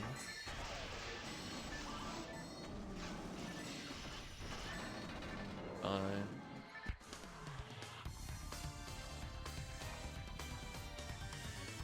Oh, Tiggy, any soundtrack suggestion? Or what to put on next?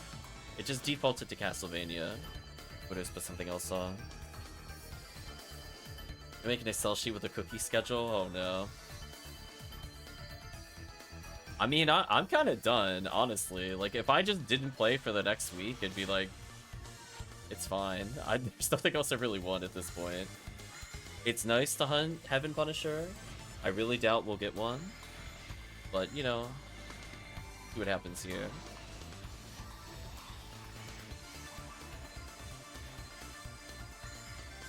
Like, all milestones achieved. We got literally everything on the checklist. So it's over, as far as I'm concerned. Took a 5-day break to go hard this week with all boosts. Yeah. I'm not even sure how much I'll play next week, to be honest, when it goes into Monday, Tuesday territory. Monday's usually my break day. Tuesday, I guess I could do it. I'll see how I'm feeling Wednesday. I'm happy to boost it to the point where people can get the items they're requiring, but let's see where things go. I was gonna take off for Annie if I already got enough value. I mean, I don't usually take off for Anniversary. Listen, after last year in particular, I'm like, I am not purposely taking days off for Anniversary. I'll take days off because I'm tired of being at work. There's a difference. Whether I do PSO there or not doesn't really matter to me. They should get rid of the badge penalties? Probably, at this point. But it's mostly just to punish people for playing Forest. Let's be real. That's the entire reason the badge penalty was implemented there. I don't think they necessarily care if they punish Caves or CCA.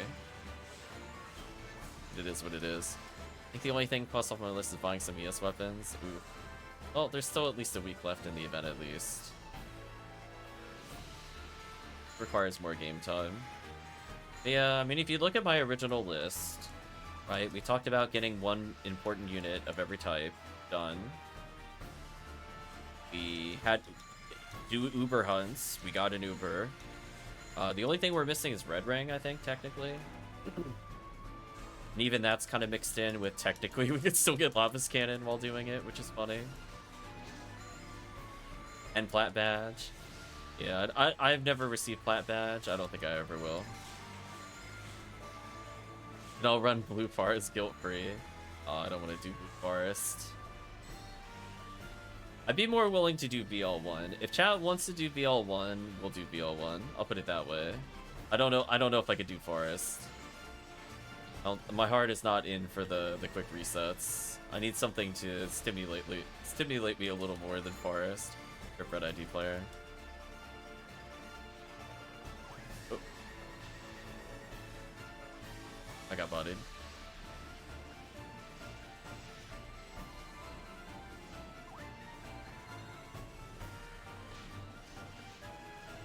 In our last week, nothing else comes weapons, levels, and PDs. Yeah, that's what I was saying to everybody else. Like, I'm honestly surprised we've seen so many people get banners. Like, for, like, Ubers. I'm not surprised if we get, like, terrible banners, like Purple Nub Card. But it's one of those things where, honestly, like, in the span of an hour, we're getting roughly, in some cases, somewhere between, you know, 5 and 7 PDs, compared to the normal 2 to 3. just due to the PD rate up and the double drop rate up. Because both of those things will mean that enemies are more likely to roll in general, and then the chance of when it misses rare is going to be so much better. So, like, it's not really going to impact your very mini-boss heavy places, like Tower, for example. But, you know, you're doing mines, and suddenly, like, every enemy other than Baran's is giving you super value is, like, crazy. Oh, the sideways charging. PSO loves this desync. Certainly something.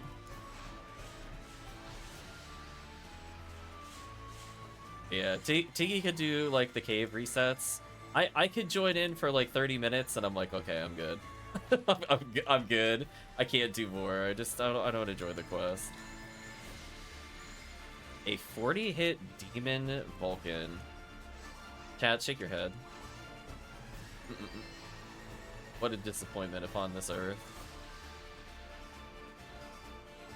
I know. Could have been something. I'll even pick it up just so chat can look at it. There you go. Witness its terribleness. I can't do it anymore either. Yeah. Some people seem to be getting really lucky, but all I remember in particular from last year and the year before, I know 4 people that went for the Psycho one, like cave resets, and I think all but 1 did not get it, and that's all they did the entire event. And I'm like, I can't imagine grinding for that. I don't mind, like, trying to do self-improvements on runs, but that's, like, that's crazy.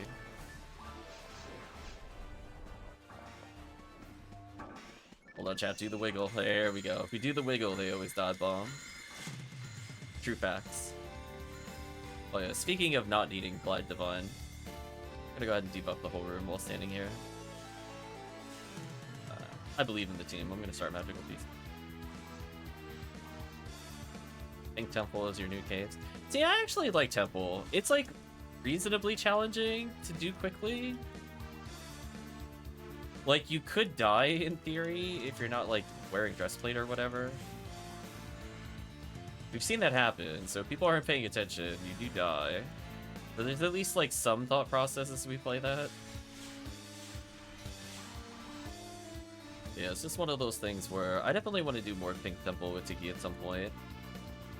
I don't know if you're around later, Tiki, or if you want to do it like a couple hours.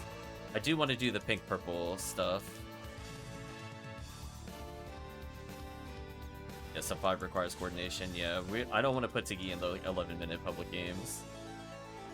We gotta restore Tiki's faith in clear speed. Oh, never mind. Pretty dead.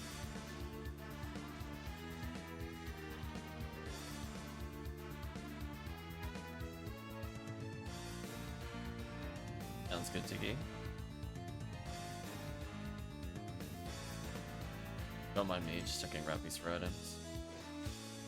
I think I've gotten 3 PDs from them so far.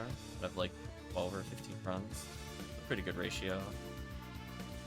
Sadly here, I forgot to switch into Psycho 1.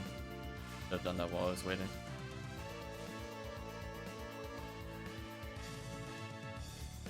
Don't mind me. Oh wait, we're not playing single player, that doesn't work. Boo. Need my Grants booster.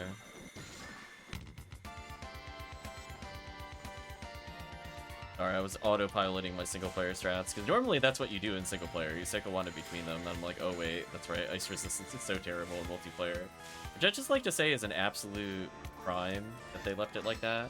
Why is ice resistance so nerfed in multiplayer compared to single player? And if you don't believe me, look at the resistance of Darkbringer in episode 1 in particular. Like, what is that ice resistance difference? Dude's also pretty bad with that, to be honest. It's like, oh... The whole point of, like, actually having ice to be fun, you go from killing Darkbringer in, like, 3, maybe 4 Bardas to nope, you're never killing anything ever. Shame.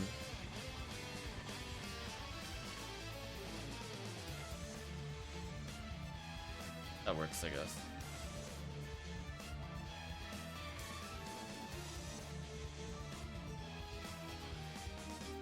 On the plus side, Promethean, we're getting very close to Pew Pew shooting hour. for people without the Heaven Punisher combo.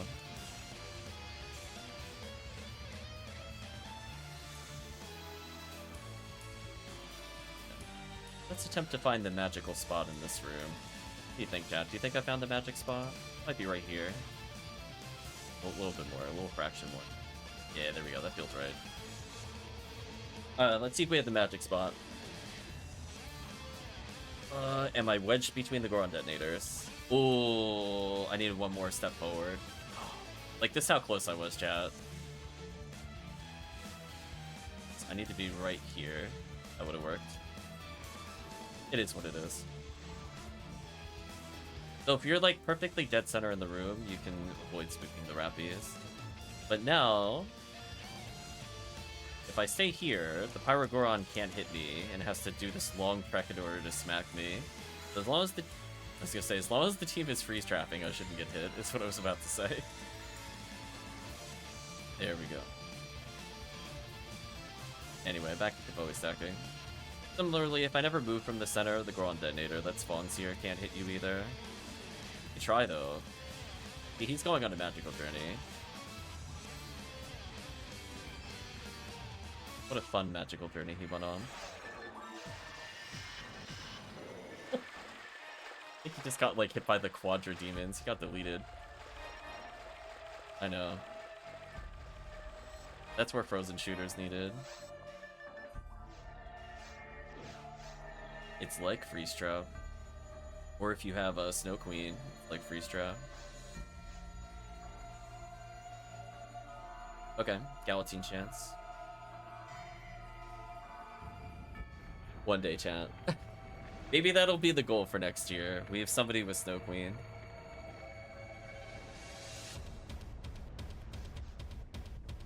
One day, chat, one day.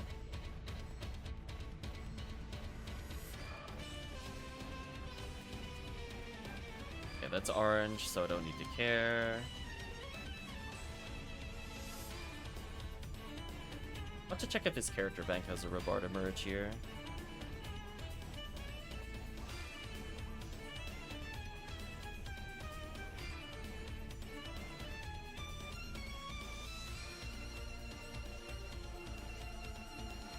What?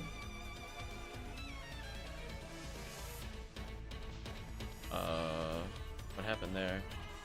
Is somebody... Promethean, were you Vulcaning the crystals instead of Charge Arm? Like, wait a minute. That was orange. That wasn't yellow. I was like, wait a minute. I shouldn't have needed to assist there. Let's go back up here.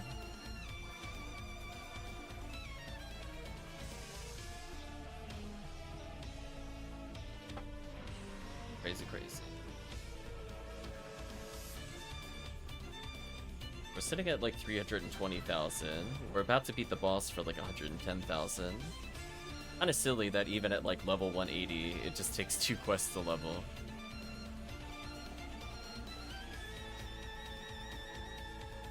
My defense, what's Charge Arm? I'm gonna say Dango was given those out. Or Varan's? No Varan's launcher?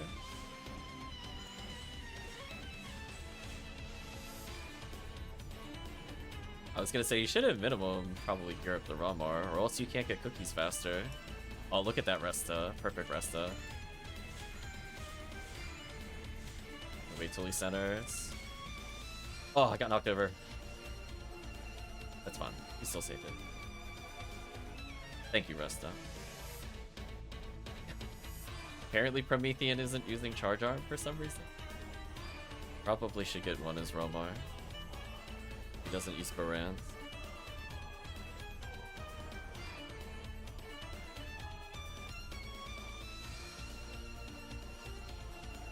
Oh, nice wiggle. Oh, the episode 4 cutscene wiggle. Kraken wins. The true endgame is the wiggle hat. It really is. I need to switch hats, chat. I think we might need to update Waluigi to get more wiggle. We need to get that wiggle optimization in the boss screens. Nice. Ooh, what'd it come with? Oh, it came with 20 hit, really? Nice. There we go. Oh, an A beast, nice. Congratulations, Draken. I'm sure that'll be super fun, because I believe they use Fomar quite often. That is a significant ability to hit improvement for Fomar. Green ID, finally the savior, after being nerfed into oblivion in mines, and therefore never run ever again in TTF. Finally is a purpose. I'll let you get a lame on your next few runs. There we go.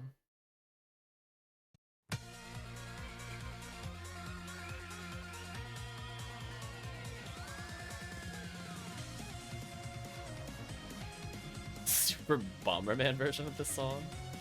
Forgot that it was in Bomberman.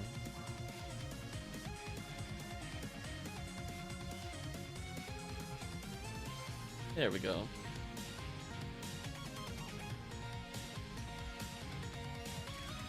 Give Promethean a couple minutes to get the item. There we go. See that? We finally got Draken an upgrade. Now we just need to do the same for Vector Ray. We're good. Everybody that plays gets a boost of some sort. Also, I'm gonna attempt standing up after having sat down for a while. This should be interesting with a leg cramp. Be one moment.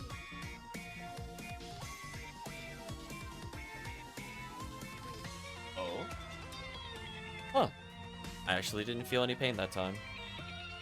Maybe the leg cramp finally went away. It's been bothering me for like almost 2 days, just for chat clarity. If you missed the leg cramp saga. I don't know what I did to it on Saturday, but it was miserable. Or Friday, I mean. Did someone join for me? Dinner is ready. Okay, so we got a 4th slot. Promethean needs food. And that does mean it's almost even beat time. So if you did want to use Raw Marl, you just gotta go through a couple of rooms without it.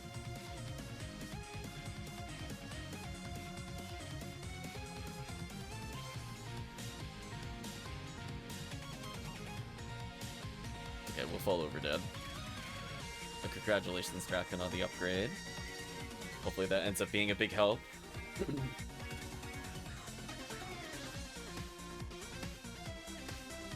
Tango says I can come pew-pew for a run. Join us, Tango. The 5-hit upgrade. Nice. And it also means you don't have to swap on your other forces. Yeah, I was gonna say it's the Fomar upgrade. Oh, Tekkium says hello. And Tekkium disappears. Come join us, Tango. We haven't played with you today. You can just snag that mag, though? Sure. We'll go grab. Yeah, that wild Dango is joining us. Sadly, it's going to be a little pew-pew-less for about 4 minutes. But after that, you could pew-pew. I can give you the mag. Where's it at?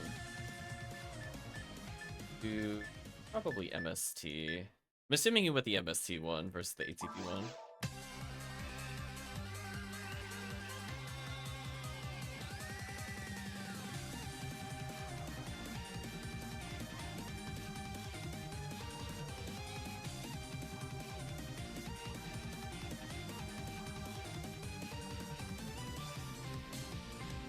At level 81 Dango, there we go. Oh, did I sort my inventory? Good. I'm gonna be Dango. Again, it's gonna be off for a couple beats, but it's almost done. As I said before, the first couple of minutes, no pew-pew. After that, it'll be pew-pew. Remote trying to bribe with Heaven Striker code, which, by the way, is yet another Blue ID very hard mode savior.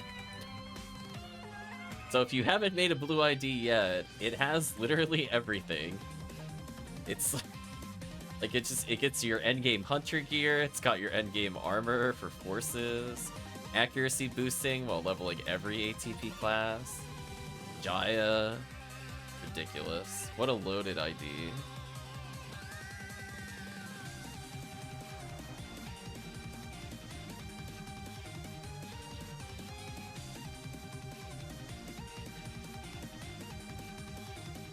Okay, chat, we're nearing the end of the soundtrack, so we'll need to put on something else. I don't have a lot of stuff put away for now. Would be fun to listen to.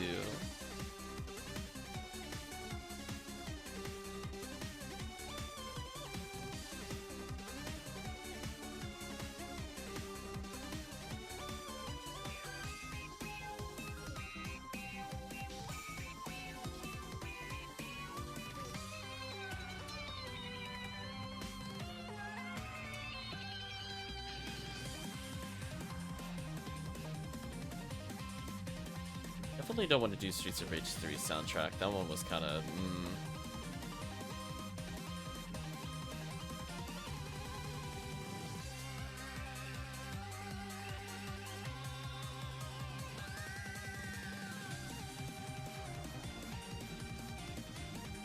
You know what? I'll do the Radiant Story soundtrack. We haven't listened to that in a while. There we go. Dango trying to draw things out.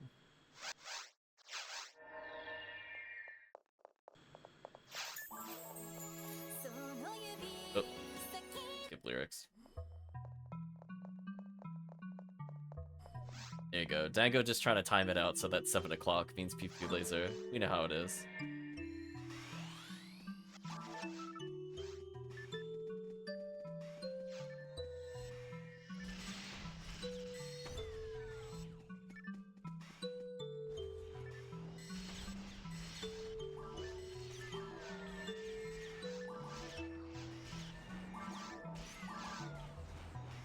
There you go, Dango. Almost pew pew o'clock.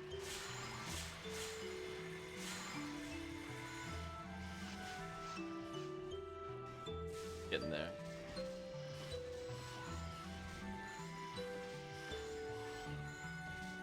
I think by the time this room is over, Dango, you can pew pew. We're coming right to 7 o'clock, which is the cutoff period.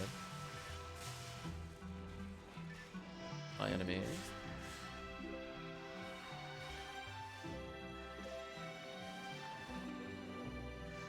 There you go. Now it's even. Dango. You've been unlocked. Enjoy pew pew laser.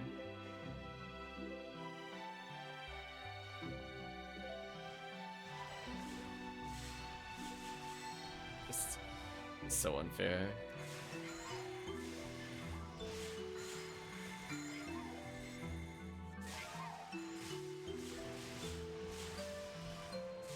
We're enemies.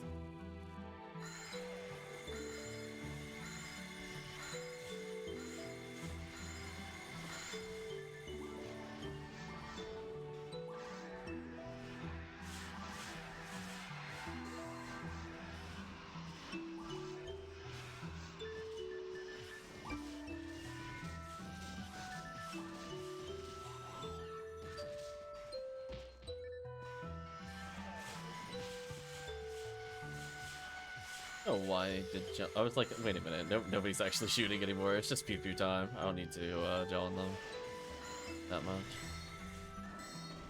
Well, maybe gelling, but definitely not slow.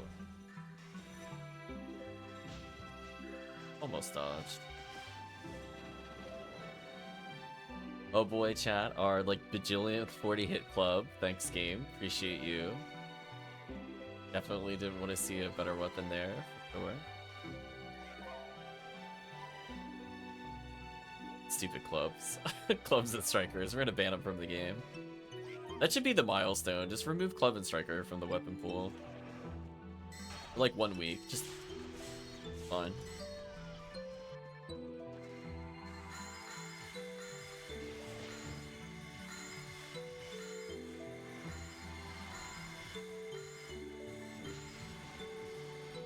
I've been slapped.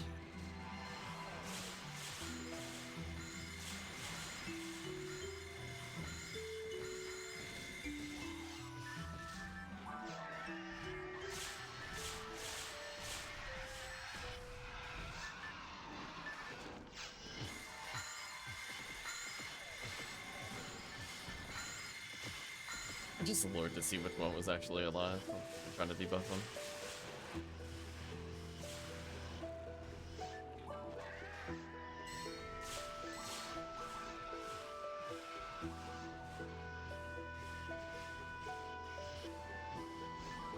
Dango just rapidly leveling up over there. Enjoying that beautiful XP. Okay, what ID is your raw moral? Is it purple? It's black.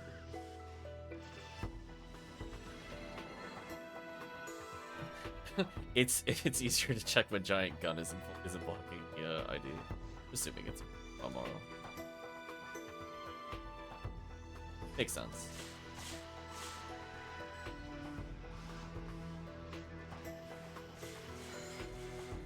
Nice, photon crystal.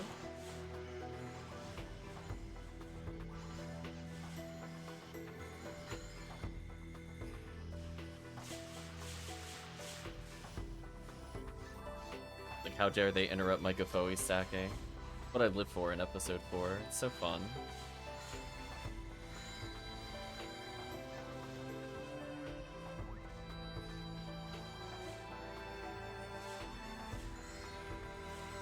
Oh boy. That's to take damage if I don't gel in. Oh no, stun luck was attained. Never mind. Disregard.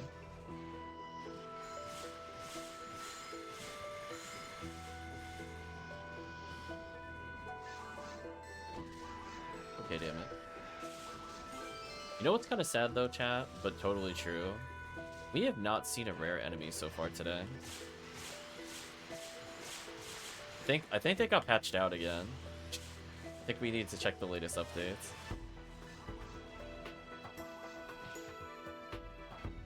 They're like, what's a Pazuzu?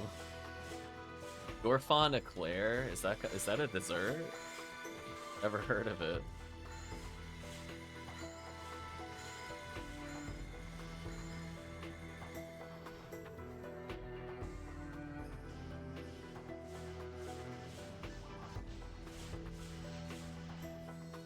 We do have a oh, that's true.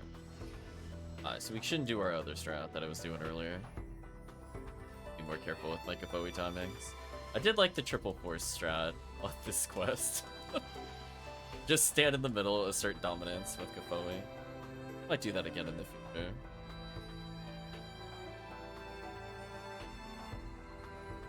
Dango went from what, 81 to 84 just on the surface? Plus. The pew pew only gets stronger.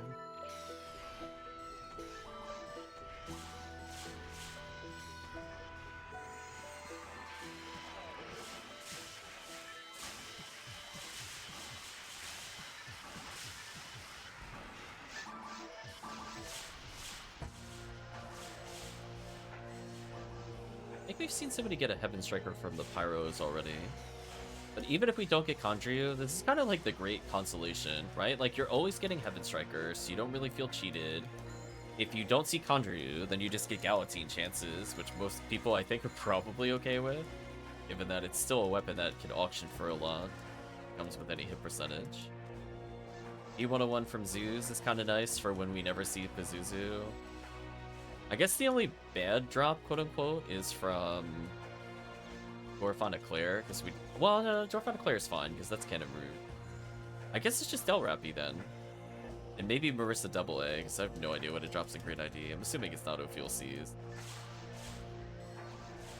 By Satellite Lizards. We'll never see one to find out, we'll just have to assume. Skirtabulu getting absolutely mauled by laser. For Skirtabulu. Tango already a whopping 85. Every run just getting stronger and stronger.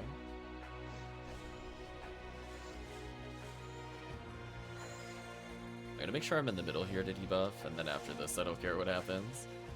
Don't want to get slapped by them with a unreduced fist.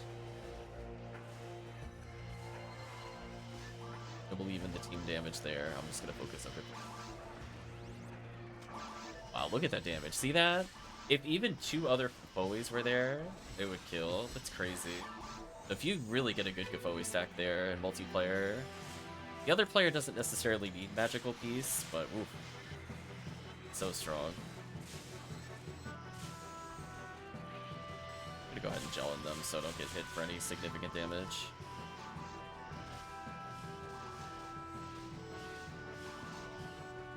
Yeah, I'm gonna leave it to Draken to Rants in general. I only have one of those, and right now it's on my Bomaro. I could technically put it in the bank, but at the same time, it's like, eh.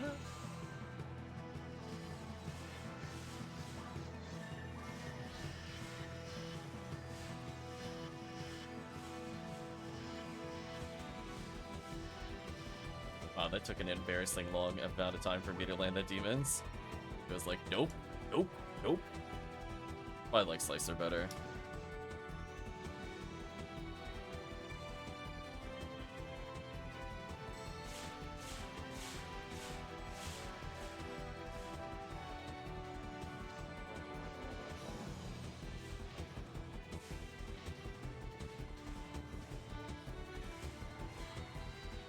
Kind of lured out of instinct, but yeah, whenever you see Goron detonators teleporting around, it's like it's gelling time. Or we're not playing with trapeze. Gotta be careful.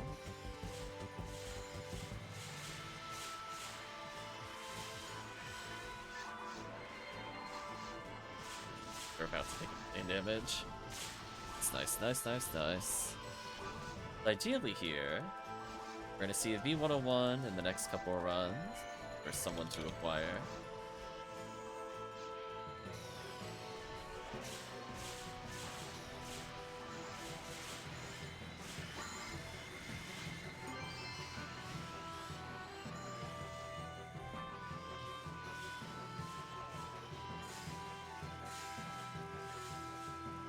Live, Dango, live.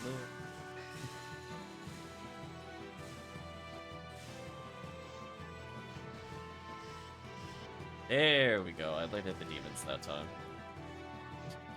Didn't just awkwardly with like 3 or 4 in a row of 50-50s.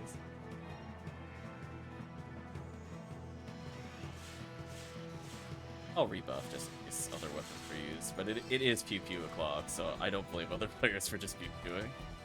They do whatever they want. Also, they're having a good time. Pew pew pew. Goodbye. Where do I think Dead Center is? Right here? For Draken it? Maybe?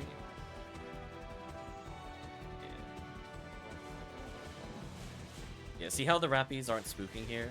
Yeah, so now we got 2 extra batch channels. So now, I actually want to go slightly down, because I want to make sure Pyro Goron doesn't hit me. The magic spot shifts very slightly. Yeah, see how the Pyro Goron's like right there? Maybe if we fireball enough, he won't get slapped. Yeah, he was wanting the hand back. It could have been bad. The big slap was coming.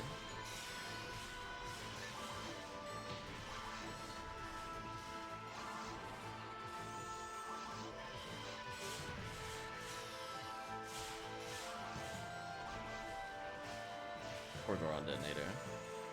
I actually got here pretty quick. Yeah, 12 minutes and we're already at the boss. Like 6 minutes both surface and underground, not bad. We leveled Dango a lot on the way there. Let's see, is this gonna be Condrio?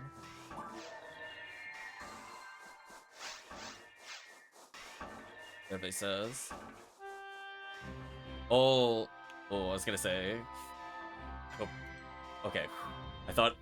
I saw St. Million's name pop up, but the cutscene didn't occur, so I thought I missed the cutscene. Okay, we're good.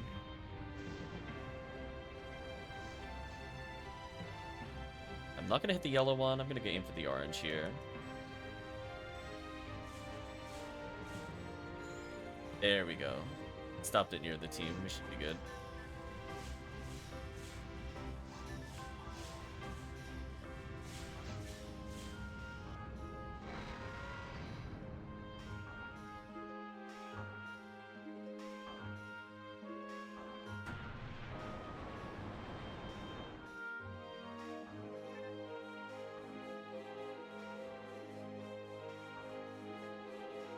See, will I get punished for cutting corners?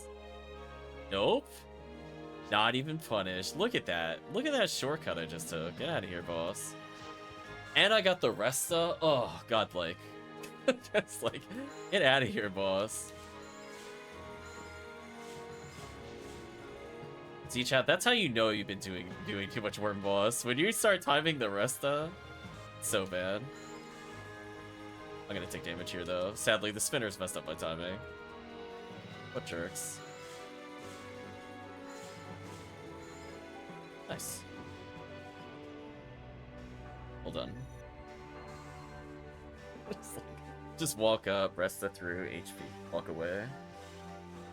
I do find it's easier for me to do with Psycho Wand. I feel like the visual cue lines up better. Like, technically you could still do it unarmed, but the casting time and visual cue lines up better with Psycho Wand. I actually want to cast slower there. Oh, the wiggle. Draken wins. See, that's why Draken got the Galantine earlier. It got the wiggle, the game couldn't deny the power of the wiggle. Boss wiggle is too strong. Sadly, I don't think I got Galantine. I would like one more before event end, but we'll see what happens. Dango, no. Dango, wiggle hair. I know. Poor Dango. Rip Dango.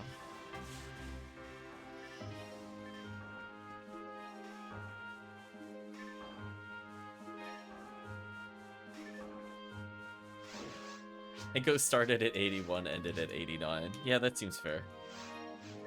Right, chat? Yeah, that checks out. Stronger pew pew laser down.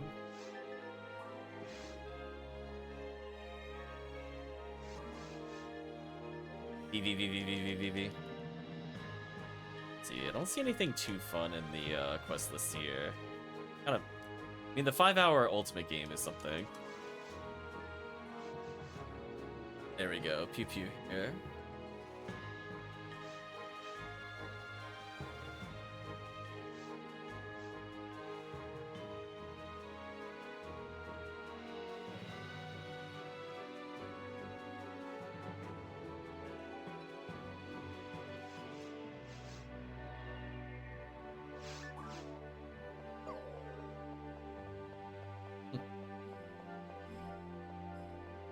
I have the code, so I just gotta make the mag, says Dango.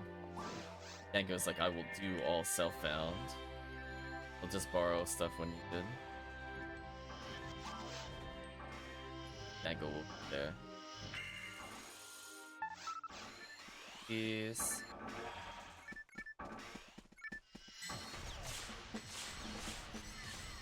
Let's go back to stacking. Lep has found Heart of Chameleon side. Nice. Goodbye, Miracle.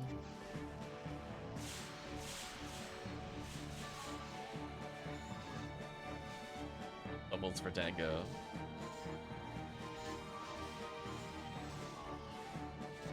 Just thinking, like 30 levels, Dango will survive Dorpon.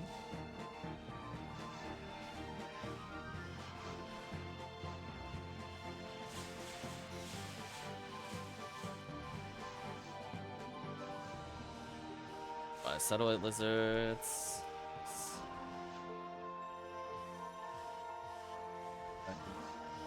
You had a good dinner?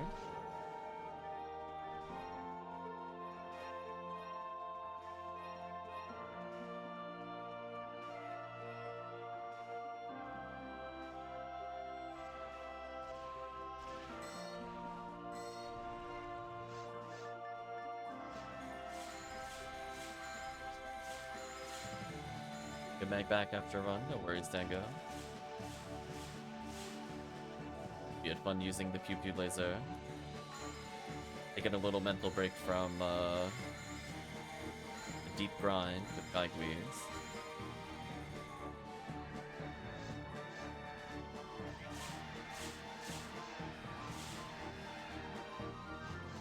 Hamburger help with stroganoff is a guilty pleasure. Shiny entire pot? No, but will I? Absolutely.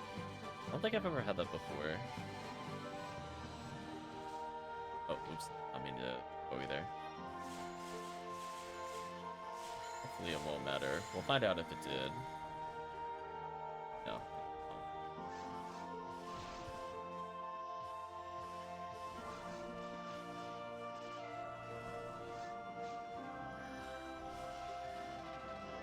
Grab one of these.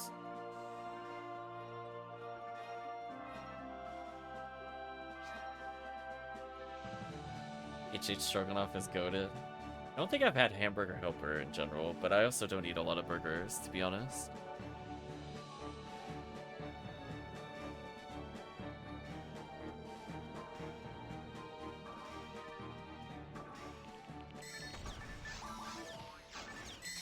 Yeah, I agree with the boy there. That starts afterwards. I don't feel like swapping weapons though. Back to this in a second. Yeah, let's chip out the Buddhists as they walk towards me. Get wrecked.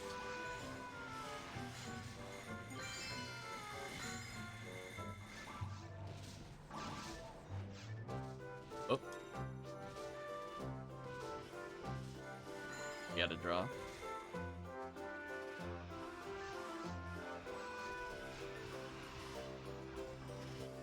Or if their computer crashed or something. So we weren't resetting on rare, just for clarity. We'll have Draken with us. Looks like Vector Ray fell off.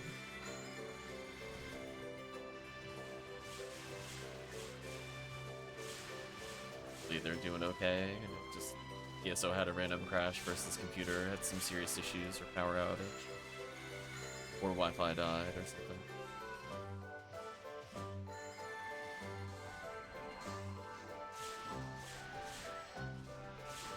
Yowies.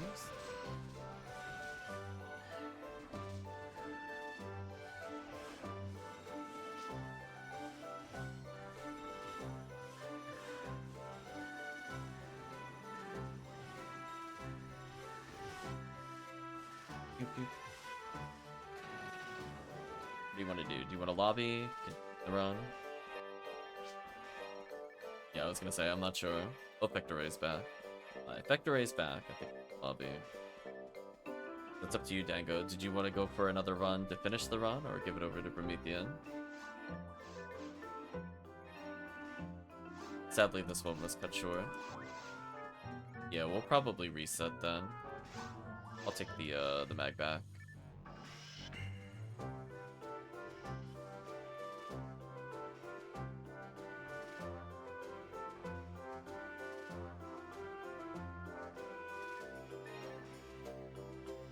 Okay. / lobby. Thank you for joining us, Dango. Good luck with your SJS hunts.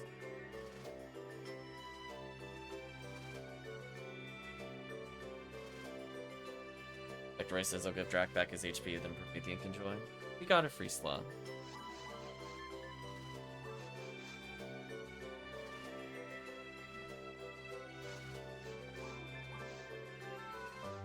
Okay.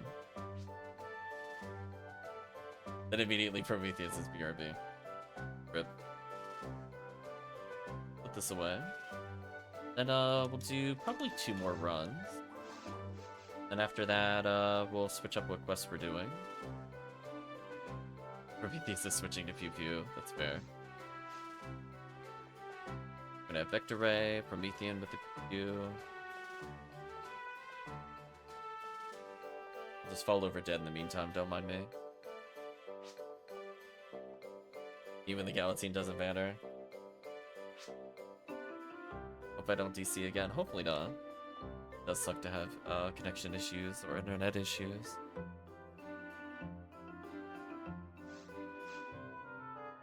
Angry Stomp. There we go.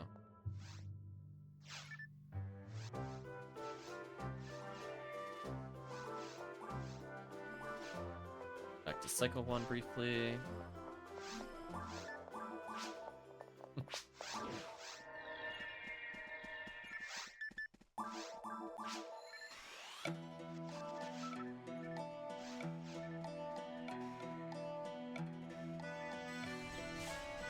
Goodbye to the Rappy. Duke everything. Nego says, but yeah, Remote, if you want some yarns, I'm willing to trade. I just don't know the values. If you want to know general prices for things, Dango, I'm not going to say it's 100% accurate, but if you Google, I think it's Price Guide from Ephinea's wiki, or you can look it up on the wiki directly, it should give you a rough idea for trading. If you're looking to establish if you're overcharging, undercharging.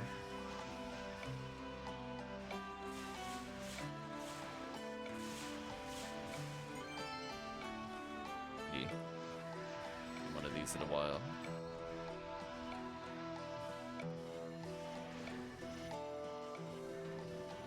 So many demon stacks on that person.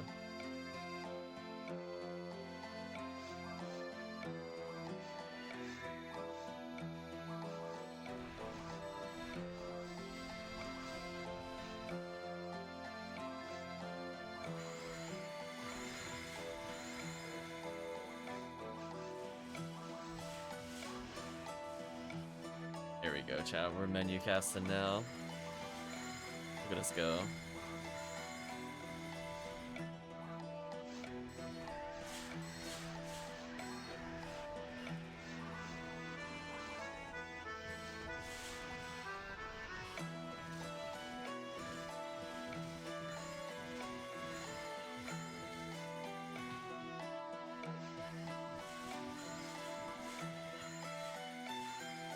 Cycle 1 for a little bit.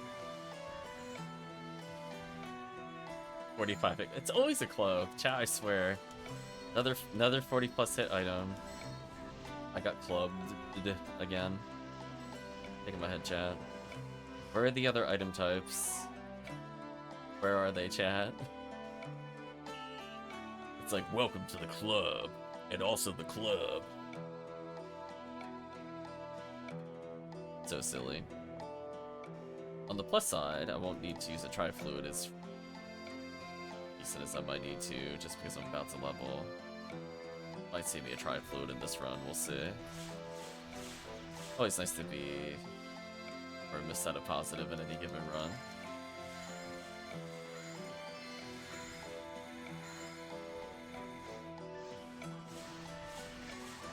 Switch back to this here, let's level up.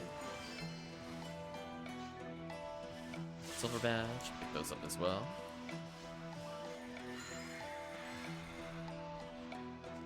Double Astark into Cycle 1 spam wait. Oh.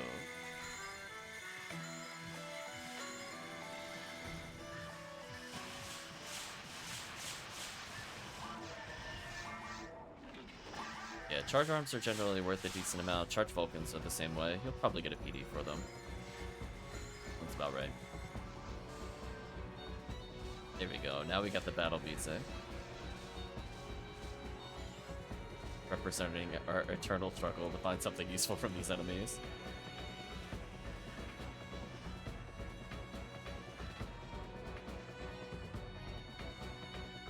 I feel bad for not remembering her name. The Kingdom Hearts / Street Fighter composer who we're listening to right now also did Radiant Historia. I can hear elements of what they used in like Traverse Town and stuff. Some of these songs.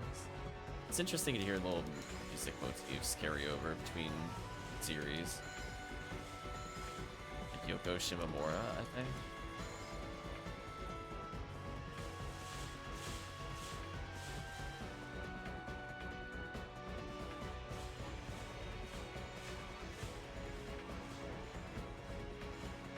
Yes. Thank you, Tim. I think I said Shimomura. Shimo. That was close. Yeah, Tiki, if you got any soundtrack recommendations, we're dying for something of interest. I still can't believe we put on like Ultra Kill, and then like it's like the most peaceful music. I was like, what's happening? It's being sold as like Doom but faster. And like classic piano comes on. I'm like, what the heck is this? Listen, I don't mind classic piano, but when you're told the game is supposed to be like adrenaline packed, I'm like, I kind of don't want to be listening to like Beethoven Symphony or something. It's just like, come on. I want to hear some techno or something, or hard metal or something along those lines. Craziness.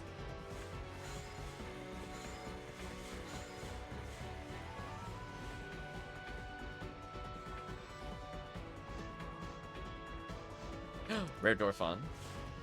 Cannon Rouge? Oh, let's get a Cannon Rouge, guys. Cannon Rouge. Cannon Rouge. Cannon Rouge. It only takes ice damage. What a shame. This thing is like unkillable. Look at it, chat. Oh, no Cannon Rouge. Boo. Hopefully somebody got one. Wait, did no one actually get one from it? Okay, somebody got one. I was gonna say. It's like it's like a 1 in 1.3. Someone better have gotten it. 25 machine. Oh, this is funny. Oh, there we go. Yay! See Promethean? That's like a PD. And a Rouge. Oh, oops. I left behind a silver badge. Whatever, I'm not going back. And it's still decent. It's better than what I'm using. legit have like 4 all 0 at once. It's so sad.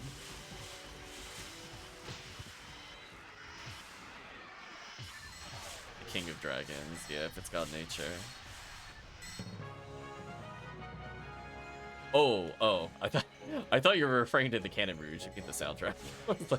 I'm like, because I saw Native Babies. See it fit. I didn't think that was the song. Yeah, we could try that. King of Dragons. Well, when we're done with this dungeon, we'll give the soundtrack a shot. Then we'll go back to the soundtrack. In A Beast 2. There you go.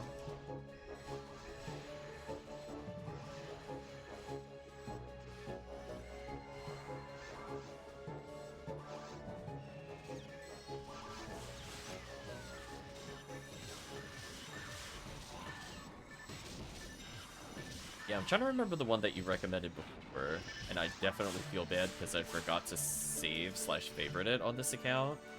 Now I have to think about what it is, try to describe it to you. I'm gonna say it's like a Japanese arcade-only thing. It might have been like something cop. I haven't played the game before. I'll have to go find that soundtrack at some point. I guess it's somewhere in this channel's history of music. Downside is that there have been like literally hundreds of soundtracks played. Might be Undercover Cops.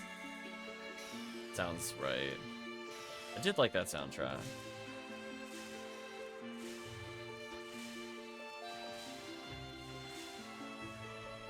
On this?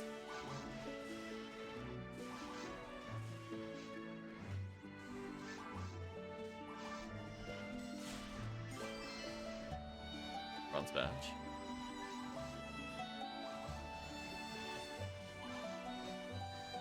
If it came with Minhead, I don't know what that does to the price. I'm assuming it might go up. Might be worth a couple PDs.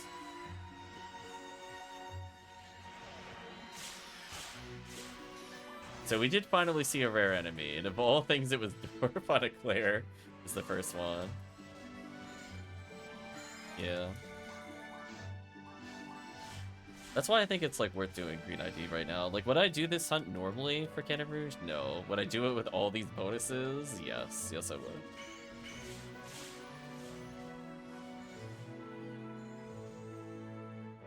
Hopefully we can get chat with the Heaven Striker at some point. I'm waiting for the Patented Draken.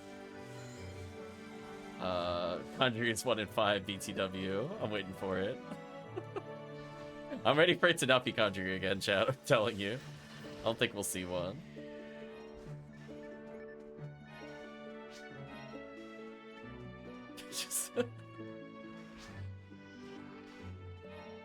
Anyone want that 30-hit Justy? Not really.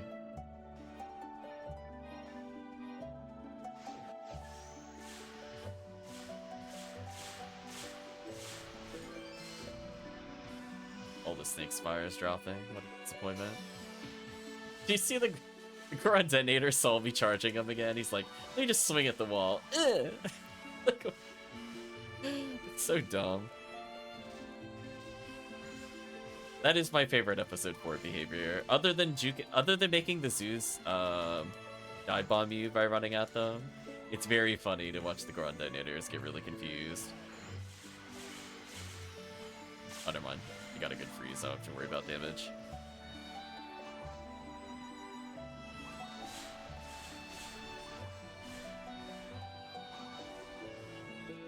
Look at that damn. Oh, the stack of Bowie instantly killed him.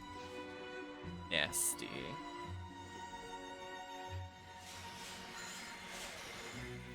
There we go. Promethean gets to level their ult. Maybe they feel better and better to play in different areas.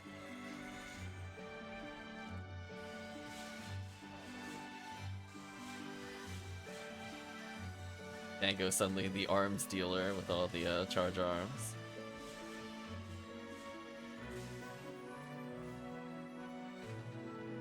I wasn't sure where they were, I just glanced. It's gonna let Grants figure it out. Ooh, gold badge, congratulations. There's the photon drops. I was gonna say, I felt like I hadn't seen any in a couple runs, but we're kind of coming back up to the average amount of PDs I was expecting. We're across the standpoint of a 15-minute quest, I would expect 1 PD. That's where my rough estimate is of the average for this event. Sometimes getting a double up, depending on the cutover. Like, granted, we end up fighting a boss, so that's why I'm more hesitant to say we'll see 5 in an hour. But yeah, the current quest layout is pretty strong. Still no Heaven Strikers for the team. A little disappointed at their drops. No, Promethean would be happy with an all 0 and 1, if nothing else, just to sell it.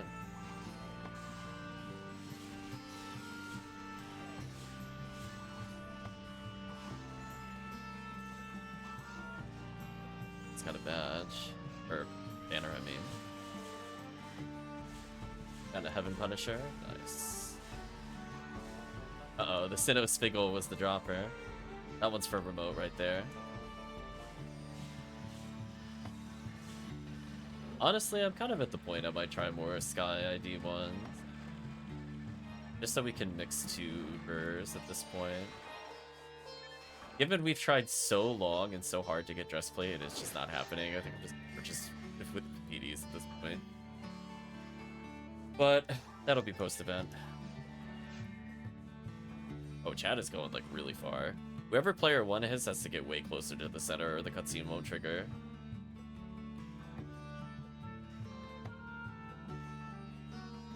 Oh, it's gone through you. Okay. So, I will give up my item, no matter what it is, to Draken. That'll be fair.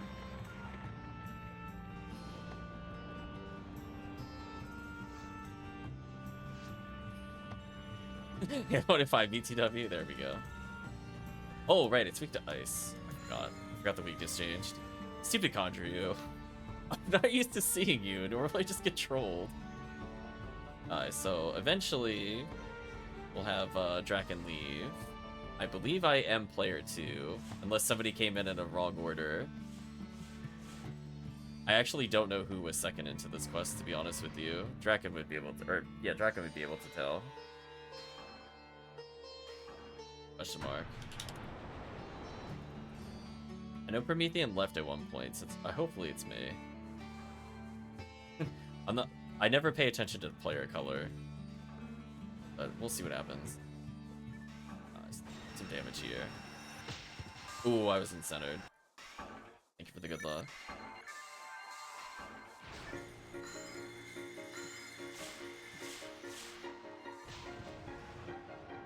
Oh, this is gonna mess up my timing. I did get the rest of. Oh, you know what? I still got the rest of there. Heaven Striker secured. No, got knocked down.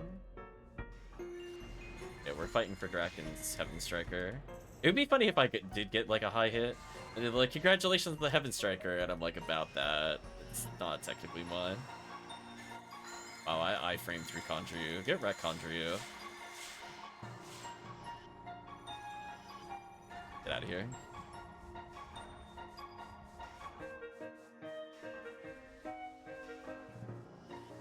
Like the whimsical music as we're murdering Conjure you.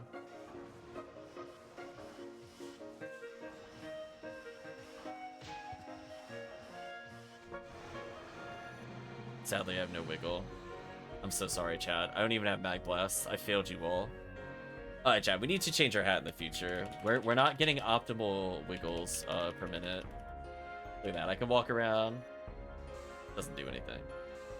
The worst.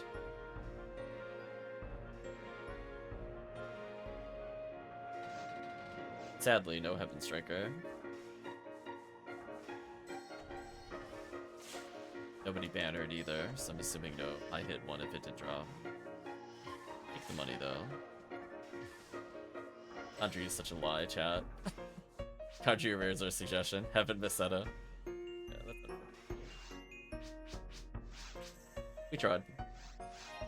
Let's do one more. And then we'll mix it up.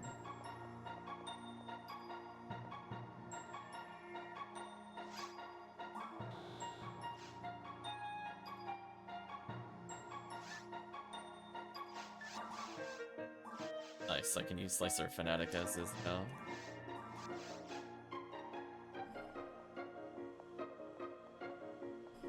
Vectorade looking to step out for food. I should probably also take a small break at some point. Probably.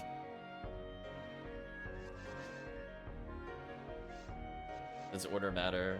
I came in second, so fun.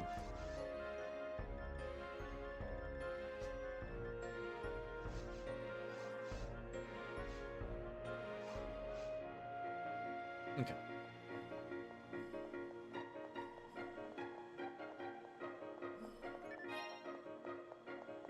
Oh, Vector Ray dropped off.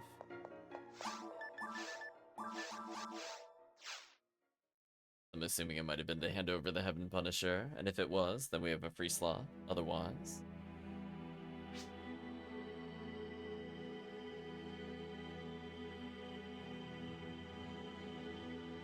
yeah, A-Beast is really good for Cannon Rouge, Native is pretty good, Dark is good, just...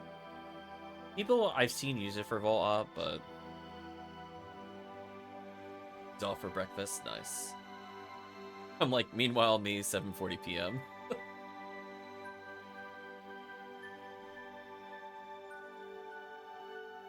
Okay. Somebody'd like to hop in and do one last pew-pew laser run? And I might take a short break to go get some...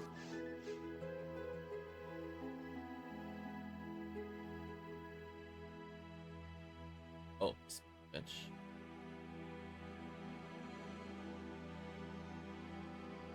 Drag it. Pause this soundtrack, look it up.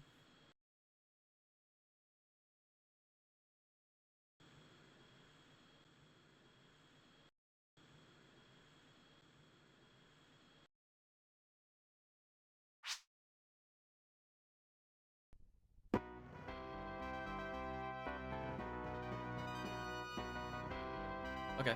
Is there anybody that wants to hop in as a fourth slot? Let us know. You're more than welcome.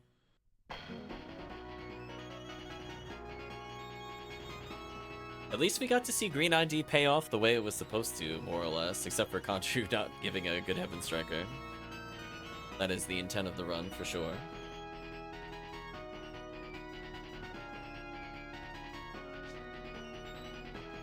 First to clear the event for me. I think that's maybe my second. I haven't seen very many at all.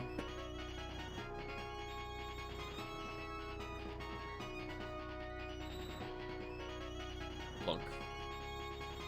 I know we did a couple of Blue ID Berserk Batons with the ability to swap out, but we couldn't get one to drop. Everyone is lurking right now.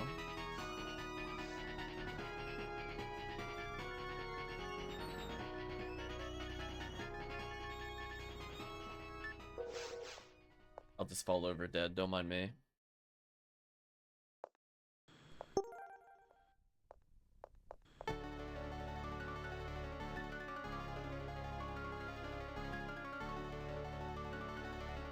Well, if we don't see anybody in the next minute or so, could in theory still try it. But then we'll probably swap no matter what.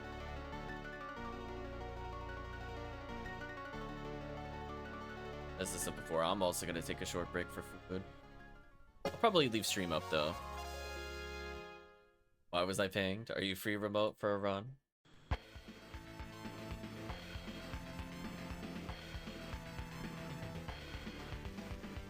going to spin in circles.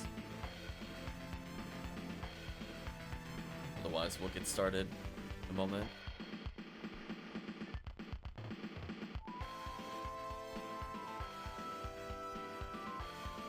So while we're waiting,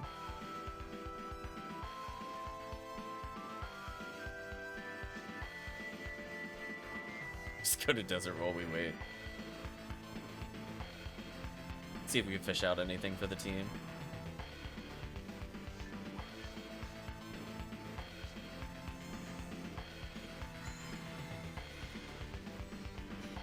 After event, could I consider playing Zero? Oh, like Phantasy Star Zero?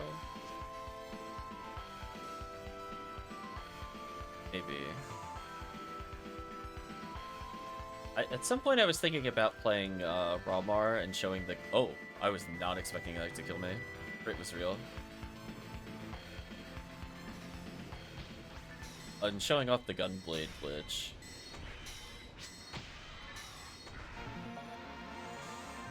They did get done dirty, but gunblade tech also exists, so it might even out. You know what I'm talking about? I'm assuming the patch that you're talking about doesn't fix that glitch.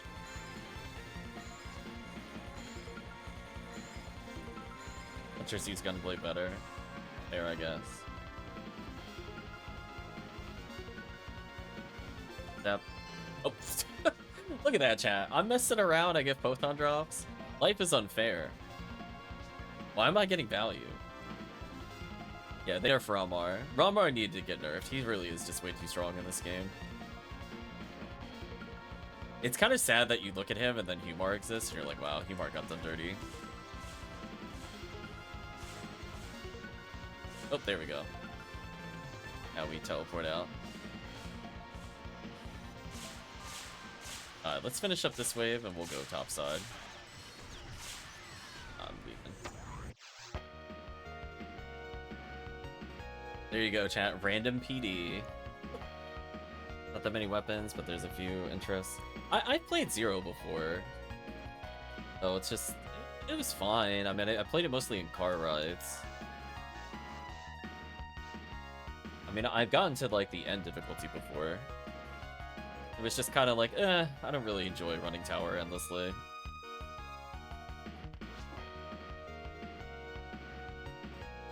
Oh, I should have thought Remote needed as well. Forgot that had more cookie value. Oh no. Somebody picked up the... Remote joins game, gets photon drop. Wow.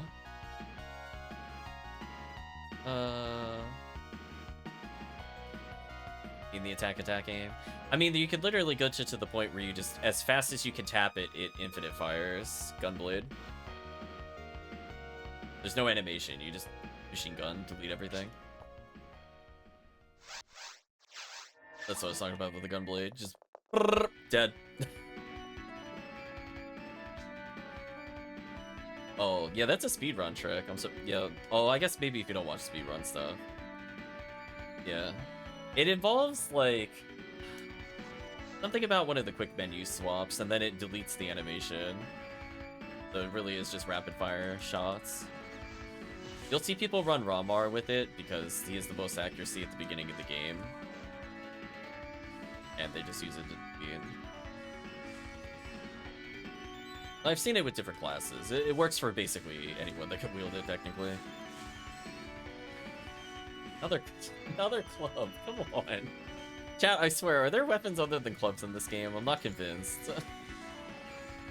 Thinking pop into the music. These clubs are tilting me, Tiggy. The fourth one on stream. Come on. Please roll a different weapon type with hit. It could be daggers. You can spice it up.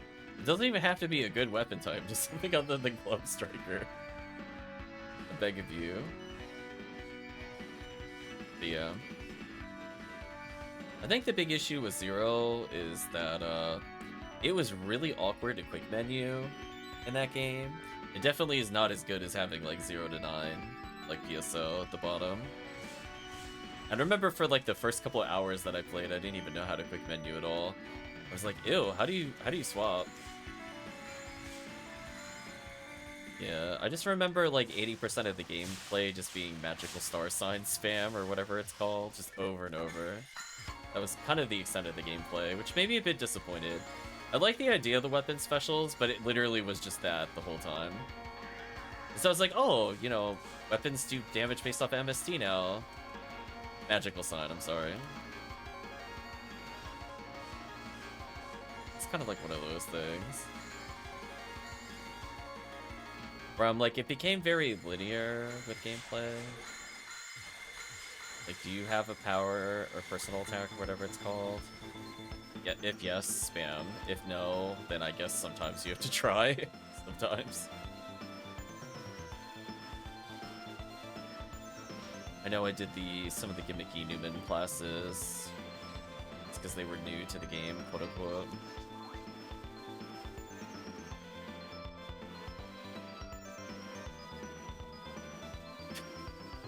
striker. There you go. Chat gave you the potentially striker to go with the club we saw earlier. Yeah. It was fine. I remember, like, some gimmicky things, like the really small enemies, and, like, I like the idea of the bonus room.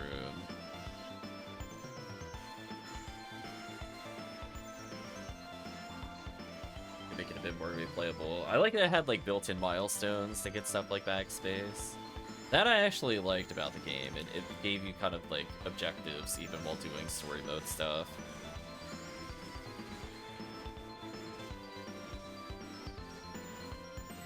I like the concept of recruiting the NPCs as you go along.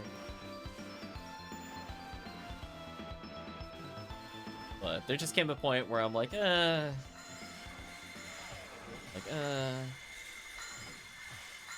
just kind of stopped after a while.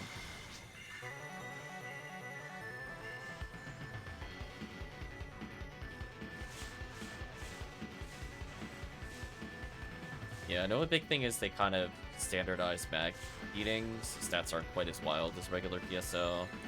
Then at the same time, I'm like, I just really don't know what the metagame is of Zero for like ATA breakdowns. So at least when I started playing, there wasn't really like that many sites, if any, that really went into the high level play. Like most of the game facts.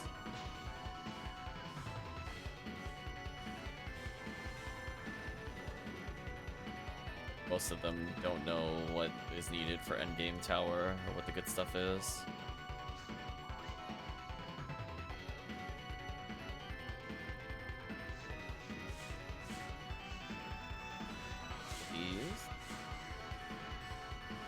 I mean, we put to vote whether people want to watch Zero, but honestly, no one voted for it last time. It was actually like the least voted game last time we went to a poll. So all the Zero lovers, you let yourselves down in the Discord. So it was like open for like 2 weeks in the polls. I think we got like 1 vote, 2 votes total. Rip Zero.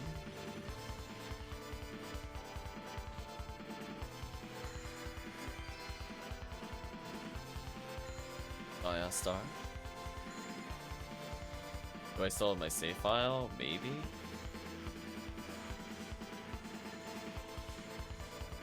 I don't think I'd want to play with it just because I just don't remember it at all. I might as well just start over. I vaguely remember Mother! That's about it. Like what characters I had? No idea. I'm pretty sure I tried multiples of characters. I got far with the Force and the Newman Hunter male, I think. I think I did briefly play Ramar and was like, yeah, I'm not playing this guy.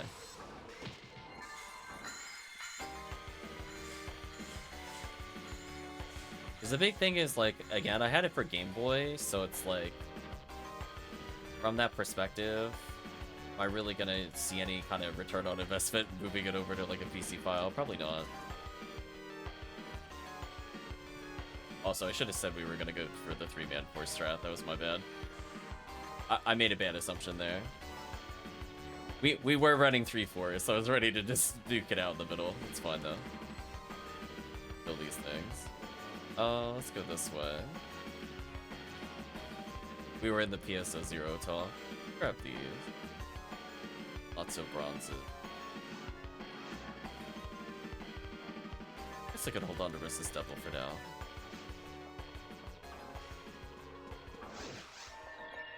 Level up Remote's character a bit more. It is funny though that I was just messing around in free roam, got remote value in the game for like legit 20 tickets and got one. So funny.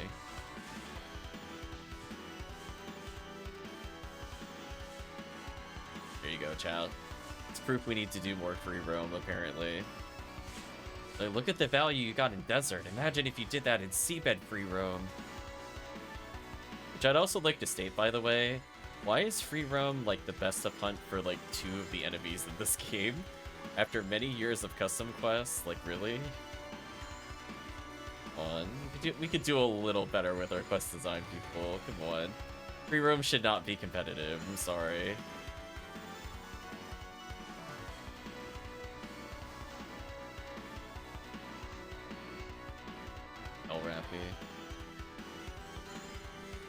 Aw, Spookdome no XP.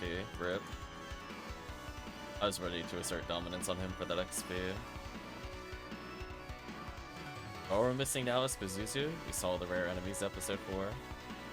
I guess they returned from vacation with Konryu.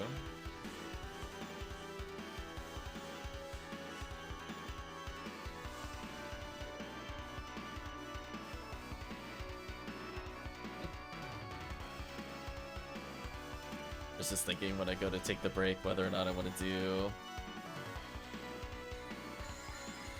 What's it called? Castlevania peaceful music. The one it keeps trying to recommend to me, to the point where I had to tell it I'm not interested in order to get it to stop going there. Will confuse YouTube by me just clicking into that video. I haven't seen it recommended recently, so I guess it finally learned I don't want to listen to it. 3 hours of peaceful Castlevania music. 2 hours of Calmvania.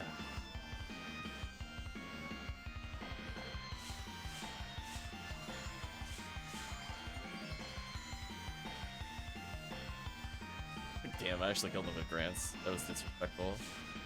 I didn't think that was actually gonna work. I just kind of threw it.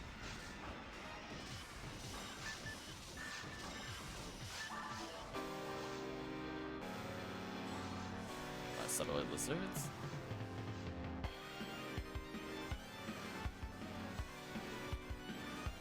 So yep, when I come back from break, chat will let me know what they'd like to hunt. Could be Sky CCA, if chat is interested, or it could be yellow ID mines or something.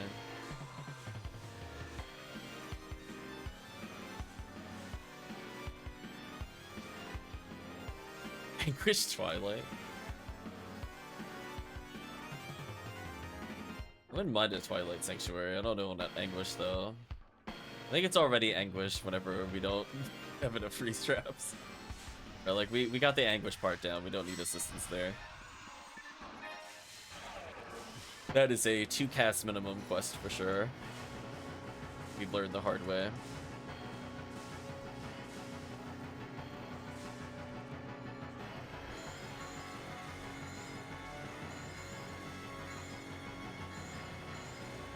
I'll probably leave for about, I don't know, 15 minutes. I have some leftovers from lunch earlier. I think I might even have leftovers from the other night as well on top of that.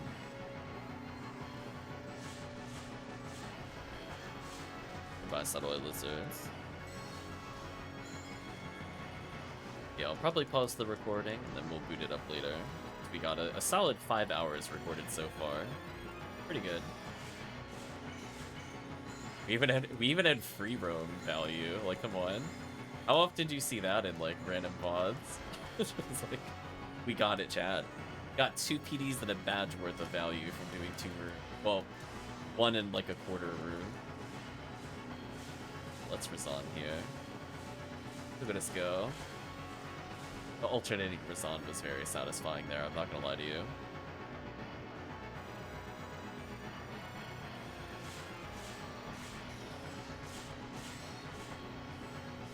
Just right here.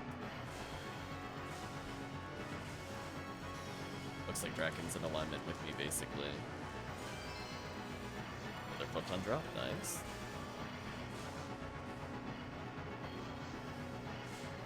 So much Kapoe value, goodbye. Looks a bit far up. Yep.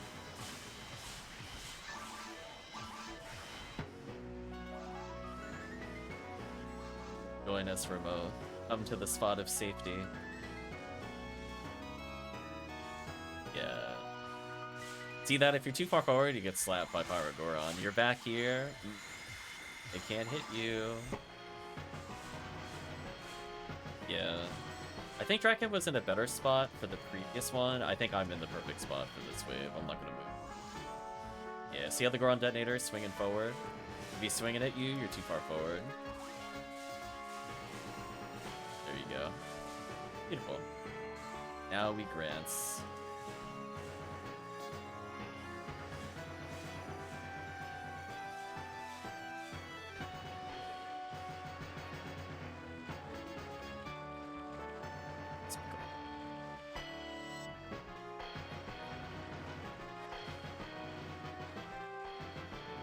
The only other track is staff roll. That's fair. Anyone spare a tri-fluid? Yes. Have to.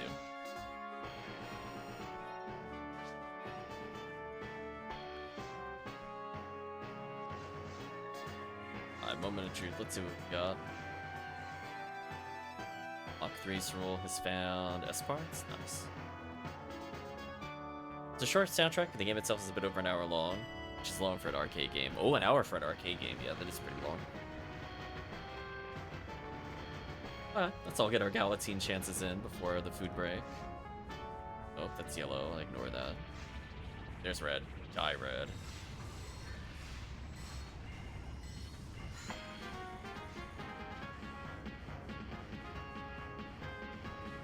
Like the whimsical, goofy music as we're fighting a boss that will probably kill most of us in laser blasts.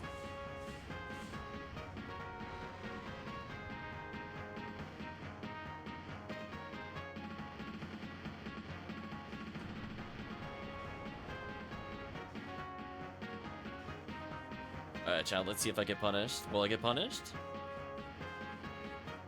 Ooh, I even greeted and went left. Wow. Oh, never punished. Let's go. Look at that, the spinner even misses me? Oh. That was like the most beautiful pattern I've ever seen. I can't believe the spinner actually just straight up misses. And I got the Resta. I'm out of control. Stop me, chat. Too powerful. I got the Resta too. Change of fortune? Yeah, we'll see. Oh, you did it from the other side. I don't know the timing on that side. Human hunters, nice. The most powerful missile of all. Nicely done, team. It just falls a collective herd. Boom. There we go. I'm glad Tiggy liked the juke. I faked him out on that spinner position so bad. Oh, I got knocked down, but I don't have any wiggle. Mystical Ninja starring Goma. I'll do that now.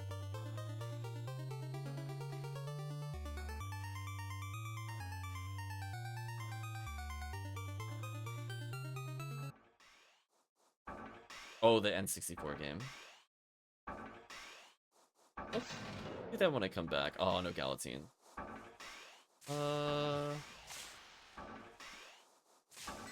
Let's get to do Yakuza Extended and see what it gives me.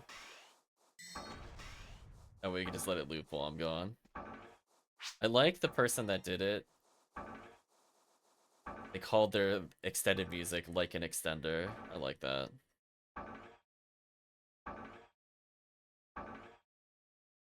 So we're gonna put on some music for chat, but I think otherwise we are pretty much good to go. This is a peaceful intro music for Yakuza 7 as I go on break. Played it for the first time back in March. It's a fantastic game. I've never played. I haven't played many 64 games, or the SNES version of that game either. Sadly, no Galatine for me. But hey, we already did well. Can't complain. So I'm gonna put these items away, because presumably I'm not playing purple again for a bit. So chat will think about what they want to run. I'm gonna go get food. As I said before, I'm gonna be at least 15 minutes. So feel free to do a whole bunch of runs in the meantime. So many random items. But otherwise, in terms of how we feel the run went, I mean, we got an upgrade for Draken. That's good. We got a whole bunch of kind of small value with the V501s for Tekkium and a few people. You got that min hit Cannon Rouge for Promethean. Otherwise, just kind of steady PD. Kind of what I expect the remaining hours of the gameplay to be, mostly just PDs. But I think we'll do some more Sky CCA when we come back at some point. Just to try to get that extra chance of Heaven Punisher with small extra chances of SJS. But other than that, if chat wants to do yellow mines or they want to do red crater with second ID, definitely open to that in the last portion of the stream. But for now, chat, I'm going to quit out of the game. I'm going to go into the be right back. But we're also going to say goodbye to YouTube. So if you did watch at this point in the video of the VOD, I'd just like to say thank you again for watching. Hope to see you again in the next part.